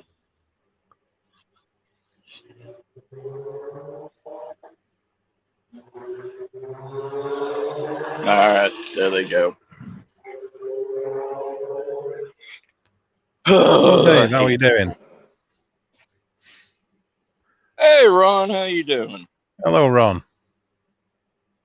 Yeah. Hide the salami. Yeah. Sock in the hole. Find the teacup under the blanket. Hey, Dave. Like when you lapse into the vernacular explaining what's going on. Hello, Ron. Right. Yeah, when all these euphemisms for what those two poor people are not doing now because of you. Right.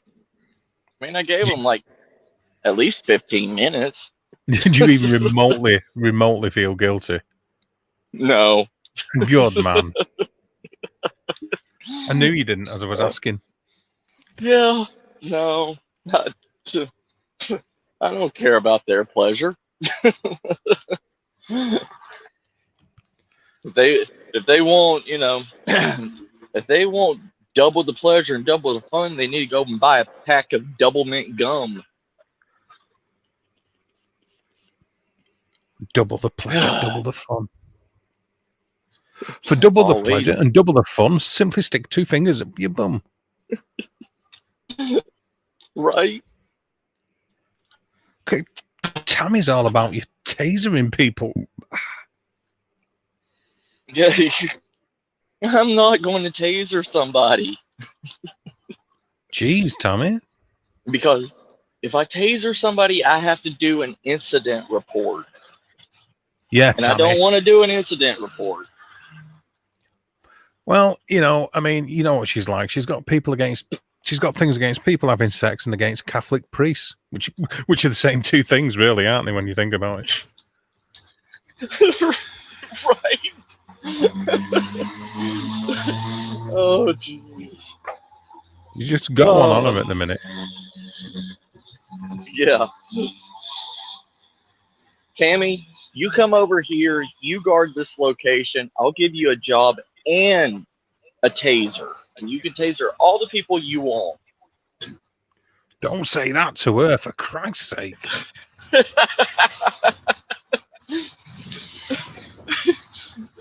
She would. I know. That's why I said I'll give her a job. Oh. Yeah. You need to relax, Tommy. Very, very uptight then. Jeez, Deal. She's up for it. She said that. Tasering people having sex, count me in. You're right. I'll zap the bastard right in the ass. Right between the cheeks. Right between the cheeks. Right in the clacker valve. Yeah. Oh God, I can just see the reports I have to fill out and just from her in one night. Oh, Tammy. Carl wouldn't give me any reports. It'd be like, it wasn't on camera. Yep. If there's no proof, it didn't happen. Never happened. Their word versus mine. Yeah, if you don't deny everything, that works for you too, Matthew, doesn't it? I've noticed. Yes, it does. I like that way of thinking. What's this? I'll be over on the next flight. Yeah, hi, that's Carrie. Just to be able to use the taser. That hi, Carrie. She came in about 10 minutes ago. Oh, did she? Oh, I'm sorry, Carrie. Oh, jeez. Yeah. Yeah. Hi, Carrie. Yeah. Tammy, you can't hold it on him for too long. You will cause cardiac arrest. Yes. Which is looked at least fairly negatively. Usually, Tammy. Yes. Usually. Usually it's frowned upon causing people to have a heart attack. Right. Tammy's like, I don't know. I just locked the button and dropped it on him. Yeah, she's like, give me the taser and some mace. Right. Yeah, he wants the pepper spray as well. We'll give you bear spray. How about that, Tammy? I'll show that bastard for using his pecker for something other than pissing through. Right. Oh, jeez.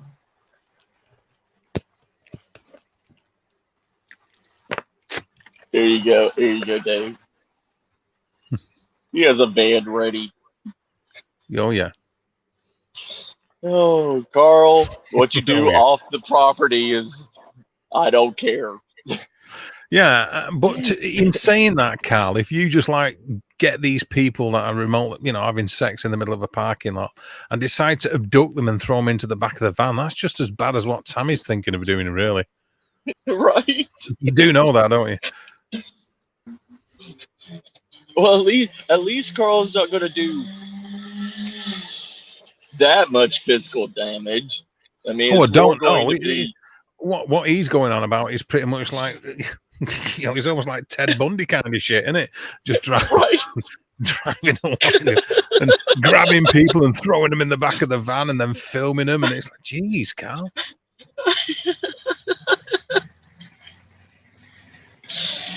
Oh, Carl. Oh, the Yeah. things. Oh, the things you could do, Carl. If only you didn't get caught. Yeah. Hey, David. How you doing?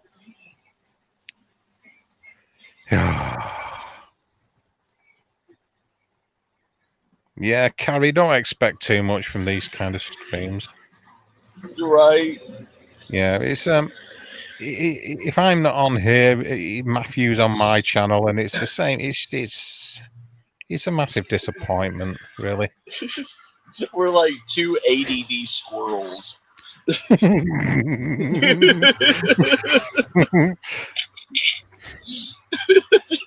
Yeah.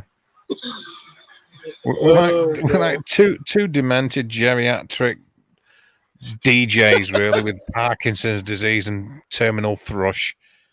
Right. Oh, God. Oh.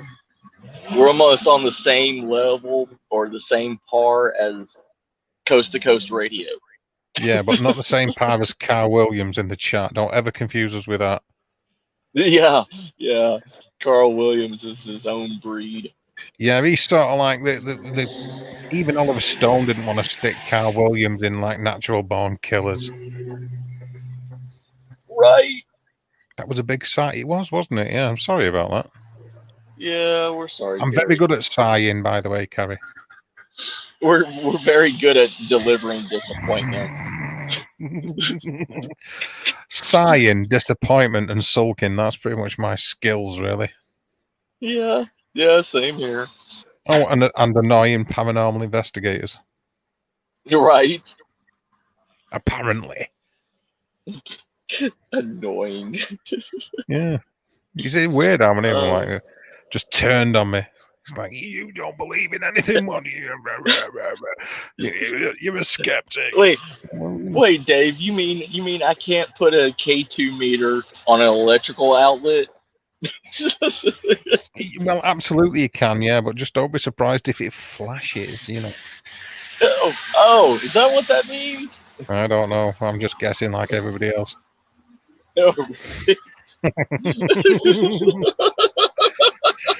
And they're making shit up like they do. What? Oh, jeez. I can't let you have the whip, Tammy. You can't bring anything that's not issued to you. Yeah, I think that's fair, Tammy. I mean, you can't just make up your own rules. Right. I mean, as long as your dominatrix boots are all black, I don't care if you wear them. You don't have to wear combat boots. But they'd be better. Yeah, they'd be better. He's always said, if somebody broke into the house, I've got a plan. And Right. that is to me anybody who breaks into the house wearing a rabbit balaclava, with an open face, but a pink rabbit balaclava, just a pair of combat boots, and completely naked but with an erection, stood at the top of the stairs. You know what I mean? Going, I'm glad to see you, boys. See how long they fucking stay in the house then. Drooling. Like the D. Snyder scene from People Under the Stairs. Yeah, man. God. Nothing flaccid. I'm on about a full-on erection, proper turgid, stood at the top of the stairs dribbling at them. Oh, jeez. That'll test the dedication of burglars, trust me. And you have Carl come in from the kitchen. Well, that's the only time I don't want to be stood anywhere with an erection is when Carl's around. I've got to be honest.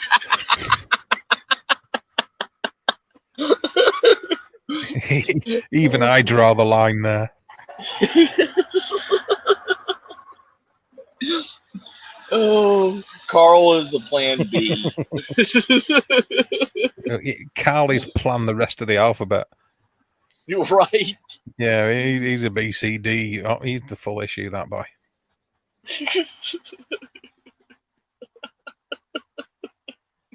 But and I will say this. I will say this. If you can't get combat boots for this is for the burglar thing again, by the way, everybody.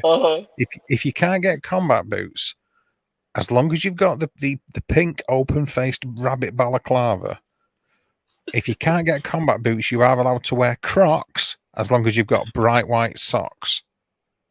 Crocs. But I'm not willing to move on the erection. Okay, the erection stays. Even if you're a woman.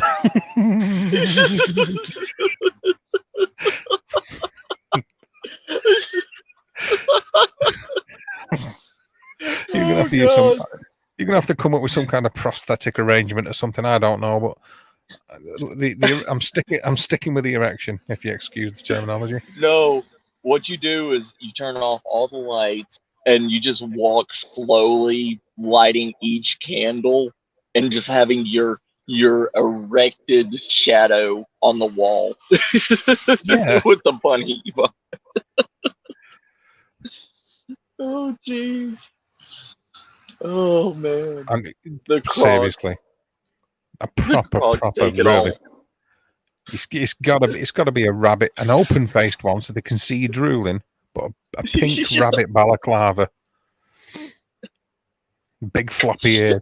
The only thing that's allowed to be floppy, by the way, is the ears. Right. Floppy ears, erect penis.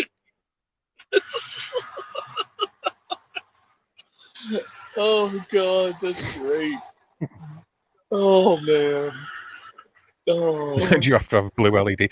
You know, if you can fit LEDs into the rabbit's ear, so you're already flashing, aren't you? Because you got your knob out. But I mean, if you want LEDs on your ears so they flash, absolutely, Carl. Please feel free. No, you can't do the LEDs on the ears. It's got to be fully wrapped around the erection.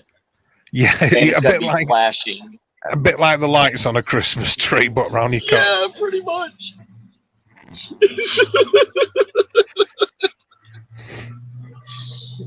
Oh god. Tammy, are you still sulking about the? Tammy's sulking about the whip. Carrie wants some knee-high boots instead. Yes, they're allowed. Absolutely. They are absolutely 100% allowed, but the rabbit balaclava stays. So does the erection. It's that simple. Oh god. Oh man. Will you do me a favour, Matt? Will you deal with Tammy? She's not happy about this whip thing. Tammy, it is not company issue. I can't let you have the whip, but I can let you have a baton. And you can modify it to be a, cat of nine tails if you want it. As long as I don't see it. You see, he's meeting you halfway there, really. Yeah. But you can't walk around like Wonder Woman with that thing wrapped up like an anaconda.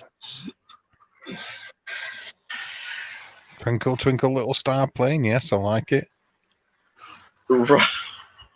I wouldn't be at all surprised if we got some rabbit fans in the bleeding side chat. There'll be somebody in the side chat thinking, "I fucking love rabbits, damn it!" Right. Don't mix your erection with my rabbits. Oh, there you go. She's happy about that. Deal, Matt. That makes me happy. So, yeah, there you go. She's happy with that. We got it. We came to a good agreement. Yes. Oh man. Oh god. Oh, at least. Now, what if you come out with a carrot shaped baton, like smacking it in your hand also. Dave. And I'm visualizing it actually. Right? Yeah, I'm trying to visualize it.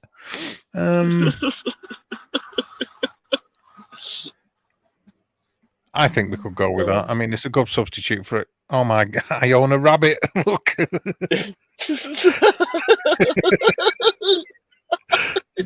You're halfway there, Carrie. In this instance, you don't need a balaclava. Just stand at the top of the stairs with the rabbit on your head.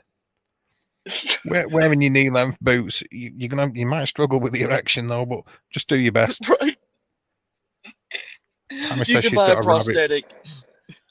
A prosthetic rabbit. Yes. No, a prosthetic, erection. Yeah, a rampant rabbit. Oh, jeez. Oh dear. Tammy saying I actually have a rabbit blanket hoodie on with rabbit face and ears on the hood. Oh, I've opened up the floodgates now, haven't I? Yes, you have, Dave. You started something now. They're gonna make creepy pastas out of this story if anybody. I hope they do. I hope they do. You're right. I am not moving on the rabbit balaclava and the erection. I'm not willing to move. What the crap is going on tonight? Why is there so many people on the roads? Well, what stood out to me is that was making a lot of noise, but it took a long time to go by, which suggested it was moving slow, which means it's shit. Yes. Yeah, and it was a motorcycle. It was making a load of noise, but it was taking ages to go past. So it must have been doing about, 25, something like that? Shite. Yeah. Like, you can still hear it. It just now got maybe a half a mile. Maybe a half a mile. Yeah. And maybe I can not, Cal. Smell it. You can smell it. Yeah. Like it's burning oil. Oh, I bet it is. Oh, yeah. It's burning something. A cucumber. Yeah, was there something going to say that? Well? The carrot's a good compromise on the cucumber. Right. Yes, all the females can wear a fully, but it's gotta be a weird shaped carrot as your shadow. Well, basically, it's got to be a dick-shaped carrot, quite frankly. Well, it's gotta have some kind of weird lump on it, or it's gotta be like curled up underneath. Yeah, it's got to be a dick-shaped carrot. I'm not willing to move on this. No, it's got to have the weird, like, weird curl to it, like. Listen. Yes, if it's replacing an erect dick, then it at least has to have a dick. It at least has to look like a dick, or it's pointless. Oh, it will, but just like it's got to have like a huge like STD looking lump on it or something. Oh, here we go. Tammy's saying a strap on with a flower. No flowers. You're not flowers. You're not there to make peace with these people. You're either there so that they think they're in danger of being fucked to death. That's your job. And you gotta have the handcuffs like swirling around the penis. So oh dear. Hey Keno, this might not be the kind of stream you. Well, I'm not going to say anything. Keno. Hey Keno, how are you doing? Keno, we're trying to create a new cryptid. That's one way. Yeah, okay, that's one way of putting it. Yes. That'll do. Keno's probably been listening the whole time. Oh dear. We're having fun. We're having fun right now, Keno. Well, some of us are, and some of us are trying to change the rules, and I'm just not having it, Keno. Yeah, we can't have rule changing. Rule Slight change, compromise. modifications. Yeah, compromises are modifications. Yeah, Yes. we don't like people changing the Uh, rules, and we don't like people having fun. right. No fun here. No laughing. Oh, jeez. No laughing. You hear me, Carrie?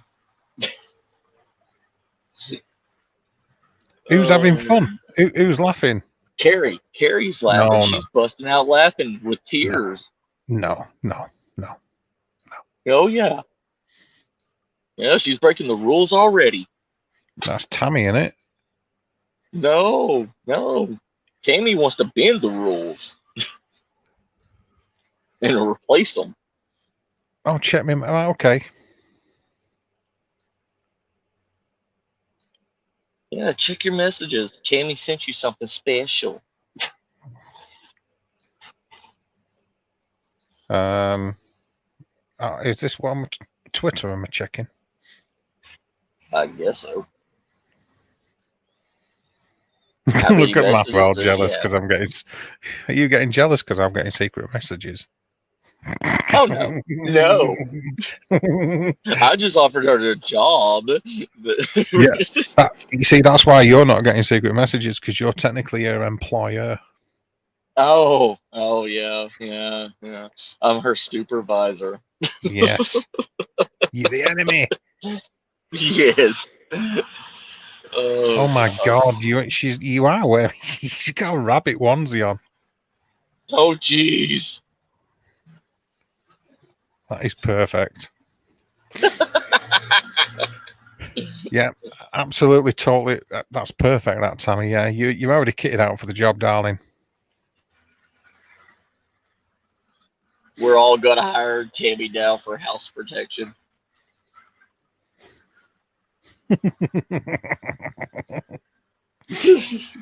Oh, jeez. I'm gonna show you this into it. Oh God. Oh Yeah. God. I'm gonna send it. Is it okay to send it, Matt? Tammy. Yes, Tammy. Send it to me. No, I'm gonna send it if she's okay with me sending it. Hey, Oz, brother. Yeah.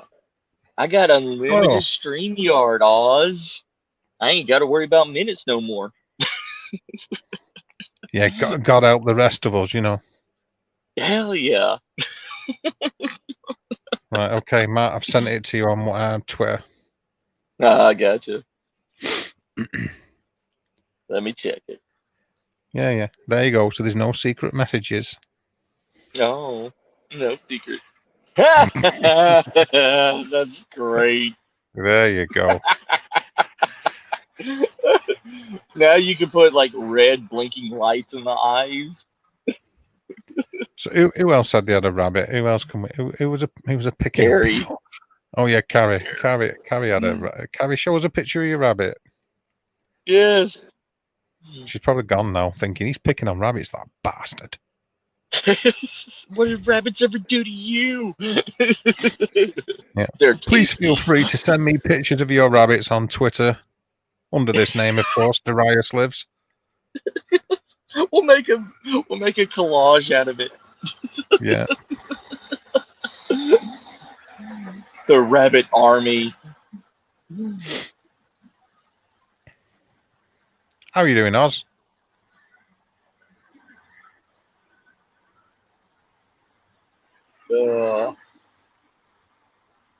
I hope you're doing great, Oz, brother.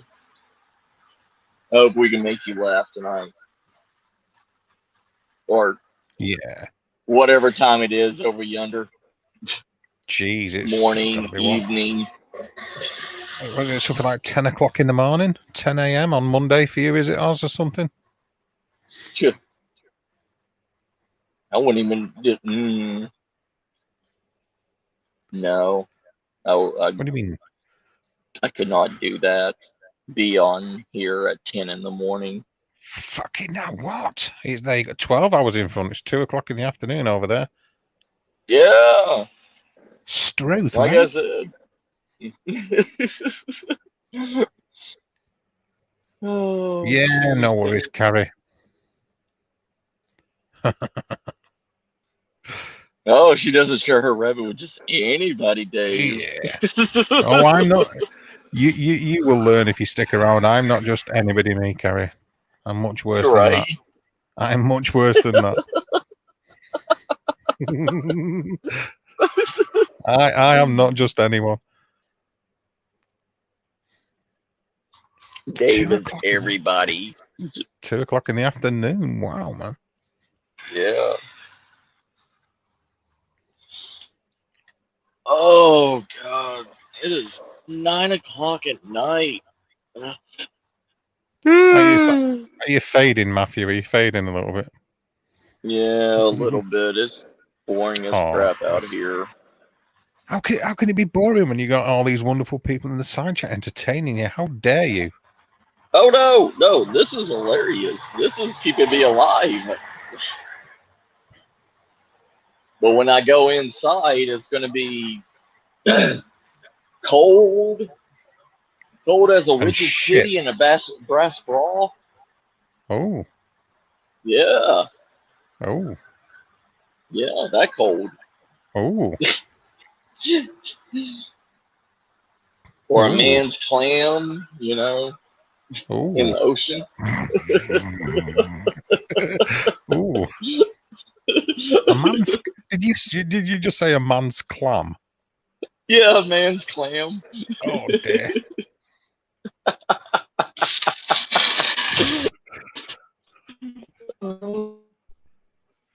Oh dear.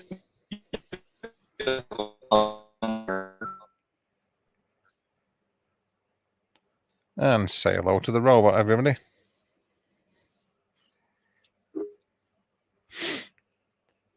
Go on. He does robot impressions. Go on, Matt.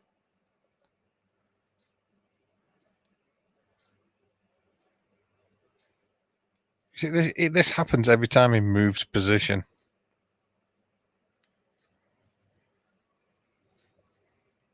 He'll pop off the screen in a minute. You watch. 5, 4, 3. Countdown. 2, 1. There you go. Oh, jeez. There you go. I told you.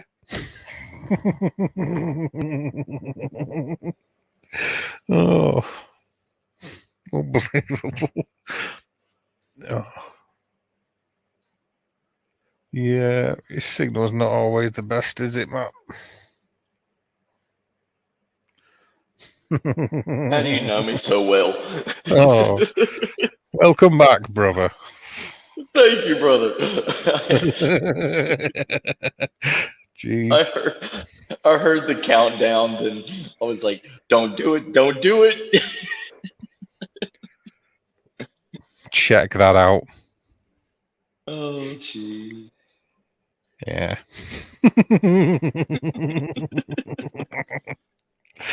Oh Okay, God, no. it's Monday. I bet I won't be able to do it again. Yes, it's Monday all day, Matthew. God, jeez, it's only. All day, Matthew. Are you serious, Keno? What? This $125 a barrel.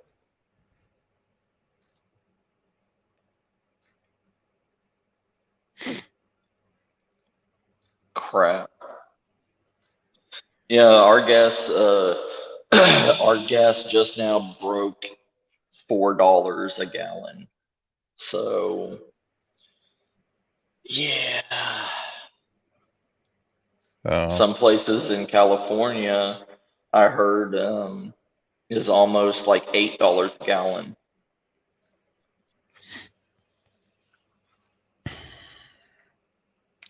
Well, It's not awkward.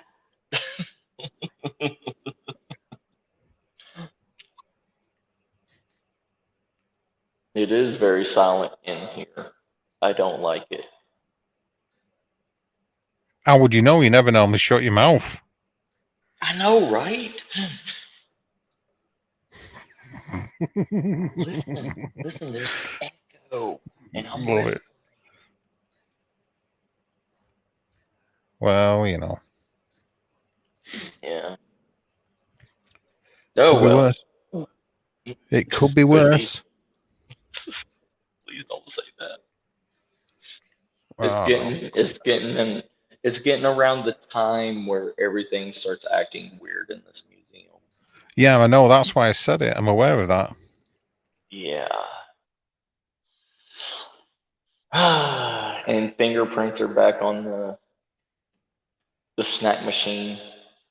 Oh, was it? Oh, right, yeah. How's that been playing up? Like you said, it's worse than it was the Yeah. other week. Or was it sort of settled down a little bit? No, I mean, it's still like the same stuff that's happening, Yeah. like the children's fingerprints and everything on the window. Here, let me show you. Hold Oh, on. Yeah. Do do do do do do do do do do. Camera back. come on, Matthew. Facing camera. Come on. Let's Go. see it, baby. Hi. Okay. Ugh. So, like, I don't know how well you can see them or not. We can see the fingerprints, Matthew. Yes. Yeah. Yeah. Then, like, the breath mark, and it's always, and that's the snack I had. Say it again, And sorry. then there's Okay. that buddy bar. That's what I had. Yeah, Peanut the butter bottom wafers. left.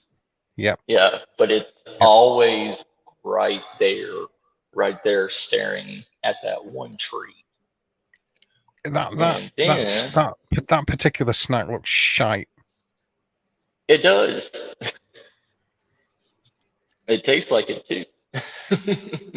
Fair But enough. there's like an actual palm print on this side, and I'm trying to get the right angle for it. Ooh. No, you can't see this one because the light isn't bright enough on this side. You know what it means if there's a palm print, don't you, Matthew? That there was a hand there? It means there's a diamond. You're right.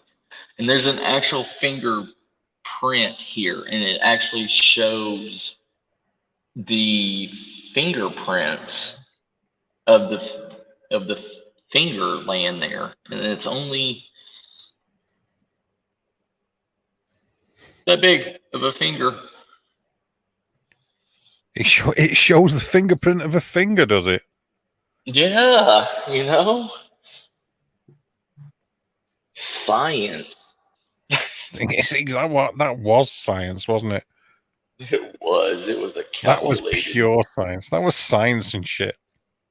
You're right. And there's even more fingerprints up here. Look. Was it a fingerprint in the shape of a finger? Yeah. No, these are just the tips. Just the tip. See? Just the tip. Damn it. Why can't they show this side? Yeah. Do you know, I'd be more impressed if they appeared live on camera, but on the inside of the glass. I know, right? That'd be I would too. that'd be interesting. But these machines are cleaned every 30 minutes. Well, I mean, when it's active. And it was cleaned an hour ago, and I didn't touch any of the screens. What was it? What was going off the other day? What did he say was going off? There was another. Was it the automatic door? Yeah, the automatic doors over here. This one. Mm-hmm. the customer information. See, like the doors here, Yeah. they got the card reader and everything, and it's supposed to change. See, Yeah. but the door handle can move, but it won't open. Okay. So I take it But the sensors, the proximity sensors, yeah. yeah, Okay. So what are they actually picking up on movement? Are they PIR or are they picking up no, on change? they're a RFID card reader. You No, have the to use. sensors. No, the Oh, sensors. oh, the sensors. Yeah, the sensors are movement sensors. Yeah. Right. So you have to break an infrared beam for them to go off, yeah. Yes.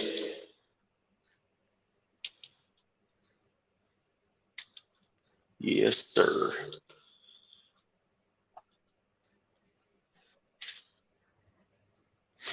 Okay. So they're not thermobaric. They're not picking up on heat or energy changes. No.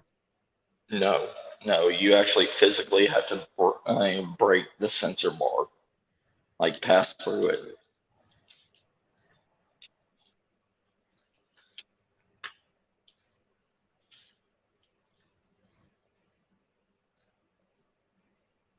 The other reader that we have, the epidemic reader, where you you put your face like like an iPad thing that has a camera on it, and the iPad has a silhouette reader, and it reads a human.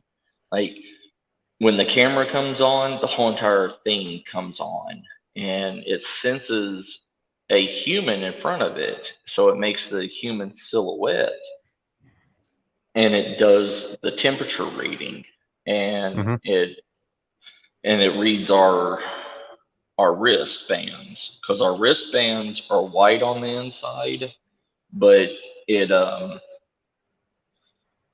hold on, it's supposed to be white like that, but if you got the vaccination and everything, it changes color every day. So today it's blue, tomorrow it could be pink or white. Well, I mean, not pink or white, but like pink, kind of like a pea yellow. And it changes based on your skin to see how it's not fully red, like it still has white streaks through it. Yeah. Yeah, and it's because that part of my skin isn't really touching it. Right. So So it's physical, chemical, bioreactive, isn't it? Then yeah, but is what it is. yes, and probably, but the other reader, it detects human movement. It if somebody stands in front of it, but an like if you stand on the side of it, it won't read you. You literally have to stand in front of it so it can acknowledge you. And it takes a silhouette of the individual if you're either male or female, and it takes your temperature and tells if you're right or whatever, and it will light up green. But if it doesn't sense you, it will tell you to back up and come back.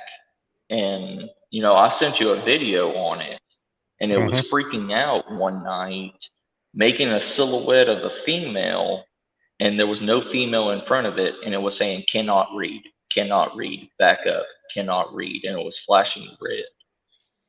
And yeah, so something was standing right there in front of me where that reader is, and nothing was there. Well, you see, biosensors are just as fallible as anything else, especially if they, the biochemical. The thermobaric ones more so than anything else, because they will pick up on areas of heat deviation and thermoclines. So they Oh, will give really? readouts, and thermoclines are columns of air. Could be misconstrued as being in a human shape. So Ah. they're not totally 100% foolproof technology.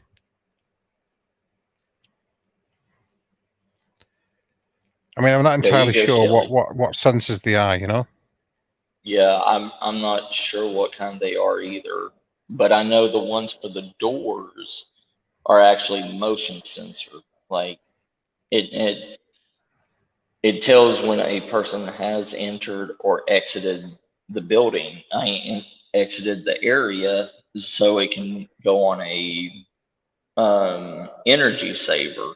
Like when Mm. somebody leaves the area, it'll turn the lights off and everything. Yeah, If so they're somebody not. enters the area, it turns on. Yeah, they're not biochemical receptors, then, are they? Right. Right. Okay. It, I was just it's just wondering a what kind of lengths they'd gone to detect people going in and out. yeah.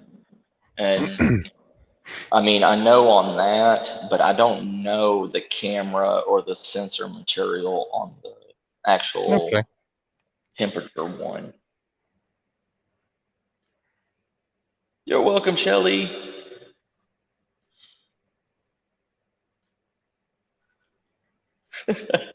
Oh, thank you, Carrie. But yeah, it's just, I don't know. It's a weird feeling here. And it's more of I don't like it, you know? It's like I always feel like I'm being watched. I always feel like I feel cold drafts, like, and I know that because there are motion sensor doors and stuff like that, and they have cracks in the doors, and it could just be a cold breeze coming by or whatever, but it's not like I know nature, I know wind, but this feels more of like cold breathing, like somebody taking a breath Hmm. around you, not not wind blowing by you.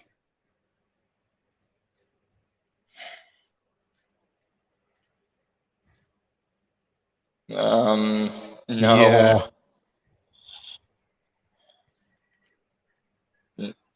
the the whole place is active, Carl, but there is I mean, and I know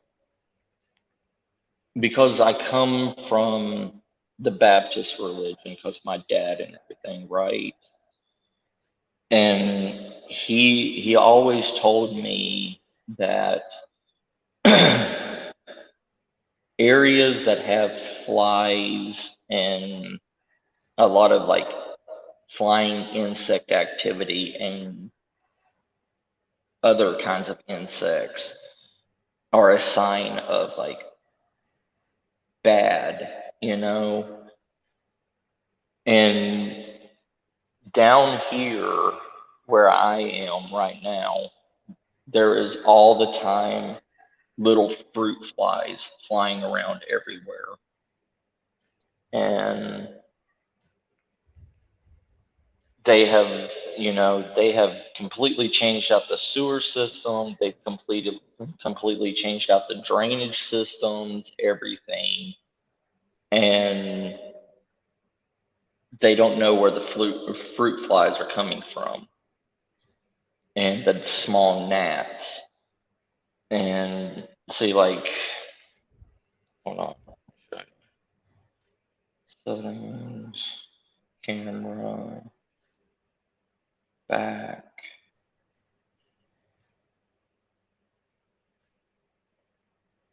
camera. like I just killed that thing that's crawling around, and that's an earwig. And earwigs are in. They're not in like buildings a lot. They're more in houses and stuff like that. That's out in the rural areas. But these earwigs always come out of the right wing.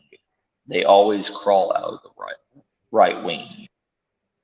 But that's a lot where the mummified bodies are. That's where the plague doctor area is. So it could be larva that's in those.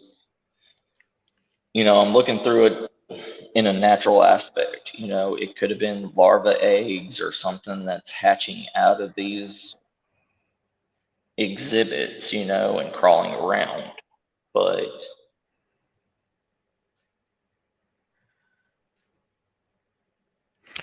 Yeah, I would lean towards it being something completely prosaic rather than an infestation that's an act of demons or the occult or paranormal. right, 100%. Yeah. Yeah. I really would. yeah, and that's not scaring me. It's just the stuff that I was beat into my head. You know what I mean, from my Yeah, dad. well, I mean, with a religious upbringing and the biblical connotations of infestation, that's going Yeah. to give you what's known as cognitive bias towards thinking a certain result is from a certain cause, or if at the Hmm. very least, what's known as associative bias. I don't have a religious upbringing, so my first thought isn't, "Oh, the Bible said this plague of pestilence and all the rest of it. This is something bad. It's just like, no, there's insects in the building that are getting in and needs to be dealt with because they're a pest." Yes. Yeah, and and we're bringing in mummified bodies that have been out in the middle of God knows where, and Yeah. artifacts that's been dug up out of the ground or peat bogs or Mm. wherever, and like those larva eggs hatch. Yeah, I would go with that. Yeah. If you see the actual earwigs manifesting by materializing up through the ground in front of your very eyes, that's completely different. Yeah. Yeah, that's a whole entire different ball game right there. Mm. But no, they're Yeah. just coming out of that area. Like they're just crawling around. And it's not like hundreds of them, like would happen if it was a demon there or whatever. It's like one or two. Hang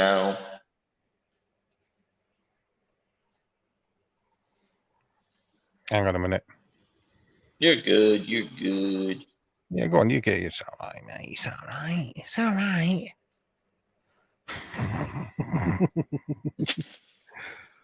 I'm Right. just messing about or something. Hmm? Yeah, Keno, that's the only bad thing, this is I work at a museum, and the museum can't really put up those things. They have to call a exterminator, and the exterminator comes out, and they've already had the exterminator out this month like 5 times, and it's still happening. But eh, it it would be nice to be able to put like bug traps and stuff around and capture these things, because I don't know where those little gnats are coming from. If they're coming from the sewer system, I don't want one flying in my mouth. Totally agree. Uh, no, Shelly. I would not eat an earwig. Thought he was a It, survivalist. yeah. Well, the only reason why is because earwigs carry parasites in them, Well, there you go. More and protein. oh yeah, right. No, like yeah, no. It, it's like turtles, you know. turtles can carry tapeworms, and snapping turtles, like mostly snapping turtles, because snapping turtles will eat both meat and vegetation. Right, hang on a minute. Just bear with me a minute, Matt. Yes. How have we got to? How I've already lost the link. How are we on snapping turtles? Sorry. How have we arrived at snapping turtles right now in one sentence? From earwigs? Right. How? Yeah. Because they all are like disease carrying, parasite carrying creatures. So are you saying that turtles are scumbags? Yes. Snapping turtles are scumbags. Really? Yes. So are you a reptilianist? No. Just to a certain breed. Yeah, all right. Yeah, fair enough. Yeah, that is true. You did only mention one specific kind, yeah. Yeah, I mean, I love all the other turtles and they taste really good. So basically, you know, we're all good as long as we're okay with the fruit flies, and we're okay with we're not okay with the earwigs. We're not really sold on the earwigs. But as long as snapping turtles don't start crawling across the floor of the museum, we're good, right? Yes, right. Right. I just wanted to make sure I was on the same page. Because like an alligator snapping turtle, my first, I'll tell you the reason why I have this hatred of snapping turtles. Okay. Oh, it's hatred now, is it? Well, yeah, it's really hatred. But Go okay, on then. it was in Louisiana, all right, on the bayou. And we were out there for a week. And we had to catch our own food. We had to cook our own food. We had to process everything, learn how to process, and learn how to capture things with basic traps. And Okay. they, in Louisiana, they do what's called a hobo yo-yo. And yeah, Oh, fuck. and a hobo yo-yo is kind of like a spring fish trap, you know, where you bend a sapling over, you tie the fishing string, throw it in, Yes. and you have an anchor into the ground. I do, yeah. Well, it's kind of the same idea, but instead of this, you hook it up to a branch, and the branch overhangs the swamp or the puddle or creek, and you have to dangle the string completely into the water, about 3 foot into the water from the tree. So you're making a string that's literally about 10 foot long. And you have to you either have to fish and get a small minnow or a small pan-sized fish and hook that through the rope and everything, tie it onto the string, and then the snapping turtle will come and bite a hold of the fish, and the loop that you made to loop the fish onto it will go over the snapping turtle head and literally hang it and kill it in the water. Okay. And then you go and collect the body. Yeah. Well, right. Is there a shorter version of this? Because I've already forgotten what I asked. Yes. Go on. I'm losing sight. Well, I'm losing sight, and I'm losing the will to live. Go on. Go on. Why do you hate turtles? Cut to the chase, brother. Cut to the chase. You're losing the audience. I caught the fish. I caught the alligator turtle. It was probably about 20 pounds. I went to go get it because it was floating on top of the water. Mm-hmm. I thought it was dead because that's what it was supposed to do.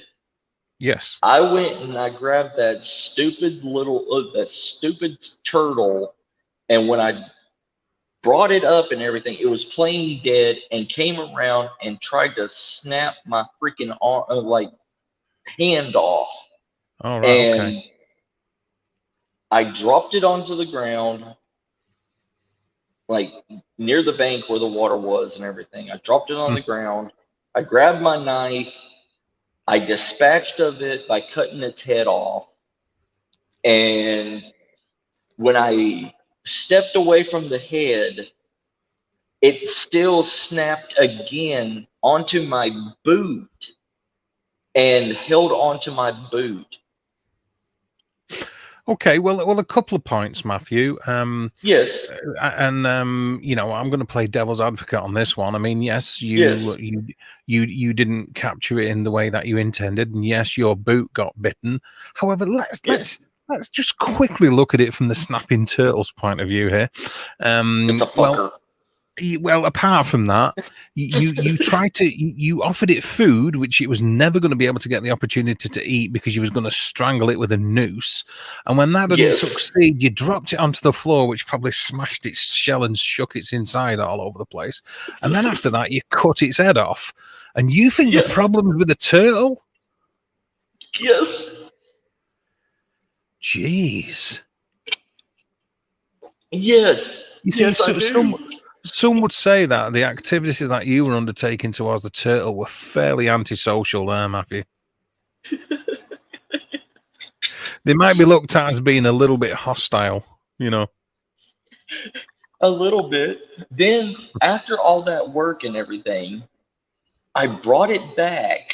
Okay, I brought it back to the base camp, and I'm sitting there. You hadn't bleeding finished with it, okay?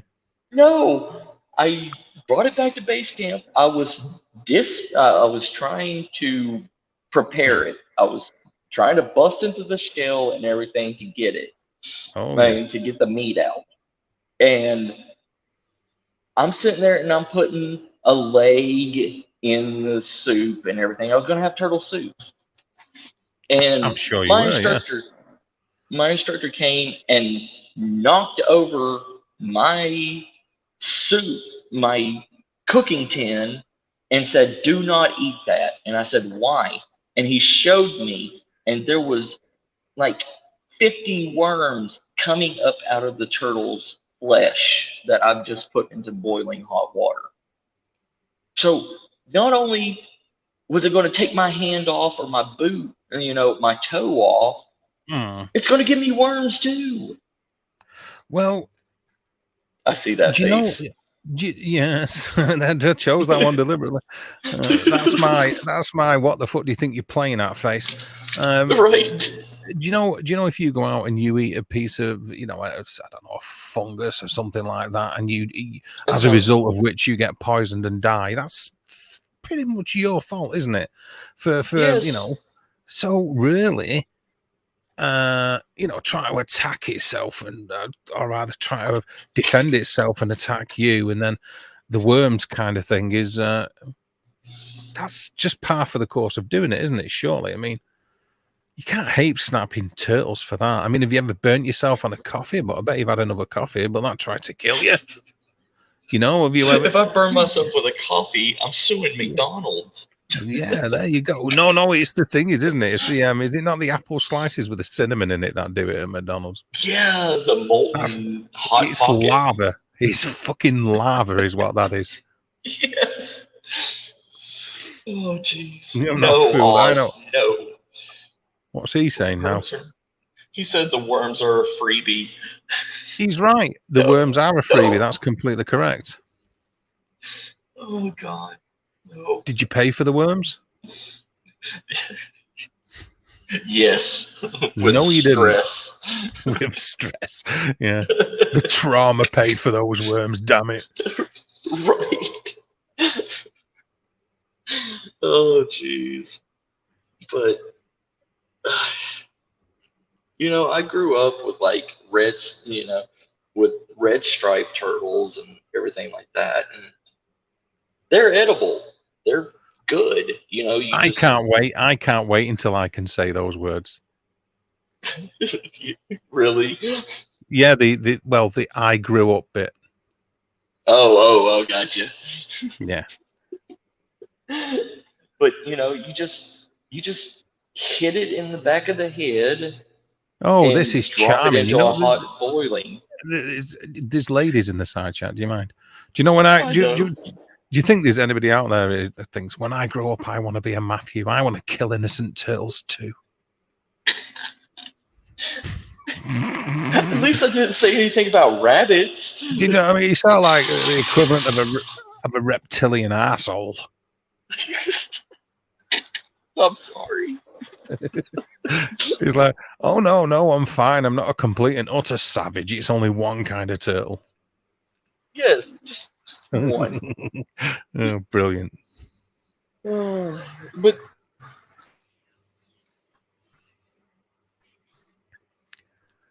what?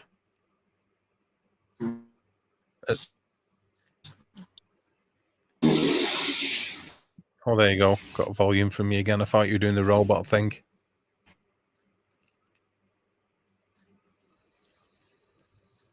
Have we lost him again?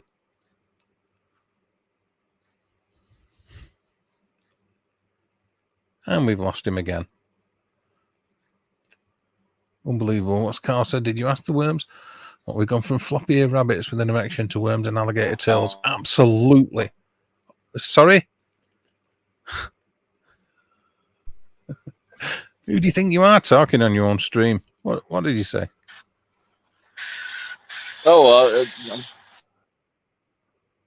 Internet connection. Like, I heard you talking, then it all went robotic, and it's like, you lost signal. Congratulations. I'm never robotic, me, Matthew. I've always got a wonderful signal and absolutely wonderful audio. I know, but you're Dave.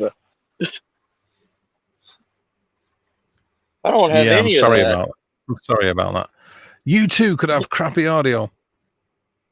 Yeah.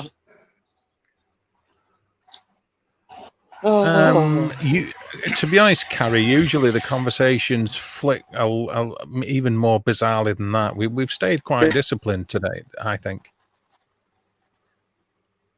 Right. Yeah.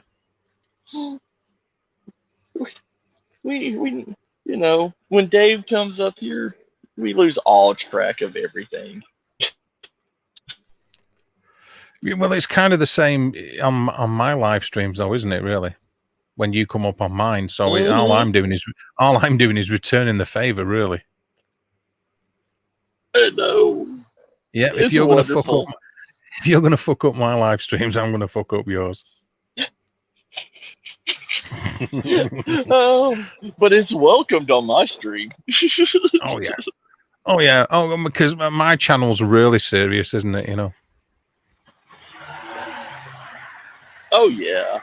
Oh well, it was when we were doing the Scooby Doo thing. What do you call them? What did you call us? The Scooby Doo gang.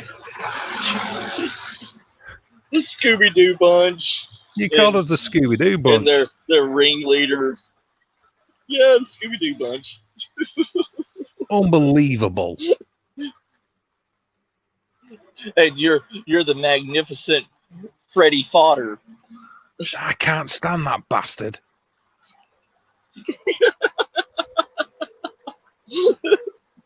I was gonna be Scrappy Doo. I can't stand Scrappy. Yeah. Well, I think he was a gobshite. Right? Yeah, he was a gobshite, Scrappy, wasn't he, really? Let me at him. Mm-hmm. He was a gobshite. Get the hell out of here, String Bead. God, you've really got it on you today, haven't you? I do. Right, I'm going back to my avatar now. Right. I'm hiding behind my purple face again. Compared to me on. Oh, I could go off. I could go off plenty on a lot of things, Jelly. I would say, yeah. My streams are usually a little worse, but I have I do have to say this: Matthew is really starting to catch up. I am. He's learnt well. I have a great mentor. Yeah, you see, I believe, you know, you always start off with the best of intentions, and then about 5 minutes in, they just turn to shit. Right. I think that's why Matthew always didn't. That's why Matthew didn't like the Scare Bear bunch. Scare Bear bunch. What did you call us? No, so it was the Scooby Doo bunch, didn't you? Yes, the Scooby Doo. Scooby Doo gang. Oh, that hurt. I can see all of y'all in a little Volkswagen van. I think that we dealt with some very, very deep and interesting subjects. Oh, you did. So that did were fucking so does boring. the Scooby Doo gang. The Scooby Doo gang, yeah. I miss those goddamn Scooby Dooies. I know. You know, they made a new one, and I had to go and buy this DVD because it just rung home to me. It's Scooby Doo meets Kiss at the like some kind of amusement park, and Kiss helped the Scooby Doo gang. To be fair, though, haven't Kiss been involved in pretty much everybody and everything at some stage? Yes, yes. I'm pretty sure that they've been on some like cartoons in the past and been involved in some kind of shit, haven't they? Scooby Doo, surely, I'm sure they have. Well, with a tongue like Gene Simmons, I mean, what hasn't it been in? Yeah. Ooh. True that. False tongue, though, that, you know. Yeah. Real mouth, false tongue.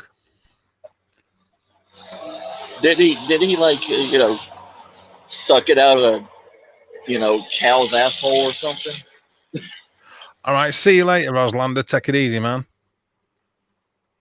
Take care, Oz, brother. I said, who was Daphne? I want to know that. Yeah. I wouldn't have minded having a Daphne on screen. In fact, I'm thinking, you know, if I do decide to start doing more live streams and getting the channel up and running, maybe I'll have a female co-host. Maybe me and Matthew will have a female up with us. A womany bit with all the soft pointy parts that a woman has, you know. Yes. Soft pointy parts. I sort of like the idea of a female co-host that put up with the shit we come out with, maybe. Especially I'm still waiting on a reply from her. Yeah. Yeah. I don't know who would be who, actually, Carl, on those streams back in the day. I think I wouldn't like to say I was Fred. You're Fred. Steve was Shaggy. Jamie would have been Daphne. I mean, not Daphne, but Thelma. Damien would have been.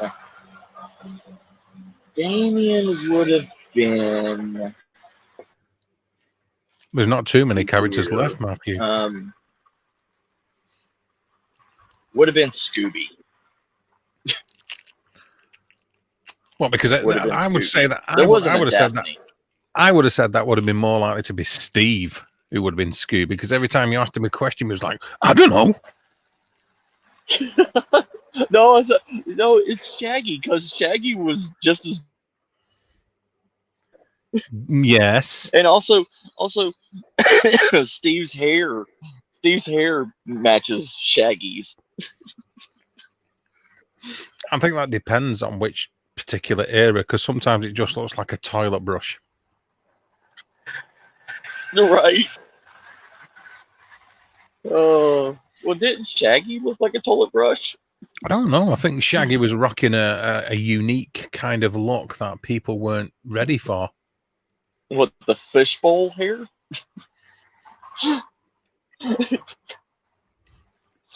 Oh, Well, it's for like me, you know, somebody when they put a done the bowling ball on a stick.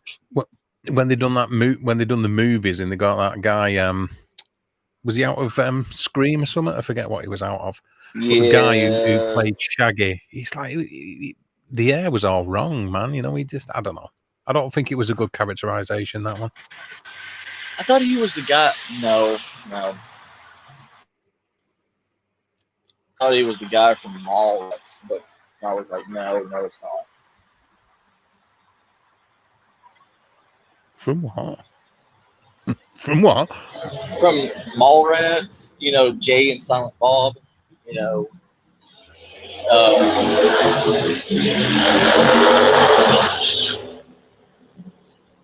Oh, everybody's got their Harleys out tonight. Mm. Yeah.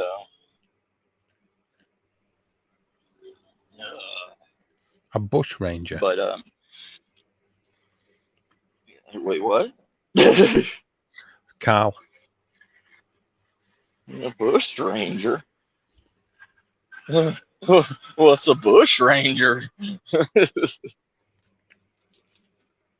Wouldn't What you is like to know, you dirty boy? Yes, I would. What kind of bushes is he ranging? Oh God! You need to tell me how to apply to be a bush ranger and what kind of merit badges I need.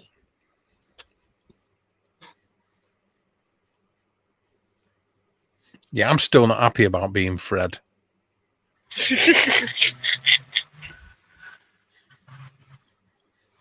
Fred was the posh one. He's the one that had everything going. He's the one He that didn't. created the crew. No, he was the least like character. He was boring. And he got the pork Daphne. Yeah, exactly. And you just said Damien was Daphne. Oh shit! And no. Damien is Scooby. Damien is So who's? Scooby. And Jamie was Thelma. I think I'd rather be Thelma than bleeding Fred. There was no Daphne.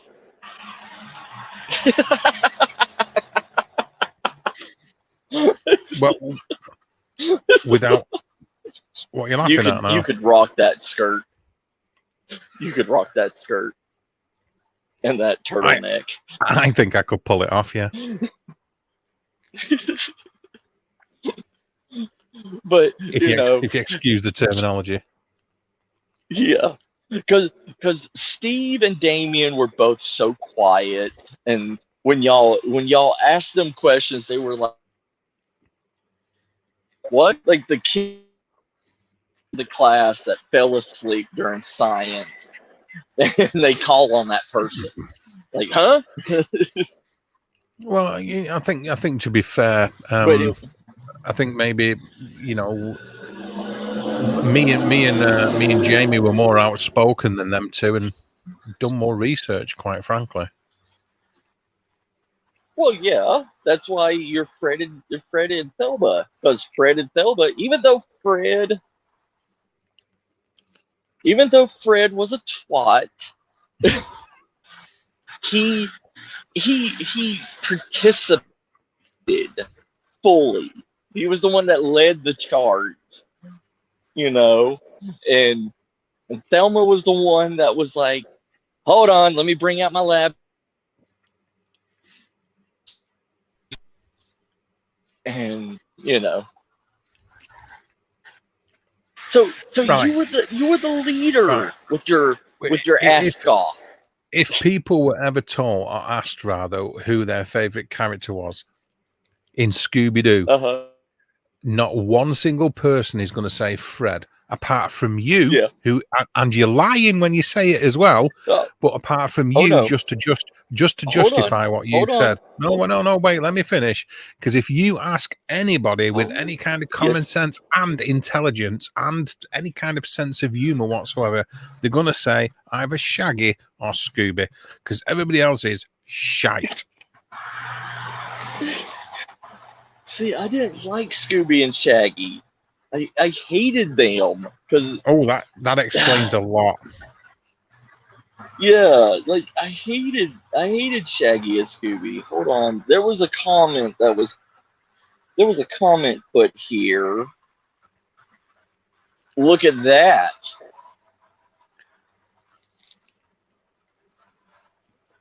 What? A lot of girls found Fred hot. It wasn't just Carrie. Oh, go on then. Name one other. Autumn, That, Miss Star. Miss that's Star. not too bollocks. That's not too difficult a task. Name one more. No, seriously. She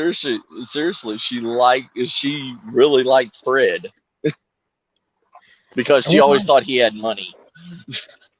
What? Mm-hmm. He was driving a VW camper. I know, but he dressed the part, like that's why him and Daphne was Daphne. Daphne was bankrolling the whole entire thing. I mean, but seriously, because Daphne was the one that would always pull out the Scooby treats. I bet Daphne could suck a golf ball through a fucking garden hose.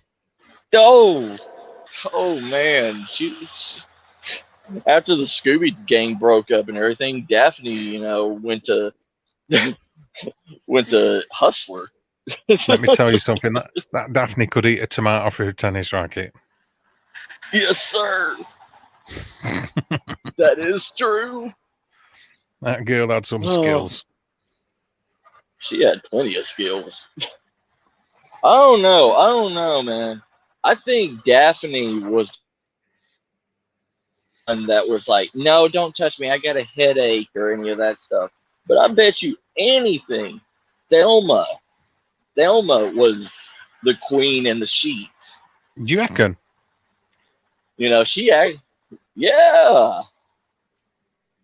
Anything. I mean, yeah, I think you're probably right. Daphne was wearing, she's one of those underestimated ones. I bet Thelma could use your ball bag like a fucking space opera. Yeah, I bet she could. I bet you anything she could juggle you like a professional boxer. But it's like in cosplay, like the Scooby-Doo cosplay girls. Nobody ever cosplays as Daphne. They all make Thelma sexy. Like every single one of them, they all cosplay as Thelma. Yeah, Thelma, because she's wearing glasses. She wears a tight sweater, big boobs, short plaited skirt. Yeah. And everybody judged her that she was, thick or fat, but her legs said differently. Her legs were just a little bit bigger than Daphne's, but not by much. I'm not about that at all. Fat, thin, tall, short. I don't give a shit. If it's got a pulse, I'm interested. Right? I mean, because even in the 70s, I mean, the clothing that wore was all like, yeah, it was skin tight, but the thing was she was wearing pants and a pullover like cardigan, But Thelma, it didn't matter if it was 20 degrees outside. That girl was still wearing a mini skirt that barely covered anything. It barely covered anything, but it's not like you could see a landing strip or anything, is it? I mean, she was Oh, no. notably covered. She was respectable until she lost her glasses, and she always lost her glasses and was always bent over. Yeah, but you never got the money shot, did you? No, because the editor. I bet Shaggy got the money shot a few times because It was always Shaggy around when she lost her glasses. You know what I mean? Oh, I know what you mean. Yeah. She's like, I lost my glasses, Shaggy. Help me. Like, what? And that's the only time where he would grow some balls and actually do something. Yeah, so his bravery was limited to finding a pair of spectacles. Yeah, pretty much. Pretty much was, yeah. Yeah. You can't be too busy you looking at Fred Carey because apparently I'm Fred. That's Matthew says that. We had a show called Mystery Machine, and he called it. What did you call it? The Scooby-Doo Scare Gang. Yeah, well, Scooby-Doo something he called it because he's a arsehole. Yeah. But he called it Scooby-Doo, and apparently I was the Fred character. But I said it in a good. The Fred was the gun ho, like, you know, the leader of the group. Like, he was the one. Like, fuck it, that's a 300-year-old, 3,000-year-old haunted castle. Fuck it, I'm going in there first. Everybody else follow me. Hello, Maria. Hey, Maria says, how you doing? Well, in that case, I would be Fred, because out of the four of us, I think I was the only one who's ever done any paranormal investigation as well. Yes, that's why I say you're Fred. Not because of way he looks or anything, because of his image, because of what he was. Not because he was a dumbass, jock, but because he held the group together. He was the leader of it, Everybody else, he was the one that was finding all the shit. Like, Thelma and everybody else didn't care. Yeah. Well. Yeah. Not because you're wearing an ascot.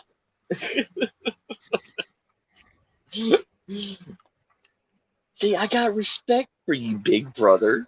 Yeah, that's just as well, fuckface.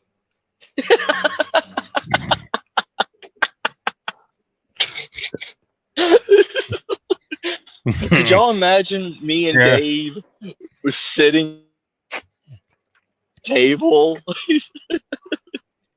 How we get along so well here. Oh, yeah. Can you feel the love in the air? Shit. Right. Oh, damn. That's great. Oh.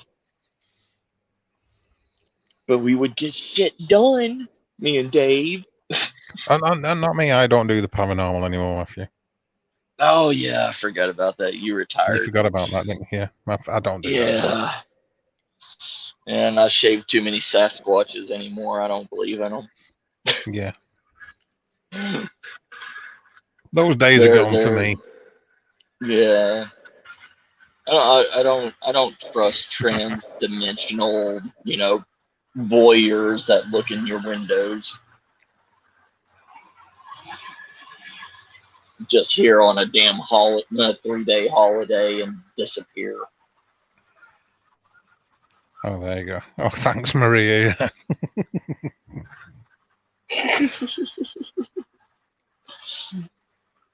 Oh, yeah.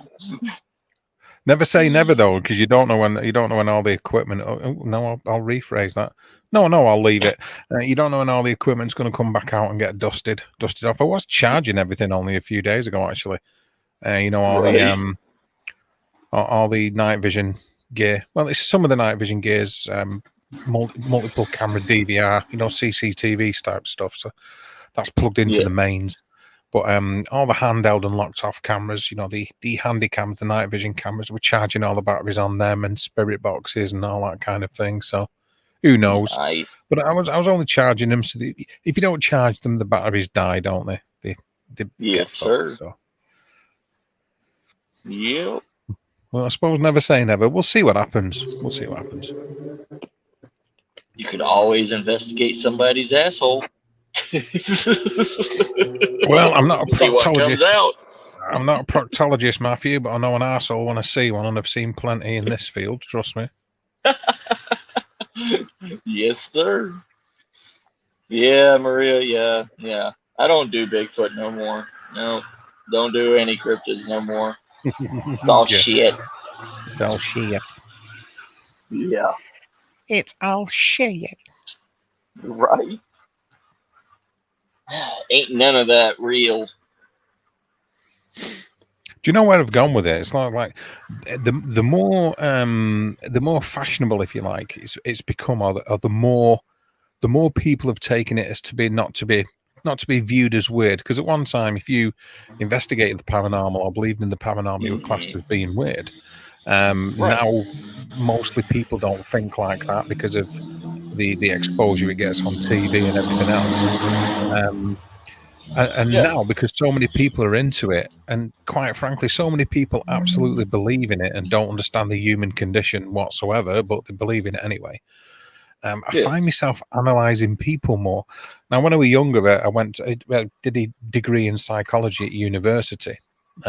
So, done obviously training to be a counsellor and a therapist and a cognitive No behavioural way. therapist. Unfortunately, I did, yeah.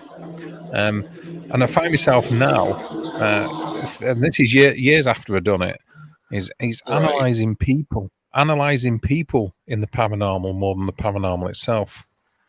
Yeah. I mean, and that was what I was trying to tell. Like, hold on. What the?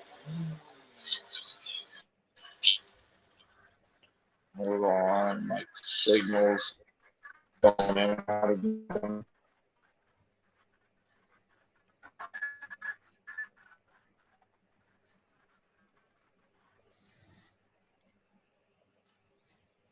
That makes a nice change.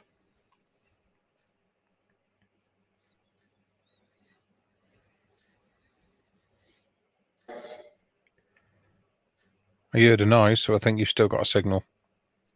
Okay, awesome. There you go. But that's what I was trying to tell Eli and everything about how normal human beings and everything really believe that this stuff is fake and everything. Like when it comes to mediums, somebody claiming that they can hear spirits and that they can, communicate with the spirits. But the thing is if you come to say you came to me when I was in college and everything, all right, and you tell me that you can talk to spirits or they come to you and talk to you. Well, the thing is through psychology, I didn't graduate in psychology, it was cultural anthropology. But it's kind of the same. The hell?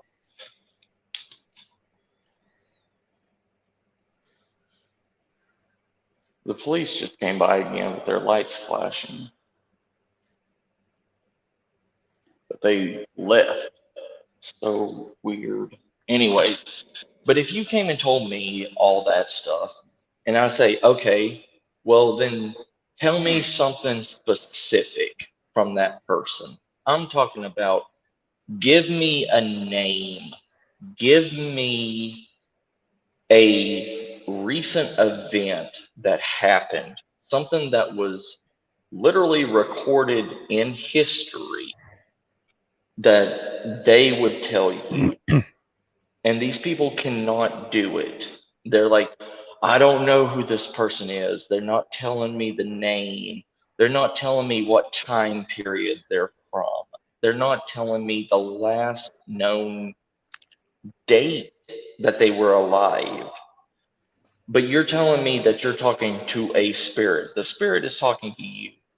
In my opinion, what you're telling me is you are talking to another voice in your head, which is a part of schizophrenia.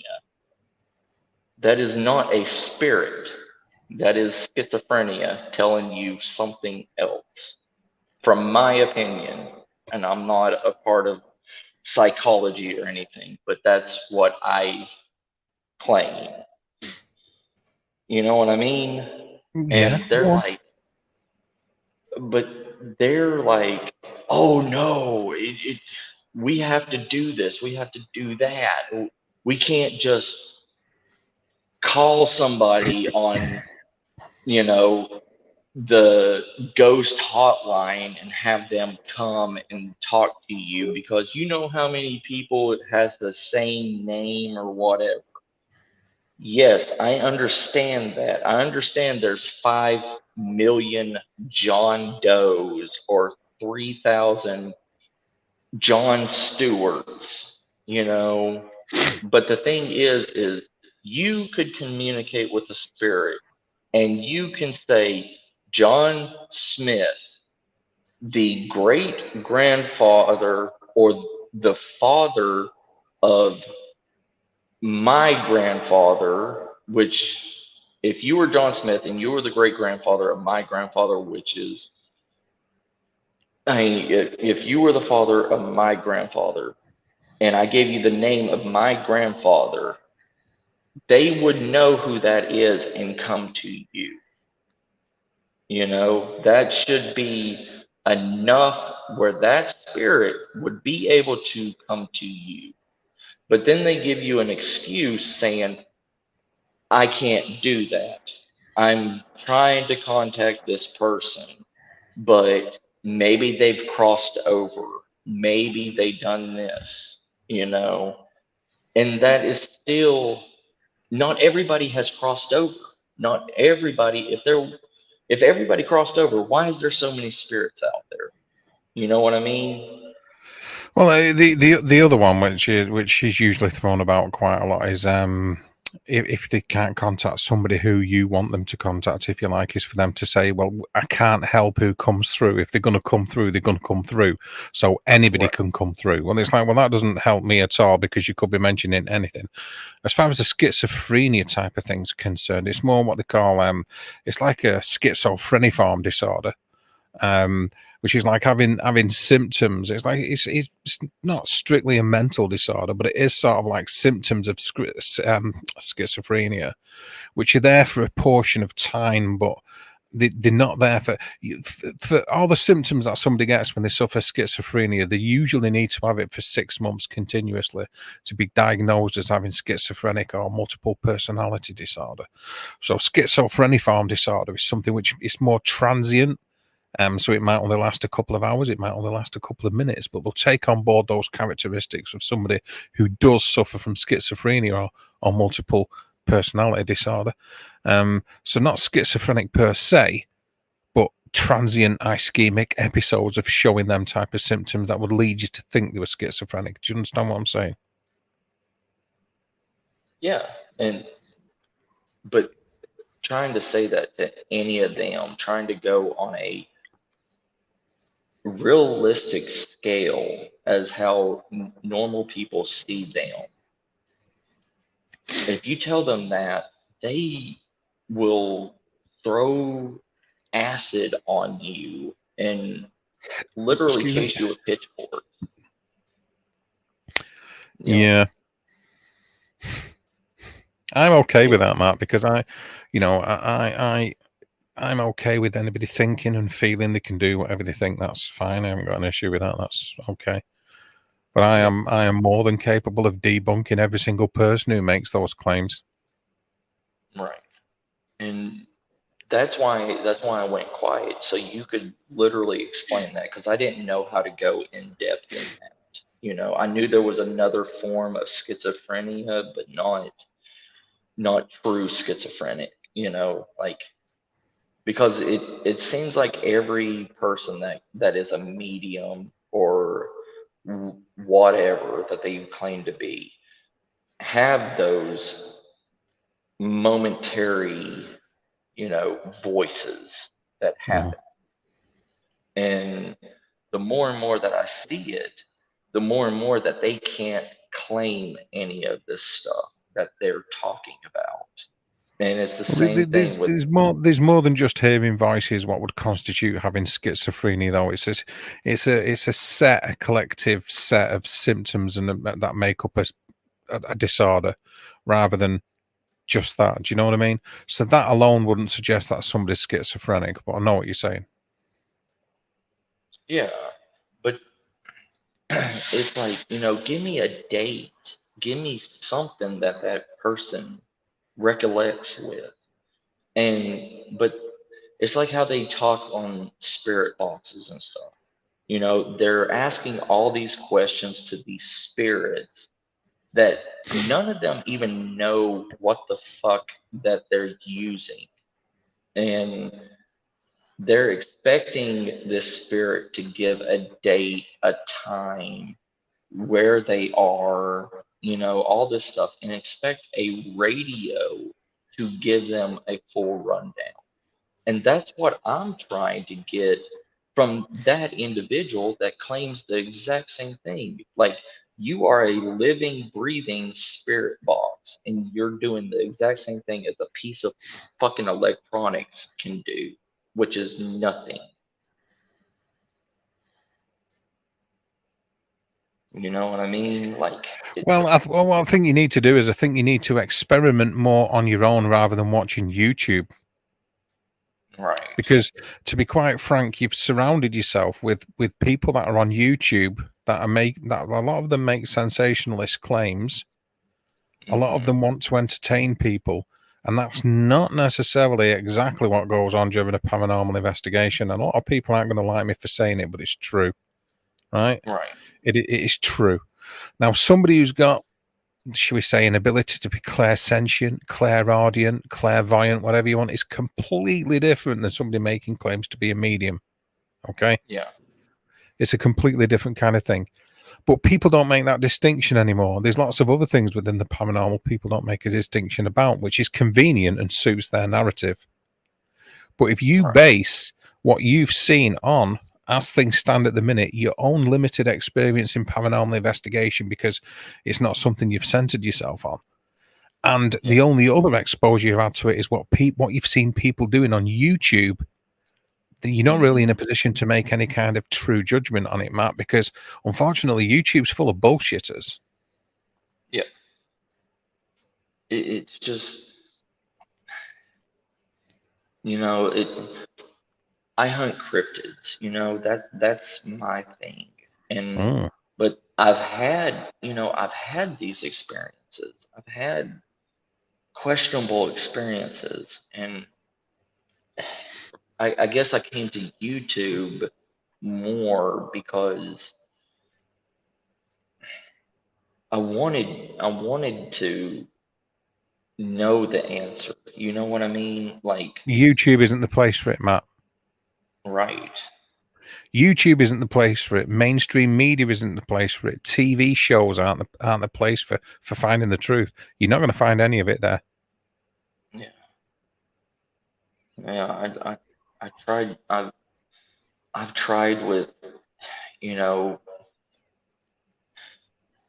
all these other people that are supposed to be psychic mediums. I've spent money on these people, like cold hard cash, and I've never got a definitive, true fucking answer. Like, I had somebody read my fortune, or like read my past and everything, and try to help me with my future. And I've had only one person that would not read my past because they said that I had a black aura and I had too much death and close encounters in my life. That my past is too hard and too emotional to read. But everybody else was telling me, oh, I've got like 3 kids and like I'm going to die at the age of 25. And I'm like, are you serious? Like, do you know my age right now? And they said, what is your age? And I said, I'm 28. And they said, well, the card said you're supposed to die at 25. And I was like, what the fuck? Like, and Mm-hmm. it's kind of the same. Hold on, I'll be right back. No idea where Beth is, Deanna. I've not seen her knocking about tonight, but then I haven't been anywhere apart from here. So I won't be able to tell you don't. Oh, there you go. Beth is in Father and Don's gaming chat.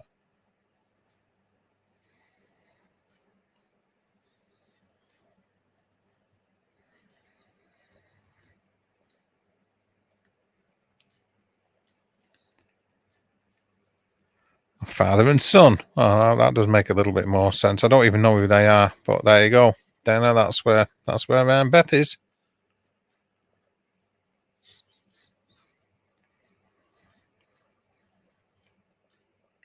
Father and son's gaming chat.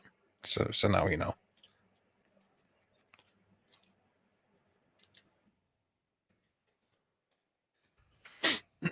Excuse me. Who we got left in the side chat, by the way?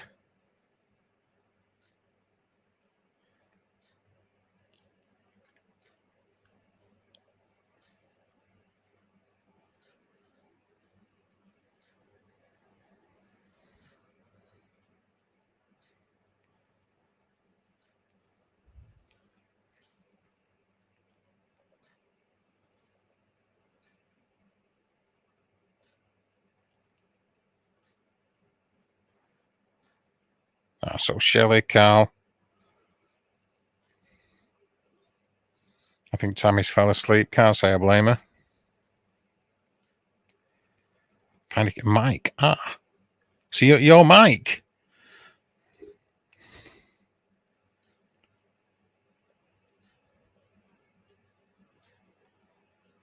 Hey, Mike, or do you prefer to go by Keno? Or do you not give a shit? It's up to you, isn't it? How would you prefer to be referred to? So we've got Mike, Carl, and Shelley. Says 5 watching. So David, I assume, still there. Oh, he was packing for your flight. What flight? Where?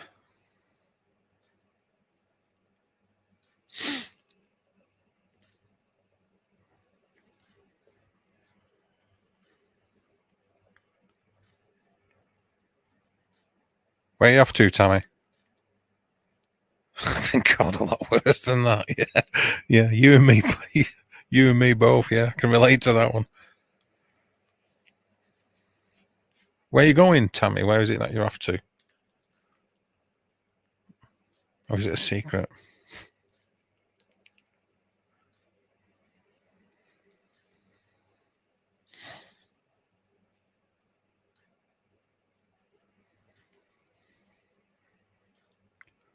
To taser people, of course you are. I do beg your pardon, yeah.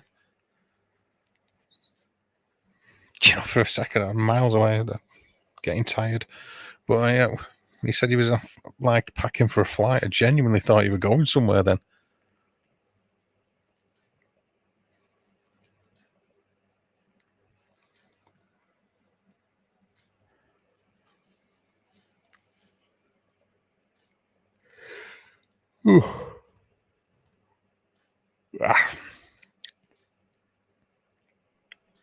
Sorry about that.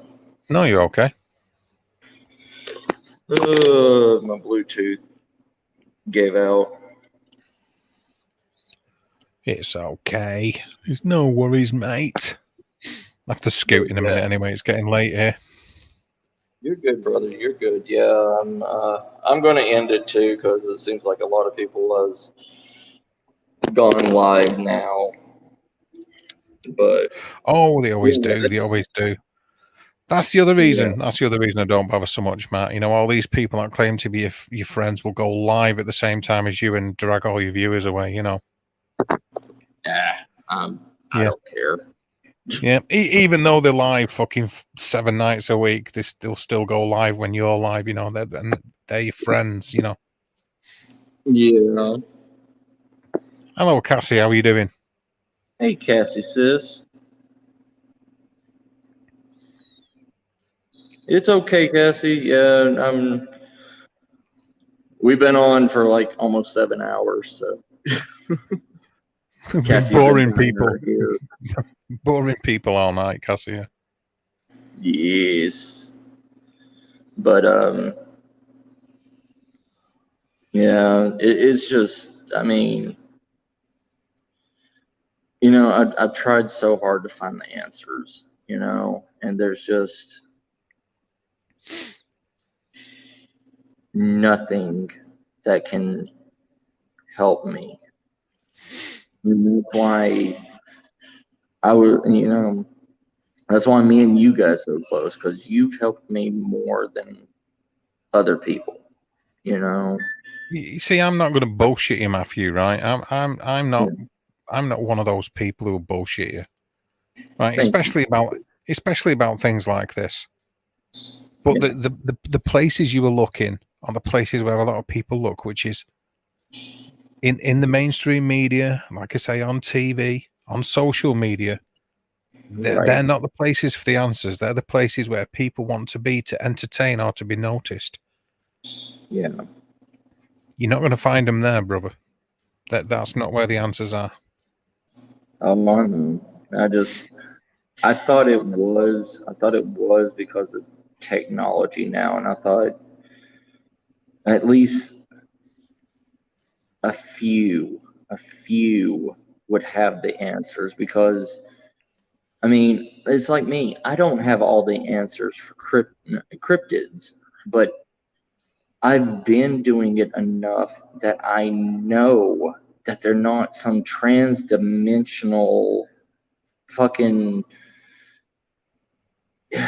you know, creature that's going to another fucking planet and coming back here just to kill a deer and, you know, eat it without cooking it, and ripping up trees and foraging wild edibles. If they were interdimensional beings traveling from this world to another, why would, where's their technology? They're not fucking summoning it like some damn god, you know?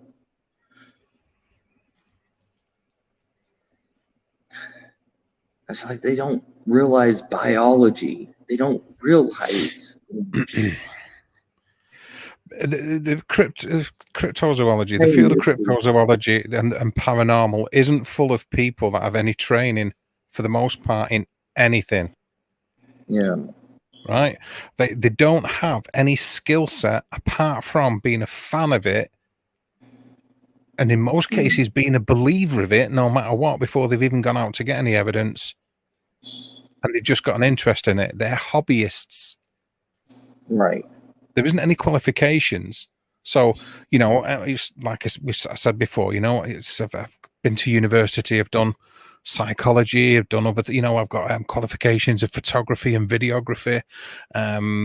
You know, I've studied physics and things like that. So, but it doesn't mean anything. That doesn't put me in any better stead than anybody else, because anybody can claim to be an expert on the paranormal just because they've Right. watched fucking Ghost Adventures for the last 5 years. So you're not going to find the answers by being on YouTube and listening to people on YouTube, because they don't know what they're talking about, quite frankly, and that's going to upset a few people, but I don't give a shit. They're not in any I don't position. either. They're not in any position to make any kind of claims. What did I say to you the other day? It was to somebody on the stream, and I said, well, people don't understand how the equipment works. Now they'll say, well, yeah, you know, I know that this flashing lights go off when there's an EMF field, and I'm going, no, you don't understand how the equipment works. Tell me the resonance of the tuned circuit on that printed circuit board that makes that meter go off, and at what frequency. Right. Tell me how the equipment works. What is the empirical, metaphysical, or even mechanical reason that that meter goes off when EMF activates it? Explain it to me. And they can't. Right. And Do you know see, what I mean? I can't even explain that stuff. You know, I know a very basics of it, and that's only from what you've taught me, you know, and like I know like most of the stuff I know is from lore, from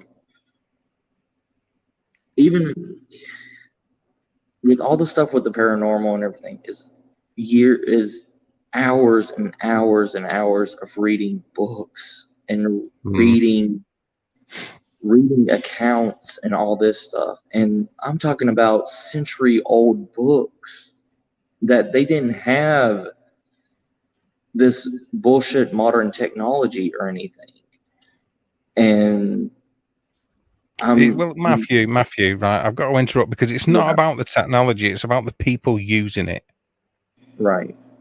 This is always down to the human element, right? Yeah.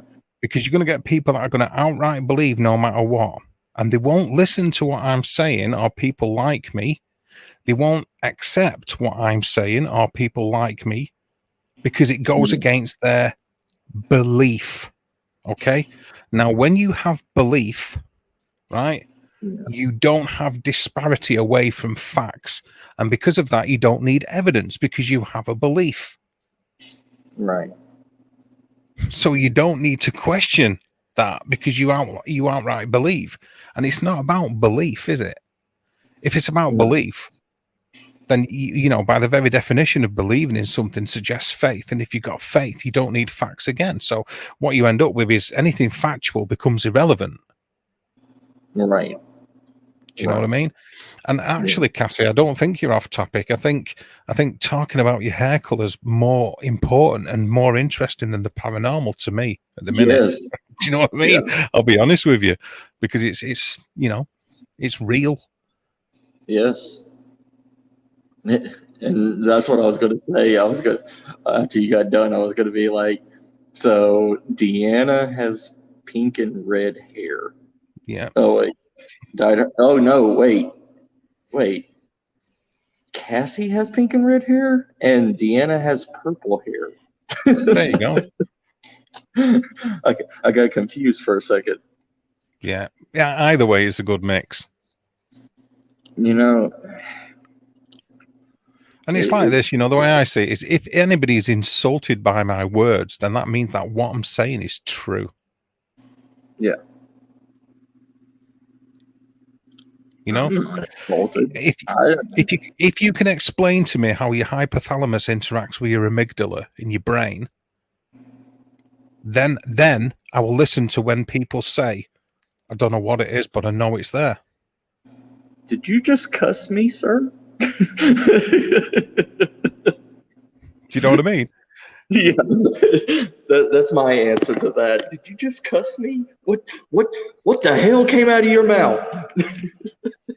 That's it. But people will go, well, science doesn't mean anything. And it's like, well, yes, it actually does. And yes, okay, the remits or the confines with science is ever changing and ever expanding as we learn more, as we find more to be substantiated fact, not substantiated belief.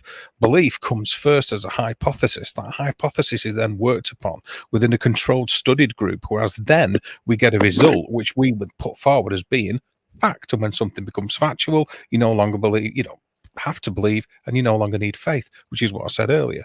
So the two counterbalance one another and don't work with one another. Yes. Do you know what I'm saying? So if you believe, you don't need evidence. Correct. Because if you believe, all you're getting is, you know.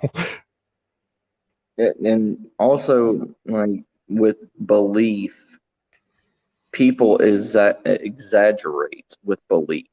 People make the item, make the sighting, make everything else 10 times more believable for them. You know what I mean? I do. It's like people in the cryptid, you know, they see a large shape in between the trees at 5 o'clock in the day. They don't understand. They don't understand the sunlight. They don't understand the refraction of light through the trees at that specific time and date, at that specific time that is creating that shape through it. It's called forest illusion. Mm-hmm. And they believe that it's a giant 8 to 10 foot tall creature just sitting in the woods on the shore, on the bank of a street. And then they see another one in the same area and they say, oh, there's more than one. But that shadow is not moving. It is not. What you'll also find as well is what's called group conformity. So Right. you will find people will surround themselves with like-minded people. Yes. And what they do is this it's not like a reciprocal, like, fucking reach around. It's like a bleeding circle jerk in many ways. Right. Because everybody's patting one another on the back about their own belief system and reinforcing what each other thinks. Yes. Without any kind of question, until you get somebody like me who throws a turd in the works. Do you know what I mean? It's like people aren't looking for answers or for truth mostly. I mean, it is a bit of a broad-reaching statement to make something like that, and I understand that it is. But people are looking for more corroboration in what they feel, think, and believe rather than what's actual and factual. And that's the problem. And that's why mainstream science doesn't take it seriously. And that's why the establishment doesn't take it seriously. Because it's just full of people who make outlandish claims. And it really is. Without any grounding in any kind of training or academical knowledge whatsoever. Do you know what I mean? Yeah. That's why I don't bother with it anymore, Matt. That's why if I'm going to do streams, I just fuck around. Because it just entertains me and it's fun. There's more than enough people messing around doing paranormal investigation. It doesn't need me. Yeah. And that's the same with me about cryptozoology. It doesn't need me. I mean, we are a dead breed. We are. It's cheery. Sorry. We have a dead breed. I want to know exactly what shade of purple. I think she said fuchsia. Fuchsia. Thank you, Matthew. Yeah, I'm more interested in that these days. I am too. I really am. I mean, that's why I went back to my roots with my channel. Like if you see my channel, I haven't ever updated my blog, my introduction to my channel. But I have had experiences and everything, and I Hey Shire. want to learn. Hey Shire, brother. Hey Deanna, sis. When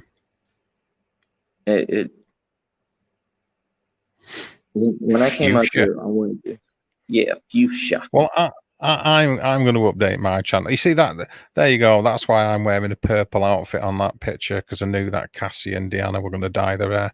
That's all I'm bothered about. I really don't give a shit about the rest of it. Seriously, I'm so burnt out with it, Yep. I understand 100%, brother. I do. And I don't know what it is about me. I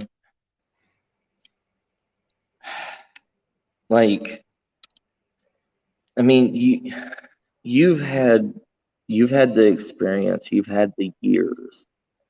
Oh yeah, and look where it's got me. Yeah, I know. I mean, and look where it's fucking got me. Me and you are the two old ass geezers that's sitting on the porch yelling at kids.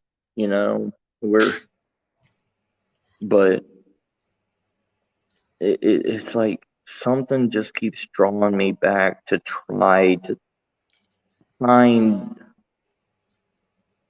that diamond in the rough, the one person that may truly have the skills that, that.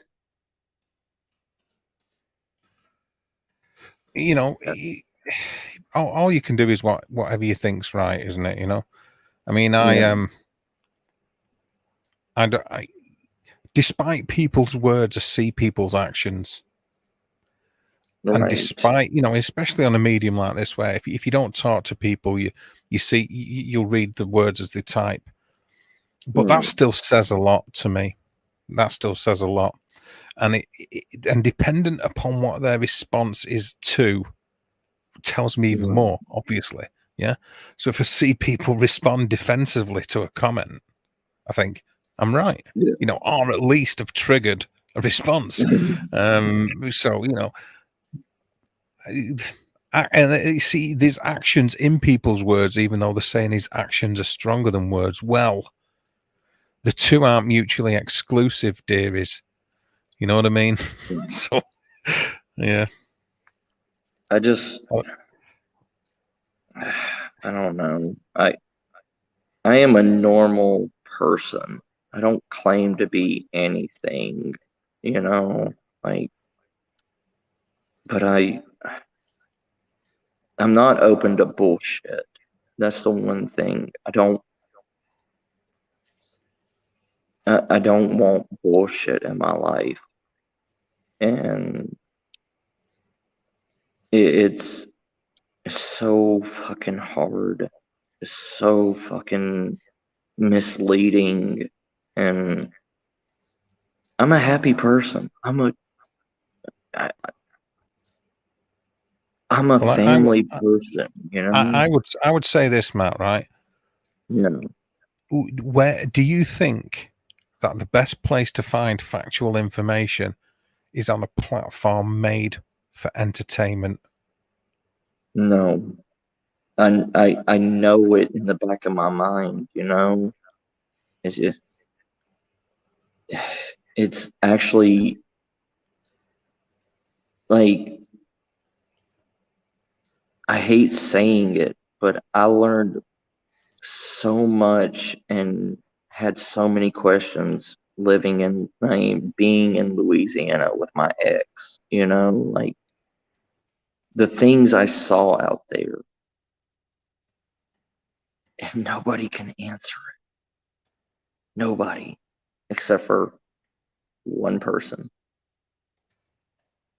And Dave, you know who that is? Santa. Santa? He's the only one I believe in, brother. I would love to find St. Nicholas's bones and get that specific drink that they make out of the liquid from his bones. Yeah. I bet nobody else knew that. Well, yeah.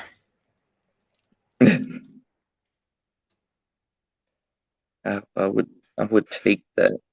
You get out of it. You get out of it what you can, and everybody gets out of it what they can, and that's completely fine. Yeah. That's fine. I'm just saying where I'm at with it. I can't do the bullshit and like feel like I'm true to myself because of it. Just not me, I'm afraid. Yeah. I know, but bro, it's just, I just don't have the time and the money like I did when I was younger. And because the way I was raised,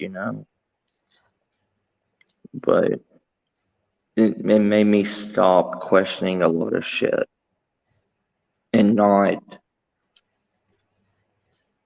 like I just played it off, you know what I mean? I do. And I shouldn't have done that. I was something knew that it wasn't right, but something in the back of my head was just telling me just to forget it, just to play it off. Well, I don't even worry about it at that level anymore. I mean, man, because the way that I look at it is, you know, I've spent years looking into all this kind of crap. I'm not, you know, it's spent time away from living reality. Right. You know, and as things stand at the minute, I'm quite happy giving it a go at, like, as poor and as sometimes depressing and as bleak or whatever incomplete feeling sometimes reality can seem to be. I'm going to spend a bit of time worrying about that rather than the bullshit. You know what I mean?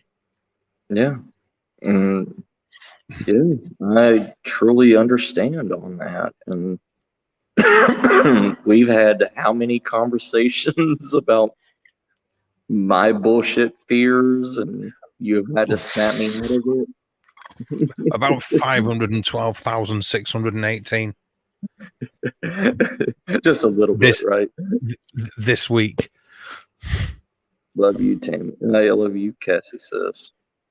Sorry, Tammy was up before you, but I just, you know, I put that down to just chatting. Yeah. I mean, because, you know, other than, because I just want to say, how many fucking spirits has told these people what's going on right now? If spirits are all over the fucking place and knows every fucking thing, how come these people haven't been told that, like, the world may be ending sooner than we realize? I'm not even going down that route, Matt, because, you know, that again is mainstream media with a narrative that are giving us reports, you know. And a massive amount of it is scaremongering, and that just doesn't do anybody any good whatsoever. So I'm not even going there. No, I know. I'm just, but you know what I mean, though. I didn't mean to say it like that. You know, like, why didn't somebody tell us? Why didn't a spirit tell people that the epidemic was going to happen? Let me put it that way. You know, like, that it would do, like, keep everybody in lockdown for X amount of months. All I cared about right now is flicking my bean. That's it. And I don't even have a bean to flick, brother. You can borrow a bean, but that is not going to stop me from trying, man. You're right. I'll flick an imaginary bean. I'm flicking that bean. All right, we're gonna end this because me and Dave we're at our breaking point right now. Yeah. Our filters really down. Our filters are coming unstuck. But thank you, big bro. Thank you for being up here. No worries. You know me, I always like to cheer up all the paranormal buffs.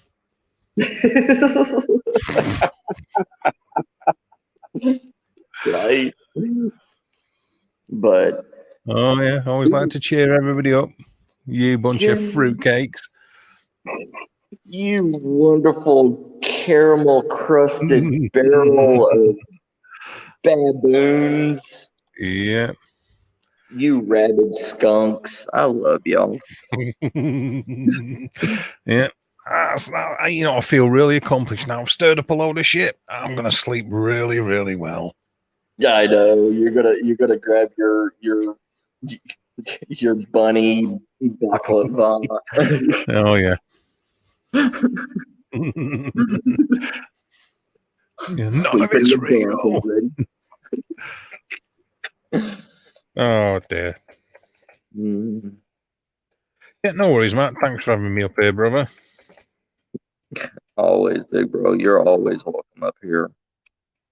I'll probably do a stream at some stage, and you're more than welcome to join me. I'll really have a go at everybody then. Yes, sir. We will do that. I'm only joking. Now I'm going to speak about hair color. Yes, let's do that. We'll Yeah, I bring want to do Cassie and Deanna up. a 5 hour.